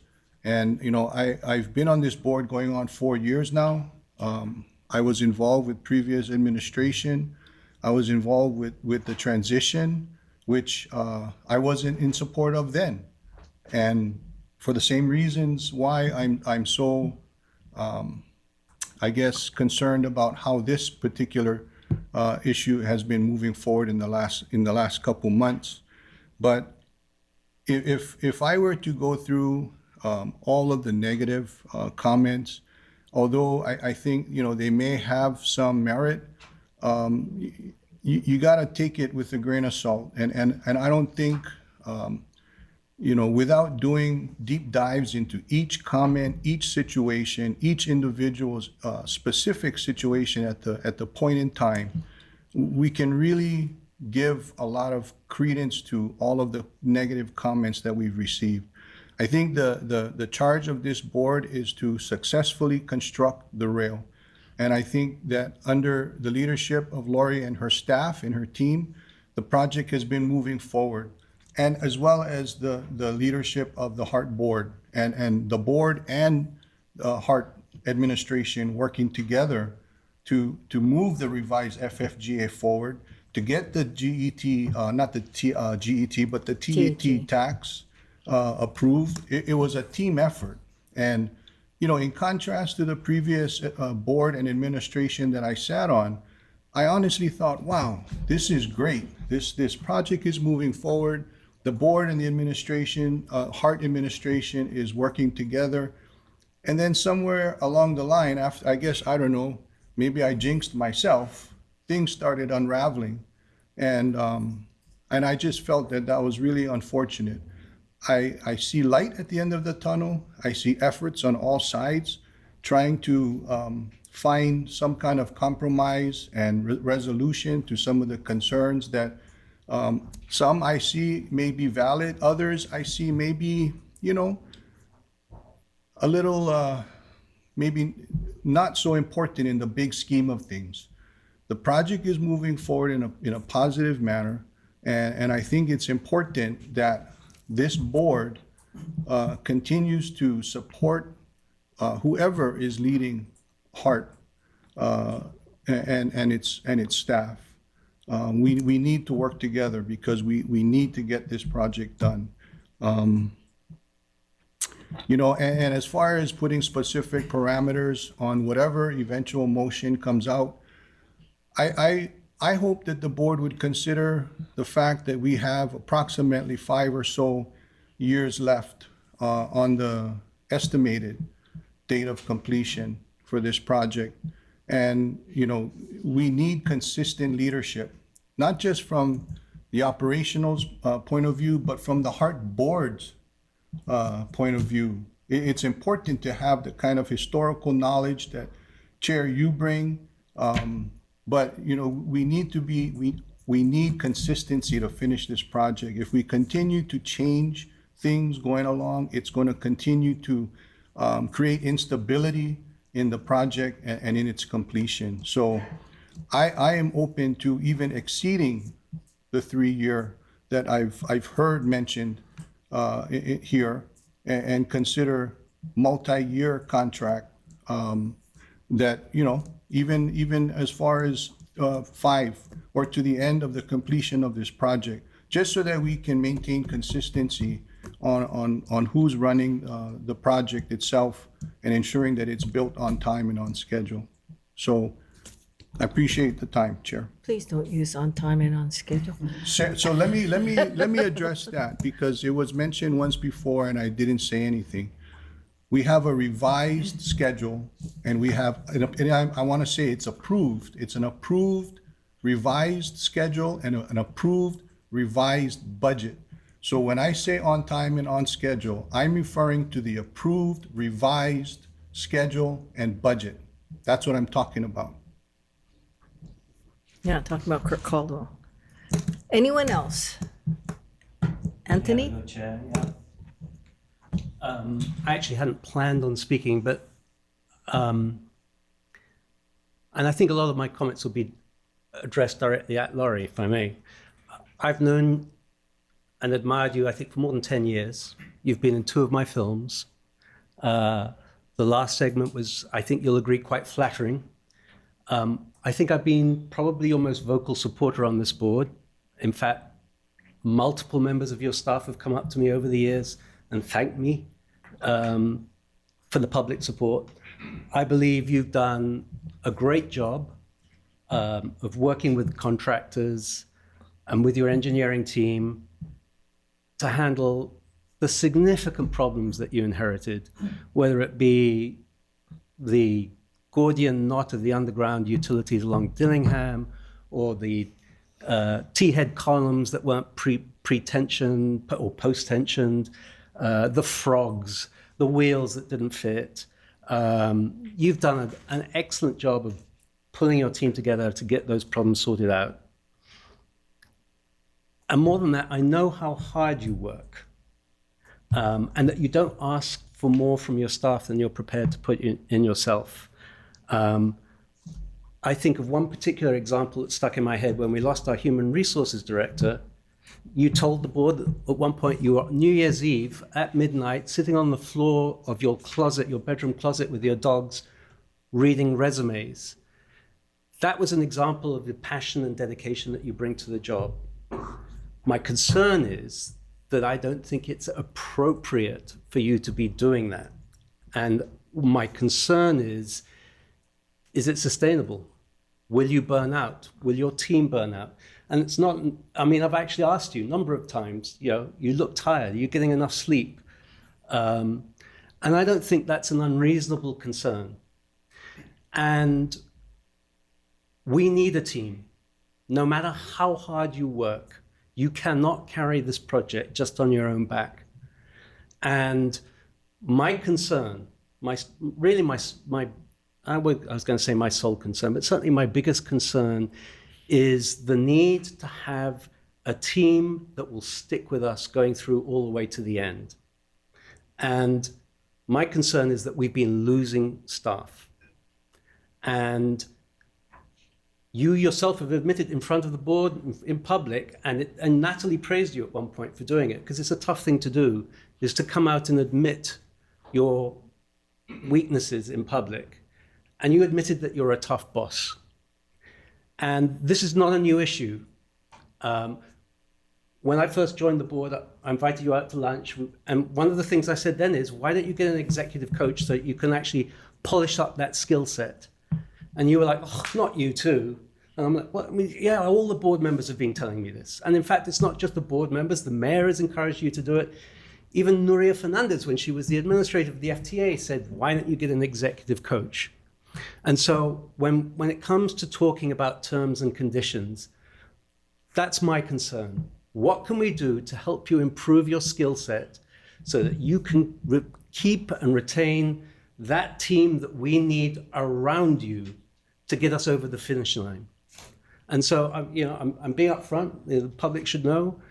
I think we should renew your contract, a multi-year contract, but that's my concern. I want to help give you the skill set that will allow us to retain that team. And I think the reason this whole thing blew up in public was when we lost Nate Meddings, because at that point, a lot of us thought, oh my God, because you had named him. You said, he's the guy I'm going to make my number 2 after Rick Keane leaves. And then suddenly we lost that guy. And I think that's why everybody got concerned. And so that's my concern, Chair, going forward. Laurie's doing a great job. She can get us over the finish line, but she can't do it by herself. She needs a team around her. And I would like to see in the contract some means of ensuring that we can build up the skill set so we can get that team. Thank you. Anyone else? No one else? I just want to add this. A concern of mine has always been local talent. And, as we were joking about it earlier, but it really wasn't a joke, Laurie sits in her position because I changed the charter in 2016. Until then, you needed 5 years of experience in rail, or you couldn't be considered for executive director. But that's because I wanted to see our local talent move ahead. And that's why my concern has been when we have so many pukas in key positions. Because I believe that as the board, the one thing we might be able to affect is that talent pool. Because I want to see the people who work for HART be able to transition to maybe other city departments if HART doesn't continue on, depending on what the sentiment of the public is and sentiment of the legislature is. That's always. So whenever I see someone who I believe has a talent set, somebody who wants to stay in Hawaii, and we lose them, it bothers me. That's why poor Sandy always gets, well, how many pukas do we have now? And how come we have all these pukas, Because, yeah, we have maybe 30 positions filled, but that's, who are PSCs, but it's not enough to me. I think HART could have been an amazing training ground for future people. Like basically the reason why Laurie sits where she sits. Having said that, however, I do want to say that this board has been a phenomenal board. And I think that I agree with Anthony. I think a lot of the facts that we've been moving forward the way we have has been because the board has picked up a lot of the slack. And the fact that, we have had very major disagreements. I know Rick Keane and I have always disagreed on GET, TAT, what's the projections, bonding, commercial paper. But those are just things that, because as a board, we put the time and effort into understanding all of these nuances that we're able to move ahead. Having said that, I think it is up to this board. We are a consensus organization. It is up to the board as to what we do from now. And that is why the sentiment of the board is we will look at a multi-year contract, whether it's a multi-year, 3 years, whatever it may be. And subject, but I do believe, and I do say this to the board, is that the obligations of the board is to do what's in the best interest of the project, the best interest of Hart, the best interest of the city, the best interest of the state. And what we need to have understood very clearly is that the board cannot shirk its responsibilities, and the board has to also look very seriously at exactly what are the terms and conditions. If the sentiment is that we will do that, and then we would have to look at the terms and conditions of the contract itself. And I don't think Laurie is opposed to that. I think the next thing we would also have to agree to or determine how we're going to proceed, if this is the way the board's going to proceed, is how the contract is negotiated. Whether it's negotiated in open session, whether it's negotiated, and these are the actual terms and conditions of the contract, whether it's negotiated with the full board in executive session, which it can be. They're going to have to work out the fact that you waived your rights under that, and with your lawyer. And we do know that you have a lawyer because he's contacted Dan Gluck, and of course with Dan Gluck present. Or whether it be beneficial or you'd feel more comfortable, what we did is we negotiated this through a PIG, whatever it may be.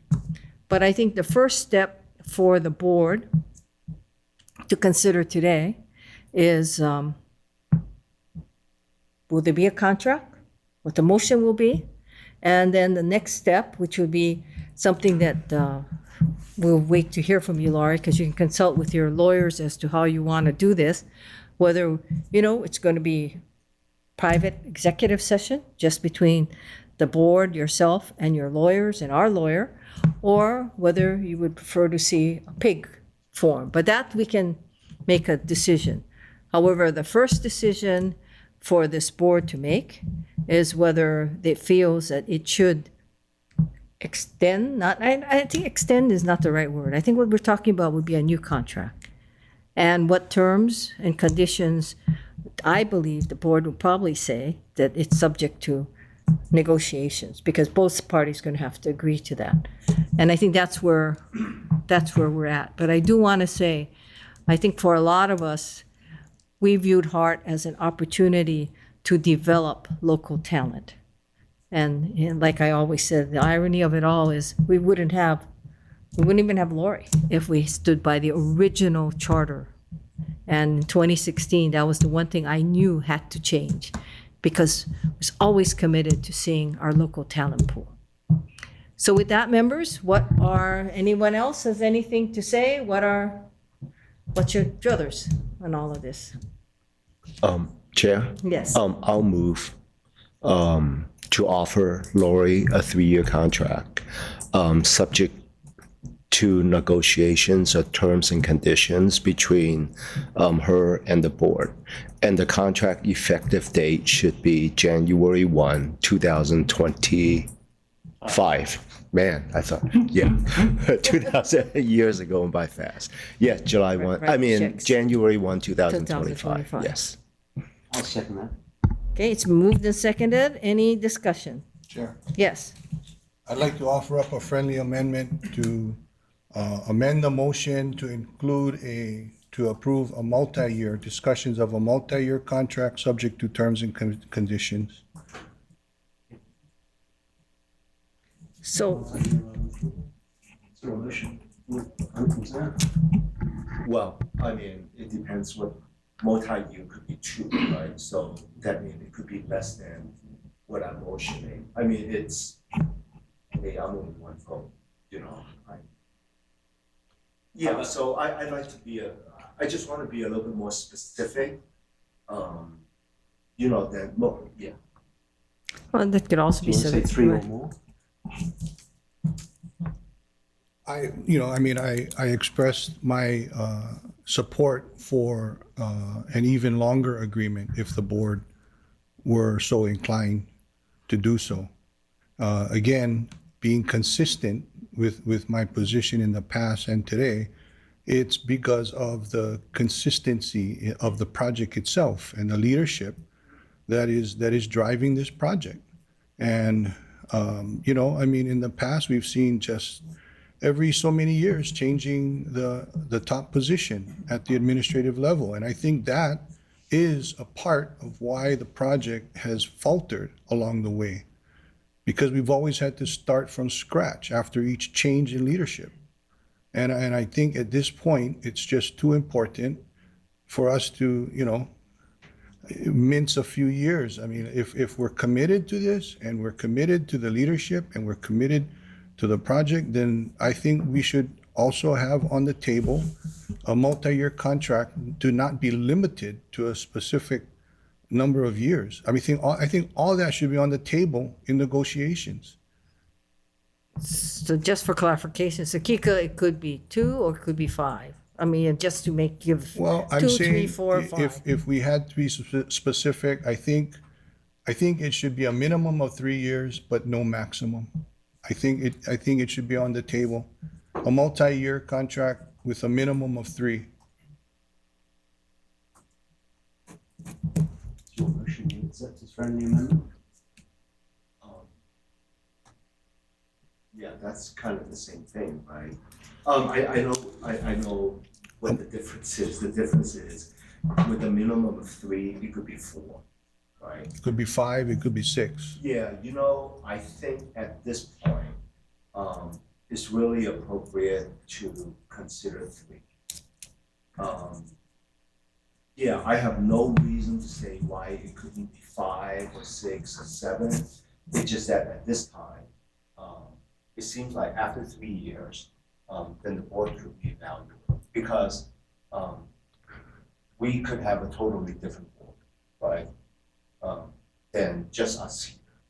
It just seems like 3 is the right number, then to evaluate. Chair. Yes. So kind of to tack onto the logic, overall, because we are where we are, I think considering a multi-year contract to get to the end of the project is about the right time too, from my perspective. Given where we are, given the momentum that we have, and given the leadership we see, I don't see why we wouldn't consider that as well. Overall, from my perspective, I've not seen this kind of coordination between state, HART, and the city previously, ever. And I've not seen this type of productivity ever. So overall, I mean, if we're looking at a 3-year, or we're mincing about the 3-year or 5-year, why not look at the end of the project? Because we're 5 years or 6 years out already. I mean, that's my perspective right now. I think I support Robert's view that a 3-year is an appropriate time frame for a lot of reasons. 3 years is a long time. By the 3rd year, the project will probably be winding down. And I have no idea what the organizational structure of the entity might be at that point. It is a long time. It's a couple of election cycles. So I would support Robert's 3-year. Yes, Michelle. I'm totally not in favor of an open-ended contract. I just don't think that that's appropriate for how the government should be doing business, with the exception of civil service, which is kind of an open contract. That being said, it really kind of depends where we go, right? And it depends on Ala Moana. It depends on any extensions. It depends on that. And I don't think it's in. If I was the person negotiating, maybe you could talk about options, but I don't executable options, but I don't think it would be in my best interest, depending on where the project is. If the project is big again, then hate to say it, I'd want to be compensated for running that stuff, and I'd want it to reflect that. Right now, I can't reflect any of that, okay? Right now, I'm reflecting a project that would be winding down at that point, that I might not need as many people, that I might not need that kind of expertise. And I just think that would put me, if I was the person that was doing it, in a position where I wouldn't have a lot of firepower to negotiate something that I think I might deserve. That being said, I mean, it's a longer contract. And so it's in the government's interest to also ensure, not just I'm offering it, but, you know, that there's incentives to stay or disincentives not to stay, right? And those are all things that we should be talking about with a contract of any length, because you have to incentivize people to stay and disincentivize them to leave, right? So that's my comment. Chair. Yes. So just to clarify, what I'm suggesting is not an open-ended contract. It's a multi-year contract that is subject to negotiation, and in the negotiation, you will determine the terms of the contract. So it's not, I'm not suggesting an open-ended contract. That's yet to be determined. But I think the board should have as much flexibility in negotiations, not to limit itself to a specific time frame if we're truly going into negotiations to negotiate a multi-year contract. If we limit ourselves to 3 years, then I feel we're going to pigeonhole ourselves, and it may not end up the way that we had wanted to end up, pending negotiating the terms of the agreement, which could be viewed in the same logic as an open-ended contract, because we don't know what those terms and conditions are at this point that we're voting on to restrict it to a 3-year contract.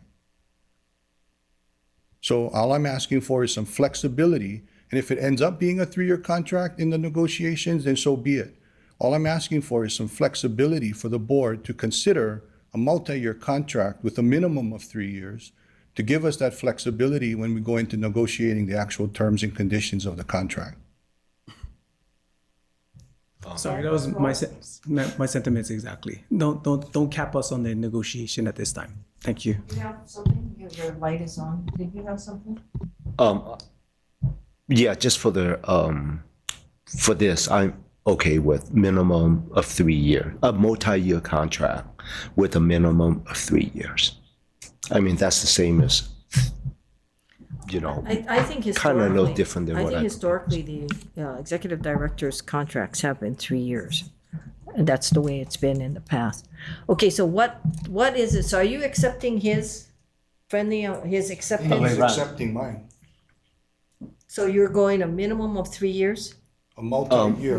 Yeah, a multi-year 3 contract with a minimum of 3 years. Subject to terms and conditions. Yeah, subject to terms and conditions, effective July 1, 2025. I mean, January 1, 2025. Well, the way this meeting's going, it may be July. That's only a couple of days away. Yeah. Okay, so that's your motion? Did we have a second? I'll second it. Well, it's sort of a friendly amendment, so you want to second it? Okay. So, first of all, is there any further discussion on this? Anything? Any further discussion? If not, procedurally, we have to vote on the friendly amendment first to accept it, and then we'll vote it as a motion, okay? So the first thing is the friendly amendment, which, as I understand it, the motion is for a multi-year contract with a minimum of 3 years, subject to terms and conditions to be negotiated. Sorry, Chair, can you repeat that? Yeah, it's a multi-year contract. The motion is to give Laurie a multi-year contract with a minimum of 3 years, and the contract is subject to terms and conditions to be negotiated. Right? Is that okay? That's what you understand? Everyone okay? Okay. So, that's the motion. Do we have unanimous consent? Chair. Yes. Are you recusing? I could recuse myself. I'm just for No, clarification. I can recuse No, myself. I'm So just- you can take the vote. No, Chair. That doesn't mean that I have to take the vote. No, I'm you can just take the asking. vote. No, I'll recuse myself. I think it's cleaner that way. So I will recuse myself. So can you take the vote? Sure. So the motion as stated and seconded, is there unanimous consent? Any dissent, any no votes? Seeing none, the motion is passed. With So- the understanding that Chair has recused herself from the vote. Yeah. Oh, did you recuse yourself? Yeah. I thought you were just recusing yourself from chairing Oh, no, the no, counting no, of the no, vote. no, no, no, no. I'm Oh, so we recusing don't know how you voted then, or how you would have voted. Okay, so with that, the next thing that we have to, and I think we can still do this under this, which is how to proceed, right? Because we're not gonna, do we need to take a vote on how do we proceed? Or do we? Maybe have a discussion and see where you. Okay, okay.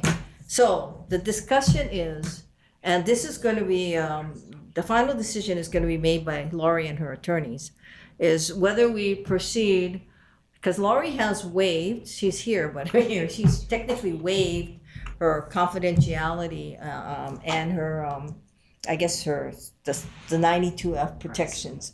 Yeah, so privacy rights. So she would have to, I assume she will have to consult with her attorneys as to how to proceed. So the options, members, is whether we're gonna ask for a negotiations, because this is subject to negotiations with the whole board and the executive director, her attorneys, and Dan Gluck. Or, and this is, I'm just throwing these topics out so you can have the negotiations.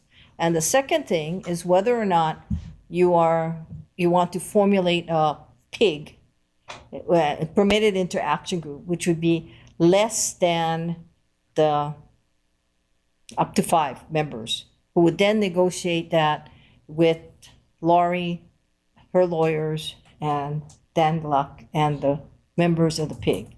A further alternative is to throw this into the HR committee and let the HR committee potentially just take care of it, and or whether a couple of members could begin the negotiations. The reason why a couple of members is because there is no requirement there that it be agendized and you could do it. But of course, the downside of that, or the other side of that, it is subject to Laurie and her attorneys agreeing to meet with whoever the 2 people are. Did I say that correctly? I think so. Yeah, okay, thank you. So with that, members, what's the discussion? Michelle first, then Kika. So I don't have any druthers against any of the options. It's more practical to be able to do it with less people, with subject to the whole board seeing everything. But what I would say is that, and what I'm asking Laurie, is that I think that this is a matter that is not something that you want to do in public session. I think this is a matter where there's horse trading. There's a lot of that kind of discussion of, well, I like this, but I don't like this. So can you take this out? And then it's not like it's like you're negotiating one term and then the next term in order. It's kind of like a package, right? It's like, like the draft. So it's like a package. And so what I would suggest is that whichever option we end up with, that you really talk to your attorney and we do the negotiation in private. Because sometimes I might be like, so what are you throwing out? And you might just throw something out, right? And I don't want to do that in public, because people will say, well, how come you didn't pick up that one? Or how come you didn't enforce that one? Or how come you didn't take that one? And I just don't think that that's something that is beneficial to either party. So that's just my thought for you to consider when you're talking to your attorney. But I can't see an upside to that. I mean, I just don't, because I think it's a complex matter. And I think it's best done in an executive session or in a private session. So that's just my opinion. Yes. Well, I think Kika was next, and then you. So I just want to make sure that and I apologize, Chair. I think I missed your entire description, but the option of meeting with the entire board, as I see it, is potentially subject to clarification, that it's allowable, but being that you've exercised your right to waive your privacy on general matters related to this issue, my thought is that when it's come to specifically negotiating the terms and conditions of your contract, that would be a separate item, and that we would enter into executive session as a board and discuss it as a board in private executive session unless you chose to waive that privacy right as well. That's what I had envisioned as an option. And that's to give the entire board an opportunity to weigh in on the negotiations of your contract. Roger?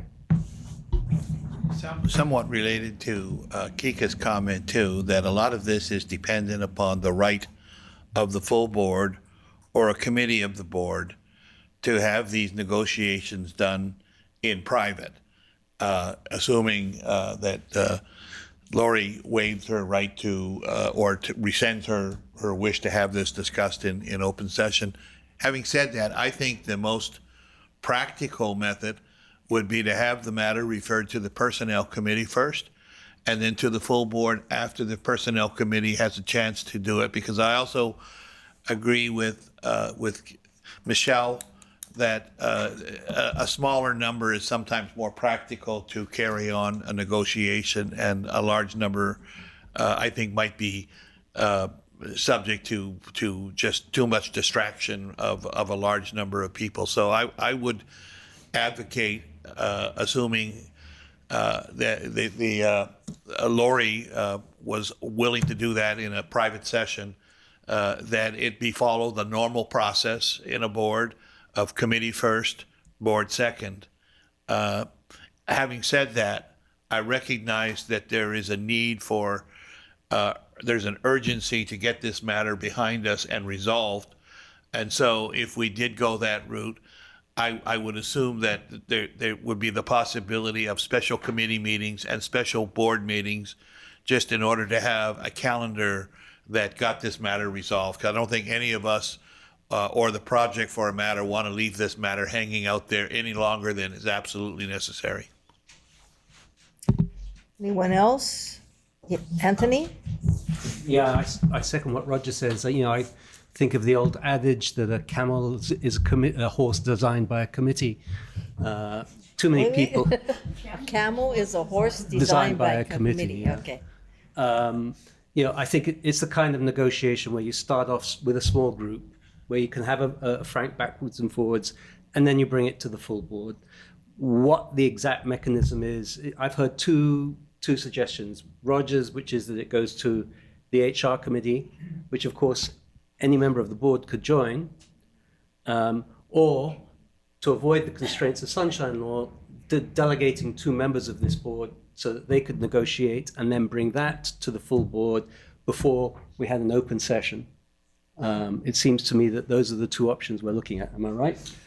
Yes, and also I'm in consultation with the Office of Information Practices. I'm going to find out more about what the committee's options will be next week. So I wanted to make sure that the public is aware that we are consulting with them to make sure we're in compliance with Sunshine and everything. Well, I think this is all fine, members, but the most critical part of this is whether Lori is going to, want to negotiate in public, or she wants to, and what her lawyers would advise her to do, and or whether she wants to decide to invoke privacy rights in the negotiation. And I'm not sure if you invoke privacy rights. I would like to do it in private, please. In private.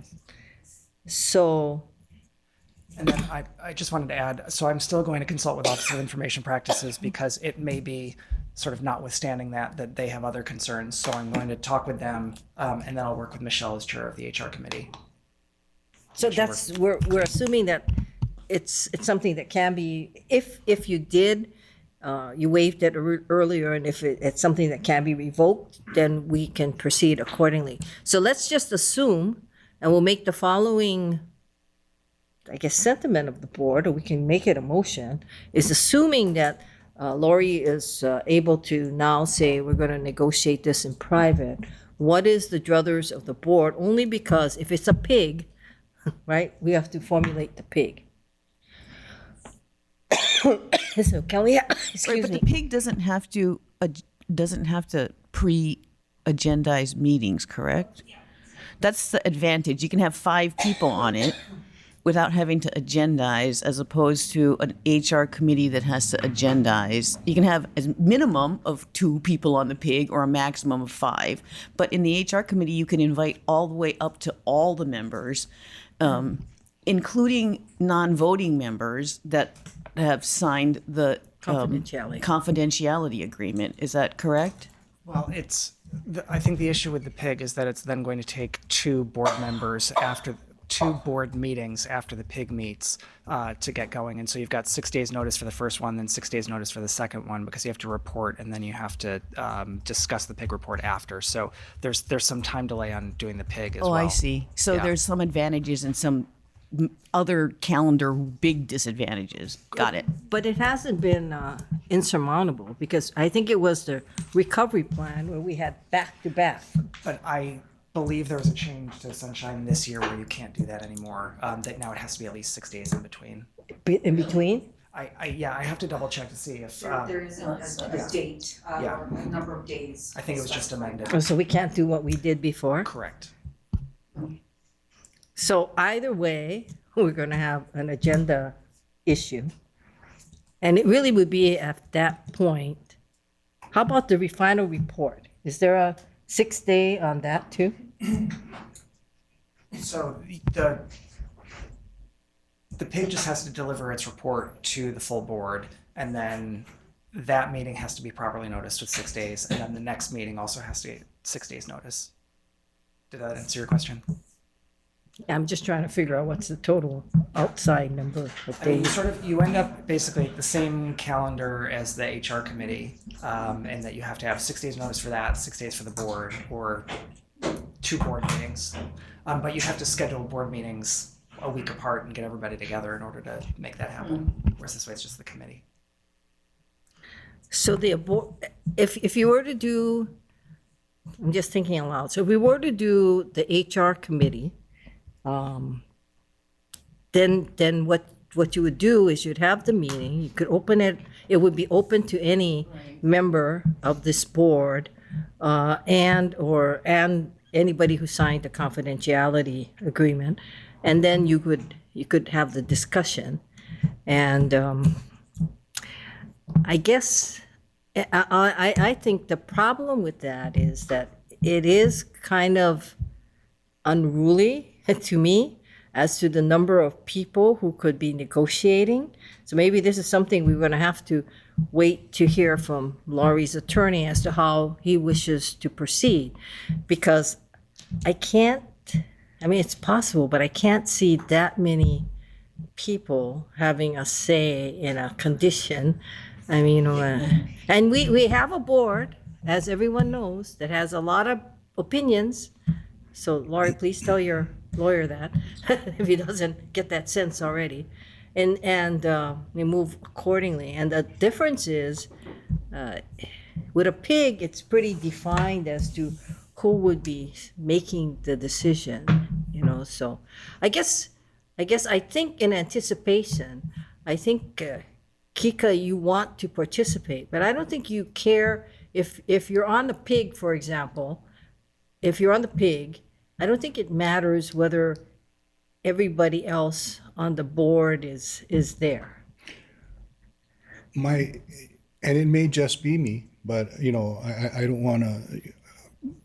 Somebody else may have the same feeling. Why I'm suggesting potentially having an executive session of the full board to specifically discuss the negotiations of the contract is to prevent all the negotiations and whatever hours and resources are spent negotiating this contract, and it's eventually going to have to come to the full board for final approval.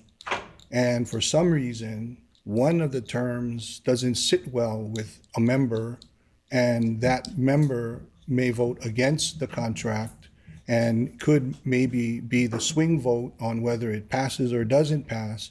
And all that time and resources in negotiating and coming to a final document gets basically thrown out the window, and we're starting from scratch. So rather than waste all that time and effort only to not come to a final agreement for whatever reason, having that discussion, although as cumbersome as it might be, might alleviate the final product from having to go through potential discussions in open session. My concern is really a matter of quorum. Because if it's a full board, you're gonna have to have a quorum of members and voting members. And you know, as you know, we may potentially have pukas, but we don't have them yet. But just to get people with especially this is what, July, so travel season, especially those with little kids, are gonna start getting crazy. And so we're gonna have all those kinds of problems. So the only reason why I'm suggesting a smaller number, and of course it's gonna be subject to Laurie's attorney, is because of the fact that just to get things done, and yeah, I understand what you're saying, but I don't think we've had a board that has done that. And when I look at the past, I don't think we've had anybody who's really done that. I think when we get to the point where the report comes out from whatever it may be, it's usually voted on unanimously, and then we pass things. So I think it's more a matter of those who feel strongly about this issue, that we should do it that way. But in any event, we couldn't do the pig now. Yeah, that was. Yeah. So we're just talking about potentials. And so whether it's a pig or it's to the HR committee or to the full board, otherwise. Chair, are we deciding what process, or are we leaving that decision? The decision to Laura? it's a negotiation. So we can say what our preference is, but it's still going to be up to Laurie and her attorneys as to how she wants to proceed. So we're not going to control the final decision. It's like negotiations, right?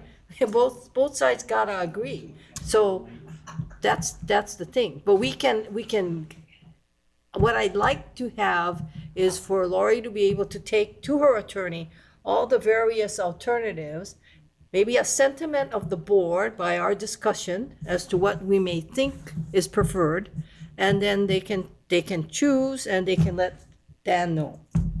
And then we would have to agendize something anyway, whatever it may be, whether it's a pig or it's a HR committee or whatever, we still have to do an agenda on it. I'm just asking to give as much information at this stage, because we want to do this expeditiously. And the only way I can see doing it is at least a sentiment of the board members who are here as to how they want to proceed. Chair? Yes. One quick thing. So for the negotiation, is Dan our point of contact? Everything goes through Dan, and Dan would distribute the information to... Dan or Cindy. Yeah, well, Yeah. yeah, Dan or Cindy. Got it. Yeah. Yeah, until we decide, because we can't talk to each other. Right. No, that's why I'm proposing that we have this open discussion now. We can have this discussion. We're not voting on anything, but, you know, the contract is, and I think that the category is broad enough not to formulate a pig, but it's broad enough for us to have this meeting, this discussion. So all I'm asking Laurie to do is to glean from the discussion what she thinks the sentiment of the board is, tell her lawyer, and then a final decision can be made accordingly. Can I make a comment? Sure. So I've been watching this board, and I can't imagine going into a negotiation with the whole board. And I can imagine it, and here's how it'd go. Like, somebody would say something, somebody would say something else, and then, like, we might not agree. So then we'd vote on it. Then it'd go to Laurie and her lawyer. Then it'd come back as something different that we'd have to vote on again, because we'd have another discussion for like 45 minutes, right? So it's almost like, how do I have an executive session in an executive session? And I don't mean to drag this out, but I'm just trying to like spin my wheels of like, how exactly would this go if we do it with the whole board? And because we don't always agree, we'd have to vote before we even send it to you, but we'd have to be doing it in front of you. That seems a little bit awkward. We can't vote, right, in executive session. Can we vote in executive session on HR matters? On terms? Usually not, but if the matter's going to go to the HR committee, there wouldn't be anything that would preclude you as HR chair, and even in addition to one other member, from having discussions with Lori and her attorney Right. prior to the HR meeting to sort of start to set that in motion. Yeah. And then you can bring it to the whole committee. Yeah, I'm So you just could kinda have trying it both ways. And I want to think about this a little bit more. So as we kind of go down this, I want to think about it a little bit more. But my initial thought is it could be a little bit messy, like kind of messy, right? You're talking about if the whole executive, Well, if the whole committee, board if is the here, whole we're board not does going to be all in agreement, clearly, because we all have different positions, and right. and even just for one position, like we're all going to have different opinions, and we have to coalesce on a board position, and then we're going to have to coalesce on that board position with another term, and then with another term, and then with another term as a whole package. So every time the package morphs, we all have to come to agreement again. That's challenging with a big group. That's all. With a big group of people that have opinions. It's just a statement. And I think everyone, including Laurie, will agree that this is a board with opinions. Right. We have a lot of opinions. All right. Anyone else have any sentiment? We're not giving her anything to really think about. We're giving her a lot of. I mean, she has. I think what I think I'd like to ask Lori is, think about it, and if you have a preference, then let us know, and then we can discuss that. And that way we'll know, because it helps. Chair.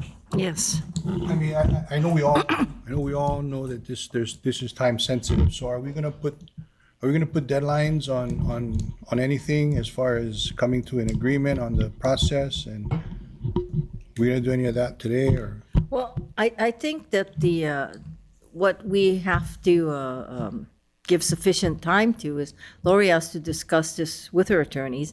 I was hoping that the board will have a clearer sentiment as to how we're going to go, but if we don't have that, then I think it's going to be up to them to tell us how they would prefer to do the negotiations.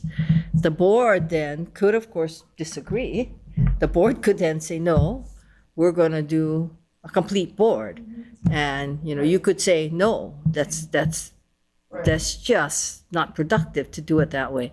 Then, so we would have to then convene a board decision as to how we proceed. Because I think it's going to take board action to determine how these negotiations would go, right?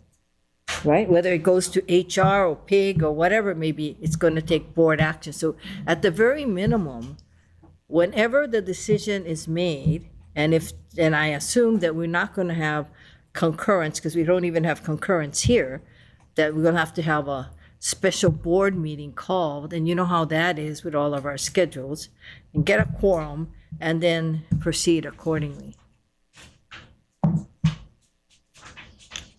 It's just a logistics, a practical problem. But we're doing that based on the feedback that we're gonna get from Lori and her attorney, right? Well, On what their preference is. Right. If we don't agree with their preference, then what? We're going to have to convene something anyway. So the sooner Lori gets back to us, the quicker we can move. I'm sure I can get back to you folks next week. The next committee meeting is July 11th, so if I can get back to you folks in time, you could agendize it on the next HR committee, right? Yeah, if that's the preference. But if it's a full board, then we have to do a full board meeting. Yeah.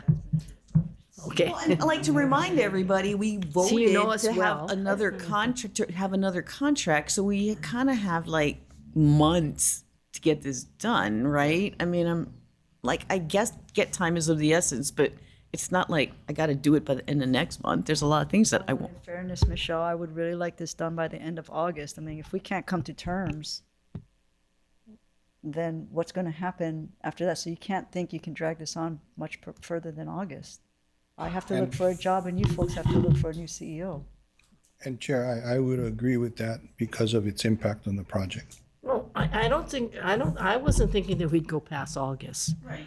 It's just a matter of how, and I don't know if you saw it, but Lori has sort of is not inclined to do a full board. So she was talking about HR, just so that you hear. I'm just giving the option.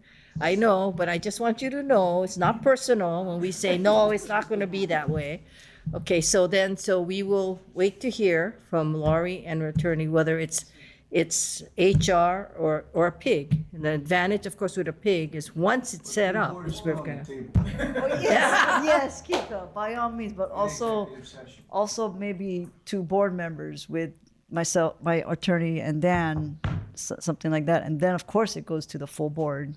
Everything will go to everything goes to the full board. That's actually what I was about to propose. I think the most agile way of handling it is to have 2 board members, because then you don't violate sunshine. We can get on, whoever it is, the 2 board members can get on with the negotiations with Laurie and her attorney, and then That's take right, it. then we wouldn't have to and create then- a PIG. And Yeah, then take it either to the HR committee as a first instance, or to the full board to meet Kika's stipulation. I think that's the fastest way of handling it. Yes. How do we get to the 2 board members who will be responsible for working this out? Is there Decide amongst yourselves. is there something that we have to decide on? Would we have to agendize that? Would that have to be an agenda item to determine? I think you can. Yeah. Would be like me appointing committee members? Is that how? Or the sentiment of the board?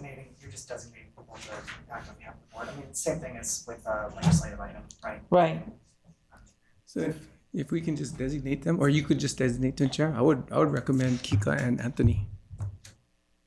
I don't have HR experience. I think Michelle has a lot more than I do. So I would say I'm probably the only one with knowledge of the industry. That's, Okay, I'll nominate, yep, Roger and Kika then. Since you volunteer. I was gonna. How do we communicate? We communicate through Dan and Cindy what preference of terms are to the 2 members, right? That's kind of what keeps it acceptable. I would encourage some of that discussion here, open session. The whole point of having 2 designated members is that they could then sit down with Laurie and her attorney and with you and just get on with it without anything being agendized or tied to a timetable. That's fine. I think Michelle was saying if other board members want to give feedback to those 2 members, I think that should be done here and now rather than through communications. Is what? Say it again.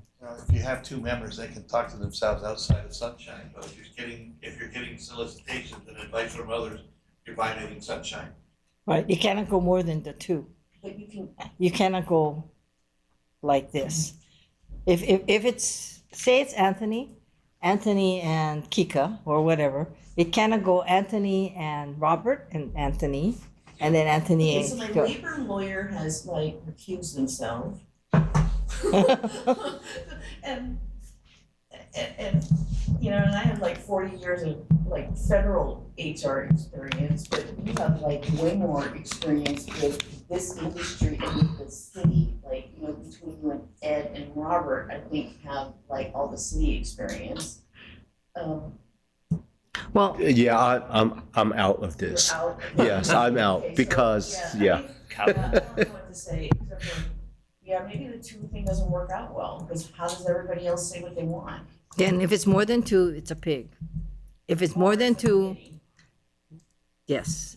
Well, it's still going to go from those 2 members to either to the HR committee or to the full board. So, Yeah, I mean, yeah, it's just yeah. sort of the starting position, right? Yeah, I don't know, I mean, yeah, I guess I could do that, or could go to the full board, yeah. Dan, I have a question. So let's say the 2 members, you, myself, and my attorney, we negotiate, we come to some pre-final. At that point, can it be shared, kind of like my eval? Can it be shared amongst the board members and then they have feedback to you? They could give feedback to me, but then I couldn't share all that No. feedback back to No, them. but you would share it with me and my attorney. Maybe. Okay. Let me Okay. look at that. Yeah. So you couldn't even, oh yeah, that's the, what do they call that? So you- Serial Yeah, communications, yeah. it would be a serial Yeah, communication. You could share it with me. Maybe. Okay. Like I'm not certain that I can. I'd have to look at that. I mean, how is that different than what Cindy does with the eval? She sends it out to everybody. The feedback comes to Cindy, and Cindy shares it with me. I mean, it's packaged. I mean, no names. Let me, I don't want to commit Sure, without sure, looking sure. at it Understood. more fully. Yeah.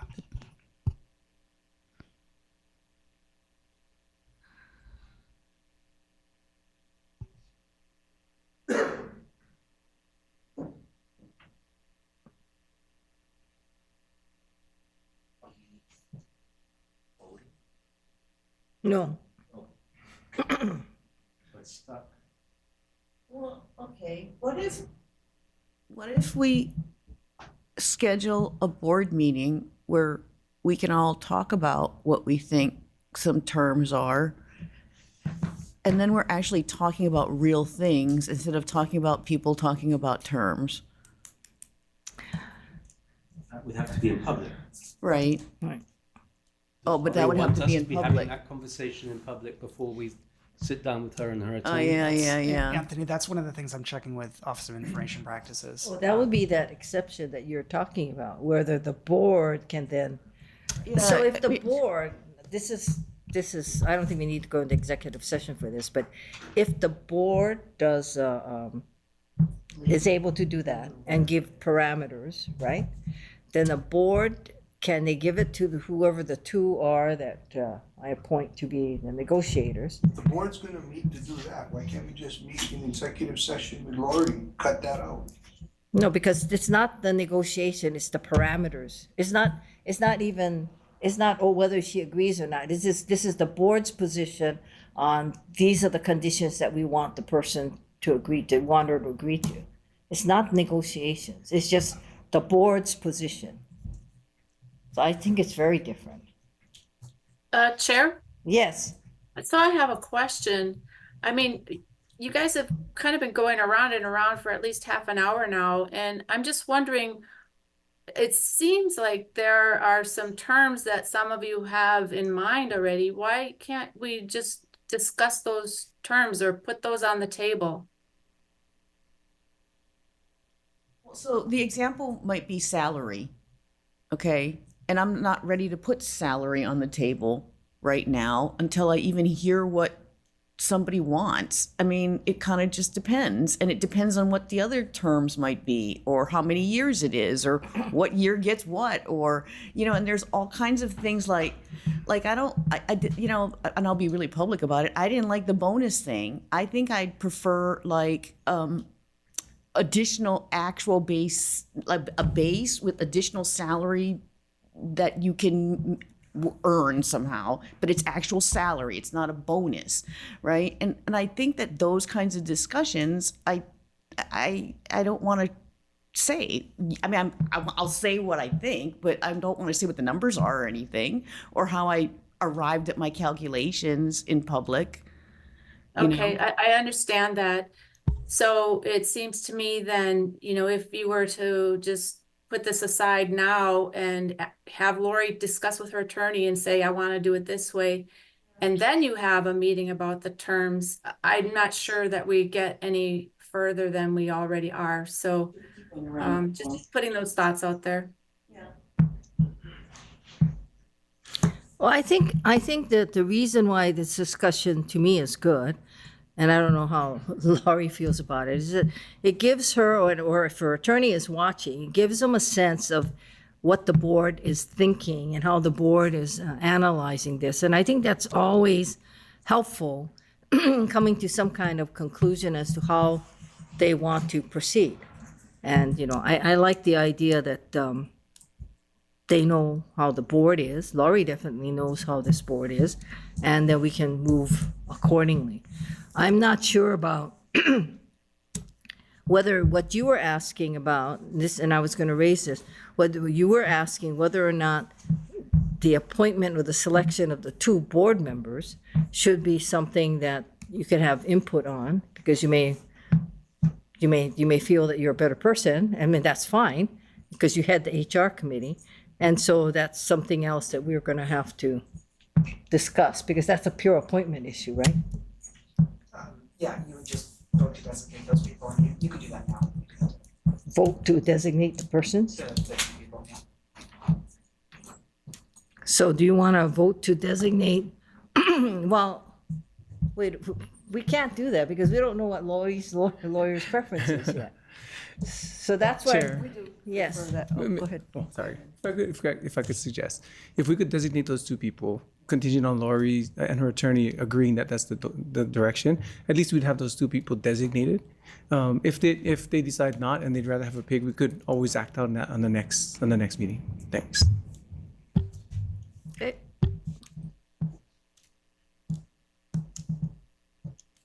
So, Chair, yes, if the pig is still an option, can we do the same thing with the pig, contingent No. upon? because the pig is not agendized. So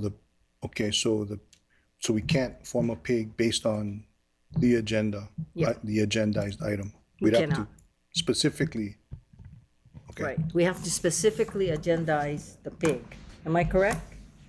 Yeah, yes. Did you not already create a pig that actually never met?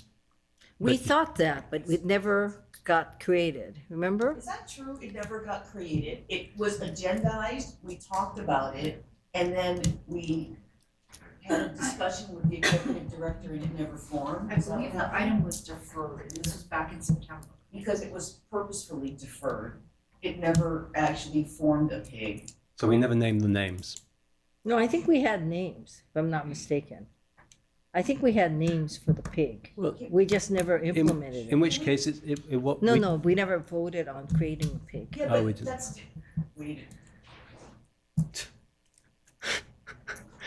I'm gonna not say anything, I don't remember. I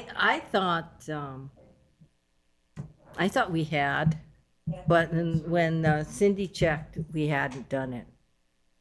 Because I thought I had the names of the pig members, that's why.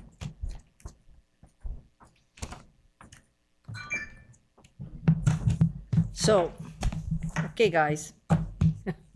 So what do we do? I guess the other way of proceeding is we've had people's pointed fingers, but who wants to do this?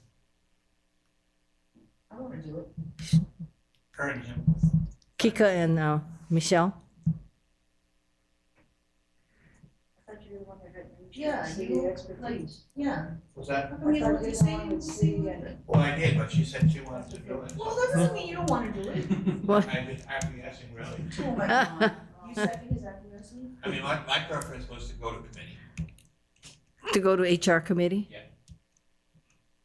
Well, that wouldn't require a special action or like, for example, all of the agenda. I mean, pig. You can just refer to the committee. Yeah. My uncomfortableness with two people is that if there is two voices here that don't have the benefit of receiving input from the other board members because of sunshine. I have a question. Yeah. Can the two people get a consultant from the city, from a different department to help us? Sure. Can I have him? Oh, no, does that violate sunshine? Nice try. Oh, sorry. Tried. Sorry, man. I tried. That's not a way to get around sunshine. I'm Just sorry. asking. So we only have two people who want to do it, so I guess they'll be it. It's going to be a very interesting conversation. Now, just from Dan's point of view, I can't talk to two board members, but can I talk to one? No. I'm sorry. Oh. So Or is that a serial communication? You can talk to a different board member. No. You can talk to her, but not any of the two people, right? No. Okay, No. so Michelle and Kika are gonna have the discussions, so you can't discuss anything about the contract with the two of them outside of the meeting. You say I can? Cannot. Cannot. Okay. Can Well, I I ask a understand the question? So the whole board meeting started on deferring the elections because of Michelle and Kika's vote. Yeah, but then like we're the people doing it and we're the ones that might not be here tomorrow. But they're volunteering. Yeah, well, wait a minute. That might not be such a great idea. That's a good point. We can Excuse me, start. Chair. If we designate two people, can the other members of the board send in their suggestions in terms of No. conditions and what have you? If No. it's just a one-way That's what, no? No, you can't. Okay, That's wait a what minute. Can makes- they send them to Cindy and we No. we anonymize them, so I don't even know which board member sent in what? No. If the board is going to have communications among members about what the terms ought to be, then you need to do it in a noticed meeting. Yeah. Noticed So meeting. we can do that now. The only question is that I don't know, and this is the thing that I'm checking with OIP Yes. about whether the board can do that in executive session. And I don't know the answer to that, and that's why I haven't. That was Okay, so that would be, you're right, that would be good to know, because it would be nice if you are having two people to have the executive session first to kind of like discuss and work out parameters, right? That was the kind of discussion that we were And having then, before yeah. about parameters. If this goes to the HR committee, obviously we have to notice that with at least 6 days. And Yes. so I think if the board were to do that, then both Lori and her attorney and I can consult with CORE also, and we can all come back and have more information and present to the HR committee. And then at that point, if you want to proceed, you can. And if you want to delegate to someone else, you can. And if you want to just bump it to the board, then you can do that too. So I guess back to where we were before. We have two people who volunteered to do this, but we have also the sentiment that we should have it in the committee because you don't want two Right, because people then to it'd be do it. you. I know. Yeah, maybe, I don't know, I mean, maybe we should just go around and take a straw poll of what people kind of druthers are at this point. Whether it's a committee or two. Or two. Because Is there any it's problem with clearly us late. voting on that? So. Yeah, Your committee. I'm committee. Your That's committee. kind of how we structure it. Any Sounds good to me. 3 committees, HR committee Yeah. versus I don't think I could serve on the No, committee. Oh, no, whether you we just- agree HR to a, committee, right, huh? that we're gonna kick this to the Oh, HR yeah, yeah, committee. we'll kick it to HR committee, yes. Yeah. Yes. Yes, Committee. What about you? He wants the full board. The full board is not an option. Well, you can Maury still doesn't vote even with want however full you board. want, Kika, you know? But at least the committee gets around the problem that the two people we were designating could potentially not actually be board members in a week's time. And other board members can attend the meetings. Right. If they feel strongly. You're right, and we have two for quorum. Yeah, they don't, and you can get alternate quorum too, because you have four members. You need 3. On the committee, you need 3 for an action. Right. Right. Who are the members of the committee? It's Michelle, Anthony. Is Robert, are you on HR? No. Art? And, Roger. Yeah. But you have all rights to attend. Yeah, Without a vote. but not, well, No. we're not really voting on it. Well, you are. What are we voting for? We'll be you're gonna put voting before the to what board. we're gonna turn into the board. Although that's, I guess it's not absolutely necessary, we could have a discussion and end it at that too. They can always kick it, which is what Which is they've what been I did. doing. They've been kicking it to the full board. But Right. after they've had the discussion and they probably will have documents or something by that point. But the actual vote itself, they've always kicked to the full board. Oh, not Besides which, always. in the 3 years I've been on this board, I don't think we've ever come to a decision except by consensus. Even when we voted on it, it's always reflected in consensus. Except today. I voted no. Yeah, I mean, I know, but Lori had a good point about like, you know, we were having this discussion about, well, what if we're not here? What, I'm sorry? Like, what if somebody's not here? Like, what if somebody is not reappointed? Or, I mean, you know, like, I get you're not reappointed, but you just keep going on. But like, if they appoint somebody else instead of you, then it's not you at all, right? But we would have that problem Mayor, anyway. he's not listening. Well, I mean, we'd have the problem anyway. Because technically, and this is something that Natalie raised, was the internal audit committee, right? And the reason why I did not appoint somebody to take Edwin's place is because I assumed whoever would be chair would be then appointing the new committee chairs. Because remember, that's the other thing that has to, well, it doesn't have to, but that has always happened before July, is the new committee chairs have been appointed, and the new committee composition has been there. And so if we follow that, members, I could ask all of you to submit your preferences to Cindy again, which is what committees you want to chair, what committees you want to sit on, and then we create the various slates of committees. So that is another way that we could affect who's on HR.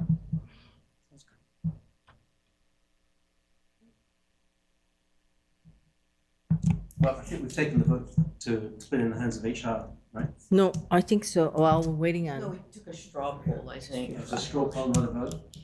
We need a motion. Natalie, do you have an opinion? On what? On whether it should be Where we go refer a it? committee Yeah. or two people? Yeah. I think it would be good to have two people based on what I've heard, but, you know, it seems like if it's you and Kika, that it's a potentially kind of up in the air, but as Chair just pointed out, so are the whole committees. You know, I think you folks just need to make a decision, and then Lori needs to decide whether that's what she wants to do, or perhaps she has a preference now. I don't know. But I think you guys need to decide. I think the consensus is that right now is that we'll do it by HR committee. And that we don't need to take a vote. We can just refer the matter to the HR committee. The only issue is going to be, I'm going to ask people to designate which committees they want to serve on and which committees they want to chair. Because that's something we usually did by July 1. I don't want to chair it, but I know, but like, if I had, am I vice chair now? no, do you want to be vice? Yeah, No, I think you sounds should good. chair it and Anthony should be vice chair. Sounds good. Anthony is vice chair, right? Yeah, no, Roger can take over. All right, guys. So, anything else? Do we have a understanding of where we're going? All right. So with that, board member requests. We don't have to do any action, right? So board member requests made during this board meeting. Cindy? Not during this board meeting. There were some at budget oversight. Oh, summary of board member requests. So we don't have anything for this board of directors meeting? Okay. So members, any disagreement? There's nothing on agenda item number 10. So what we're gonna do is we're gonna just, only POC had some action items. Okay, and we already did board leadership election, sort of. And then now adjournment. So thank you, everyone. Thank you very much.